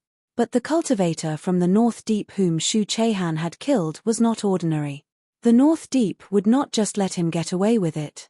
The wind howled as a line of cultivators from the North Deep rose into the sky and looked down at the skeleton below them. Saint North Deep's face fell, and a terrible killing intent burst out from him. The one whom Shu Chehan had killed was his son, the one whom he hoped would inherit his mantle and arms bowl in the future. But he had been poisoned to death by Shu Chehan. The divine implement armor that he wore had not helped at all. More and more cultivators gathered together until they covered the sky, trapping Shu Chehan and Little Butterfly. The cultivators from the North Deep all had wings, and an evil airflow came from them. It looked like the apocalypse. Little Butterfly's face changed a little bit. How could this be? They were not important figures. Why had this army surrounded them? Was it because of the one that had been killed? She and her sworn brother Shu Chehan had been cultivating in the medicine garden with Saint Jiang all along, so they did not really understand what was going on in the outside world. They did not recognize the cultivator from the North Deep. People from the palace rushed over to help, but Ao Feng waved his hand and suddenly a bunch of cultivators from Ocean King Palace intercepted them, not letting them get closer. He would not act against Saint Jiang's disciples, but if the people from the North Deep wanted to, that had nothing to do with him. The 3 great holy lands of the Endless Sea had formed an alliance, but all of them had their own intentions. What Ao Feng was doing could be said to be very sinister. He is skilled with poisons. Don't engage in close combat, use spells to attack him, said a cultivator from the North Deep. Terrible black lightning shot out from him. The space around him was covered in dark clouds, as if it was about to be destroyed. He was not the only one among them who was extremely powerful. Many of the other cultivators from the North Deep released spells into the sky with destructive power that would completely envelop Shu Chehan and Little Butterfly. Little Butterfly went pale, but she saw Shu Chehan standing before her, his black robe fluttering wildly, and with a cold, killing look in his dark eyes. He did not know why his master had asked him and Little Butterfly to help Futian, but he had given an order, and so he would obey. Shu Chehan had been born into a noble family, and had been quite talented from a young age. His father was the head of the family, and had a very high reputation. His mother was a proud daughter of heaven, beautiful and graceful. When he was born he was destined to have a glorious future, until one day his father was poisoned by his brother, and his mother had killed herself out of shame. His father had used his dying breaths to carry him out to a deserted mountain. He still remembered his father kowtowing in front of a thatched hut on the mountain until the poison killed him. Afterwards, he had seen his master for the first time. Later he found out that his master was a famous saint of medicine, and a master of poisons. His master had asked him if he wanted to study the way of medicine or the way of poison. He had chosen poison without hesitation. His master had told him that if he chose poison he would have to suffer unimaginable pain, but he still persisted. Thus, Shu Chehan was sent on the path of studying poison. He had studied it with his own body, and then killed all his enemies with it. He was so cold as to have almost no human feelings. Many people called him Great Teacher Shu, to which he made no reply. Everyone knew the great disciple of Saint Jiang, but only he knew how strict his master had been towards him, and how cruel. Perhaps in his master's eyes, Little Butterfly was his only disciple. Everyone called him Great Teacher Shu, and were even more in awe of him due to him being a disciple of the medicine garden. But in the depths of his soul, Shu Chaihan felt inferior, especially when facing his master and Little Butterfly. He knew that although his master was known as a master of poisons, he had later learned to love medicine. He heard that it was the masteress who had changed him. So when he had chosen poisons from the start, the master was probably unhappy with him. Who could love someone who was filled with poison? The thing that had left the deepest impression on Shu Chaihan was that his master had once warned him that he could die at any time, and that no harm was to ever come to Little Butterfly. He understood that in the master's heart he could not compare to Little Butterfly. The master looked at her as his own daughter, and she probably reminded him of the masteress. He also knew that the master never let anyone go to the garden behind the house where the statue of the masteress was kept. But he did not hate his master, because he felt the same way. He could die, but no harm should come to Little Butterfly. There were only two people in the world worth protecting with all his might, the master and Little Butterfly. Little Butterfly, protect yourself. Don't worry about the battle, whispered Shu Chaihan. A burst of butterflies with wings as sharp as steel appeared around her, shining faintly with the light of a divine implement. Shu Chaihan stepped forward into the air, blocking her off from the attacks coming from the sky. Apocalyptic dark lightning streaked down towards him. Shu Chaihan stood in front of Little Butterfly, and his dark eyes were full of desire to kill. Everyone in the sky felt a burst of corrosion rule power. Boom! A dark lightning bolt slammed into Shu Chaihan, causing him to shake. But he still stood firmly in the air as if he had felt nothing. Crack! A terrible cold light slashed down, turning into a dark storm that tore through the air. Shu Chaihan did not dodge it, and even greeted its power, letting it all fall upon him. Another storm went around him and went towards Little Butterfly, tearing through her curtain of colored butterflies and causing her to tremble. Everyone looked at Shu Chaihan with amazement. How strong was his body? An attack of this level would have killed even a top-level sage. Some of the people in the air's bodies were eroded by poison fog, and their skin and muscles were eaten away. This poison sorcery could not be removed. It infiltrated into your internal organs, corroding everything inside. Those who had not cultivated up to the top of the sage level would soon be killed. Be careful. Everyone put up a light curtain around themselves, and even more violent attacks descended. Shu Chaihan spat up a mouthful of blood. He looked down and saw that Little Butterfly had been sent flying. Even with a divine implement to protect her, she was still bleeding from the mouth and had gone pale. Shu Chaihan flashed down to protect her. Powerful attacks descended once again, and his body continued to shake as blood poured from his mouth. Don't worry about me, brother. Attack them, said Little Butterfly. She knew that he had the power to kill them all. She knew that there was one other person in the world besides Futian he had withstood her master's medicine trial, her sworn brother. But the medicine that he had taken was different than Futian's. Futian's was the medicine necessary to forge a perfect body. But her sworn brother's was the medicine that would forge a poisonous body. They all must die, whispered Shu Chaihan. A cold light shone from his handsome face, but it became exceptionally warm when he looked at Little Butterfly. Use what our master taught you to defend yourself. Don't let my poison hurt you. Brother, no. She shook her head. She seemed to sense what he was about to do. Tears filled her pure eyes. The master said you would die. My life isn't worth your tears. Shu Chaihan reached out as if to touch Little Butterfly's face, but he hesitated and then took it back. He stood up and turned to look into the sky. He thought, am I going to die? Will that disturb the master even a little bit? Probably not. As long as Little Butterfly lived, what did it matter if he died? Shu Chaihan continued upward, as if he were purposely trying to go far away from Little Butterfly. He was worried that he might poison her. Rule power continued to rumble, and blood continued to flow, but Shu Chehan seemed not to care. He had endured thousands of poison baths, and life and death no longer mattered to him. What did this little bit of pain matter? He gazed indifferently at those in the sky. It was like he was looking at dead men. Break the seal. He closed his eyes, and the blood roiled in his veins. A terrible black mist spread out from him and reached up into the sky like dark tentacles. His blood seemed to be integrated into it. Poison chi exploded from his body as if a seal had been broken. At this moment he seemed to be a container from which years of accumulated poison was being released.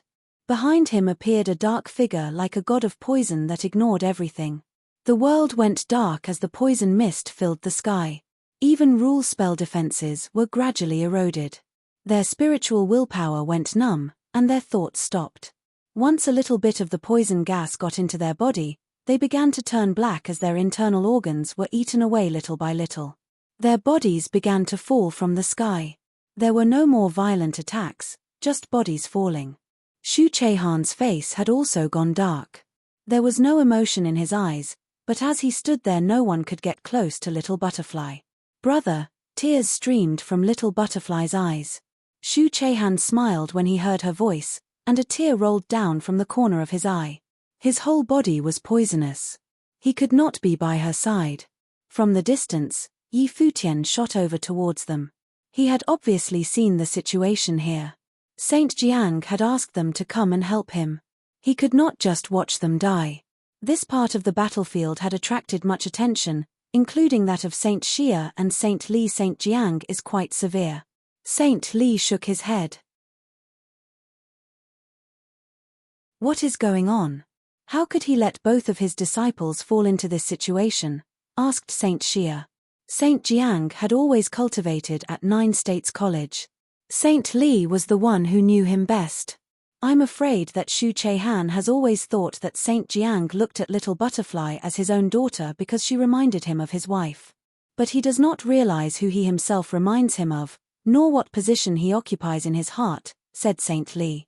A strange look came over Saint Xia's face as he guessed the answer. Saint Jiang, he said. Saint Li nodded. Yes. Is Shu Chehan not just a younger version of Saint Jiang? His severity towards Shu Chehan is really him being severe towards himself. What is Saint Jiang trying to do? Asked Saint Xia. Saint Li smiled bitterly and shook his head. If the palace manages to get through this catastrophe due to this battle, then all the time I spent trying to get Saint Jiang to come to 9 State College will all be for that kid's benefit. What a clever trick. Shu Chehan did not see Saint Jiang's game. How could he?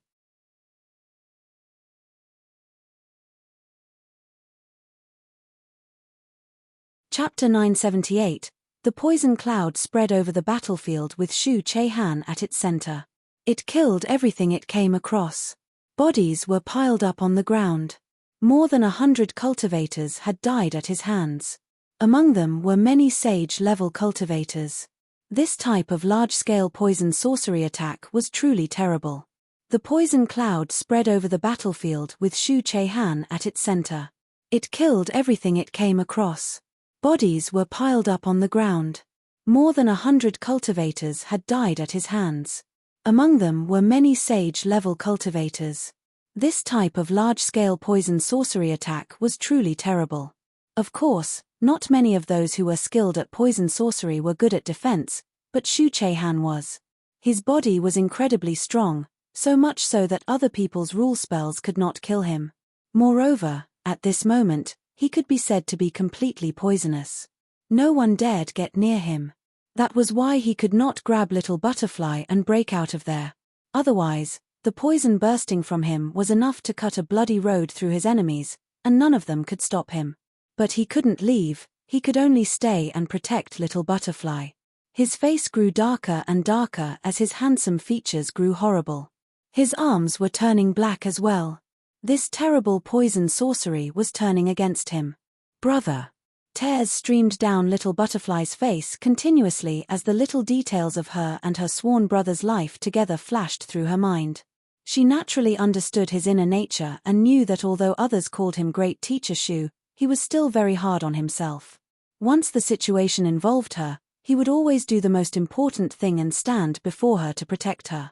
Just like now, as he stood before her in the air. Poison filled the air, but in her eyes, his figure was majestic, almost divine. "He can't hold out for much longer," came a voice from the sky. He had killed so many cultivators from the North Deep that as far as they were concerned, they wanted to kill him despite the fact that he was Saint Jiang's disciple. Terrible rule spells continued to descend upon him. Xu Chehan reached up and the poisonous mist reached out from him like a tentacle. It instantly turned into a terrible dark shadow that wrapped around his opponents. In a flash, there were more blackened corpses. Xu Chehan still stood there, weathering their attacks. Yi Futian was still rushing towards them, cutting a bloody road through his enemies. Yun Shong, Qin Zhuang, and the others had been intercepted by the cultivators from the Endless Sea, so Yi Futian was charging forward alone. He was coming extremely quickly, and his clothes were soaked in blood. Ao Feng watched him as he came. Yi Futian had been so strong at the Imperial Mausoleum. As one of the top 20 on the Sage ranking, Ao Feng wanted to try him and see what level Yi Futian had reached. A trident appeared in his hands that seemed to have waves rolling over it. He thrust it forward and the air rushed past it with a sound like the ocean. Divine power spread out from the trident. It was clearly a divine implement. He looked ahead and saw Yi Futian rushing towards him. He stepped forward and the air trembled. An invisible power rushed out like a slap in the face. It was like thousands of huge waves were rolling over Yi Futian, slowing him down. He looked at Ao Feng and realized that he was facing a truly fearsome opponent. However, at the moment that he slowed down, Yi Futian stepped forward and a terrible storm wrapped around him, tearing through the air. It rushed forward and tore through the ocean wind. He rushed forward and stabbed out with the halberd of time and space, making it collide with the silver trident. Time and space seemed to freeze as the halberd pressed forward with an indomitable will. Space and time were torn, and everything was about to be destroyed. But the silver trident had boundless power, and thousands of waves swept out. Its majestic power made Yi Futian tremble, as if his body were being beaten over and over again. Even the starry defense light curtain was broken. His rushed attack gave him a temporary advantage, but even so, Ao Feng felt a strong sense of danger. He was thrown backward at the instant of collision, and the space where he had stood was no exploding and tearing. Yi Futian rushed past him, not getting entangled with him. Ao Feng looked back at him angrily. At that moment he felt like he couldn't move. A deadly attack had descended and time and space froze. This was enough to make him feel desperate. He did not want to feel like that again. Several figures rushed by him. Yi Futian broke through rows of enemies and finally reached Xu Chehan's side, entering into the poison mist. A line of dark mist wrapped around him and seemed to enter him. At this moment Yi Futian could feel his breathing stop. He looked back and said, "Don't come any closer." He then continued on toward Xu Chehan. Xu Chehan looked at Yi Futian with his dark eyes. His entire body had turned black, and it seemed that he could die at any moment. On seeing his condition, Yi Futian said, "You should cut off the poison and take a rest." Xu Chehan shook his head and said, "I can't. Take care of little butterfly for me." On saying this, he fell out of the sky and the poison mist spread uncontrollably from him in all directions. But it was not as powerful as before. Yu Sheng, Hua Jiyu, and the others who had dared to come this far were still following Yi Futian. "Brother." Little butterfly caught Xu Chehan's body as tears fell. Xu Chehan looked at her and smiled. It was a tragic scene. "Little butterfly, when I'm not here anymore, the master will have to take care of you." "That won't happen." Little butterfly shook her head.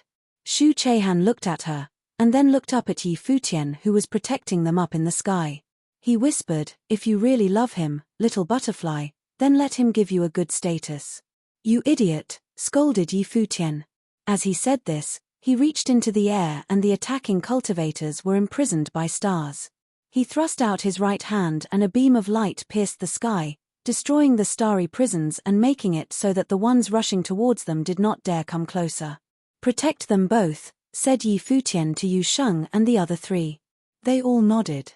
They divided themselves up to protect Little Butterfly and Shu Che-han. More cultivators were coming. In addition to the ones from the North Deep who had come to deal with Shu Che-han, all the cultivators from the Endless Sea came.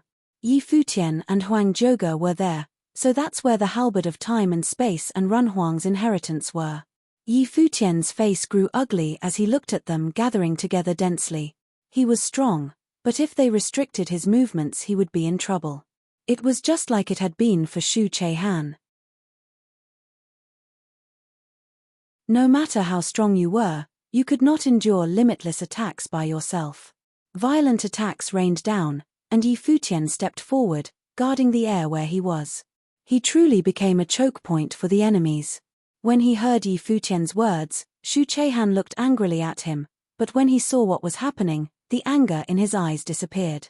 As he watched him standing resolutely there in the air, he felt a warmth that he had not felt in a long time. Maybe that guy's poison came only from his mouth. "Brother, you can't be hurt." Little Butterfly looked at him and shook her head. "Little Butterfly, the poison pellet contained the poison that I had cultivated over dozens of years. Now that it has been released, it cannot return." His voice seemed so weak. The poison sorcery had damaged his organs and every part of his body. "I have a medicine pellet." Little Butterfly smiled brightly through her tears. Then she lowered her head and kissed Shu Che-han on the lips. He looked stunned as if he had forgotten how to think. As he felt those tender red lips kissing him, he felt a powerful medicinal force enter his body. Their eyes were as close to each other as could be. Shu Che-han shook his head, wanting to stop Little Butterfly. He had a moment of fear. Doing this might kill her. But Little Butterfly held on to him, closed her eyes, and a black line appeared on her face. However, a sacred radiance shone from her body. Tears flowed from Shu Che-han's eyes. At this moment, he could die without regret. He suddenly understood why Yi Futian had looked at him like that and said those cruel words to him. He had probably already seen what would happen. That damn guy. But at this moment, Shu Che-han could not hate him. Two pellets seemed to be suspended between their bodies, one black and one white. One was poison, and one was medicine. But now the two intersected, and black and white merged. Blackness flowed across Little Butterfly as the blackness on Shu Che-han's body decreased. His skin turned white again as his body's vitality was restored. The sound of a terrible collision came from the sky. It was the battle that Yi Futian was fighting.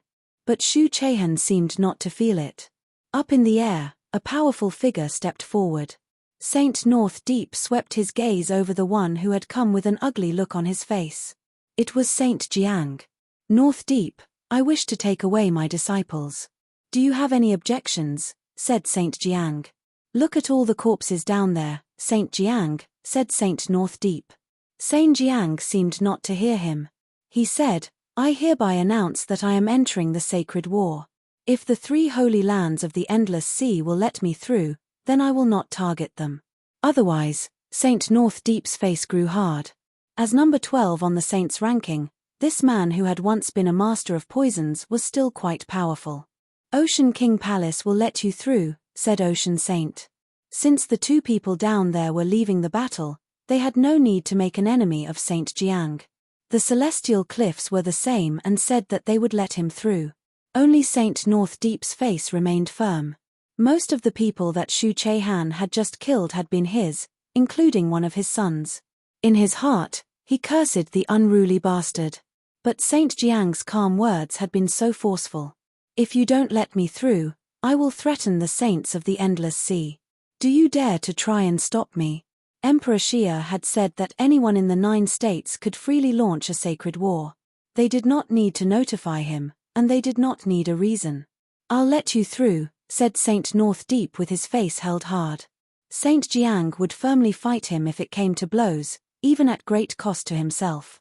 The cultivators in the air made a path, and Shu Che-han and Little Butterfly separated themselves. Shu Che-han was already much better as he looked up at Saint Jiang. "Master," both of them called. Saint Jiang's gaze fell upon Shu Che-han, and he said, "Che-han, from now on you will study the way of medicine. Shu Chehan looked like he had been struck by lightning. He knelt there for a while, then finally reacted.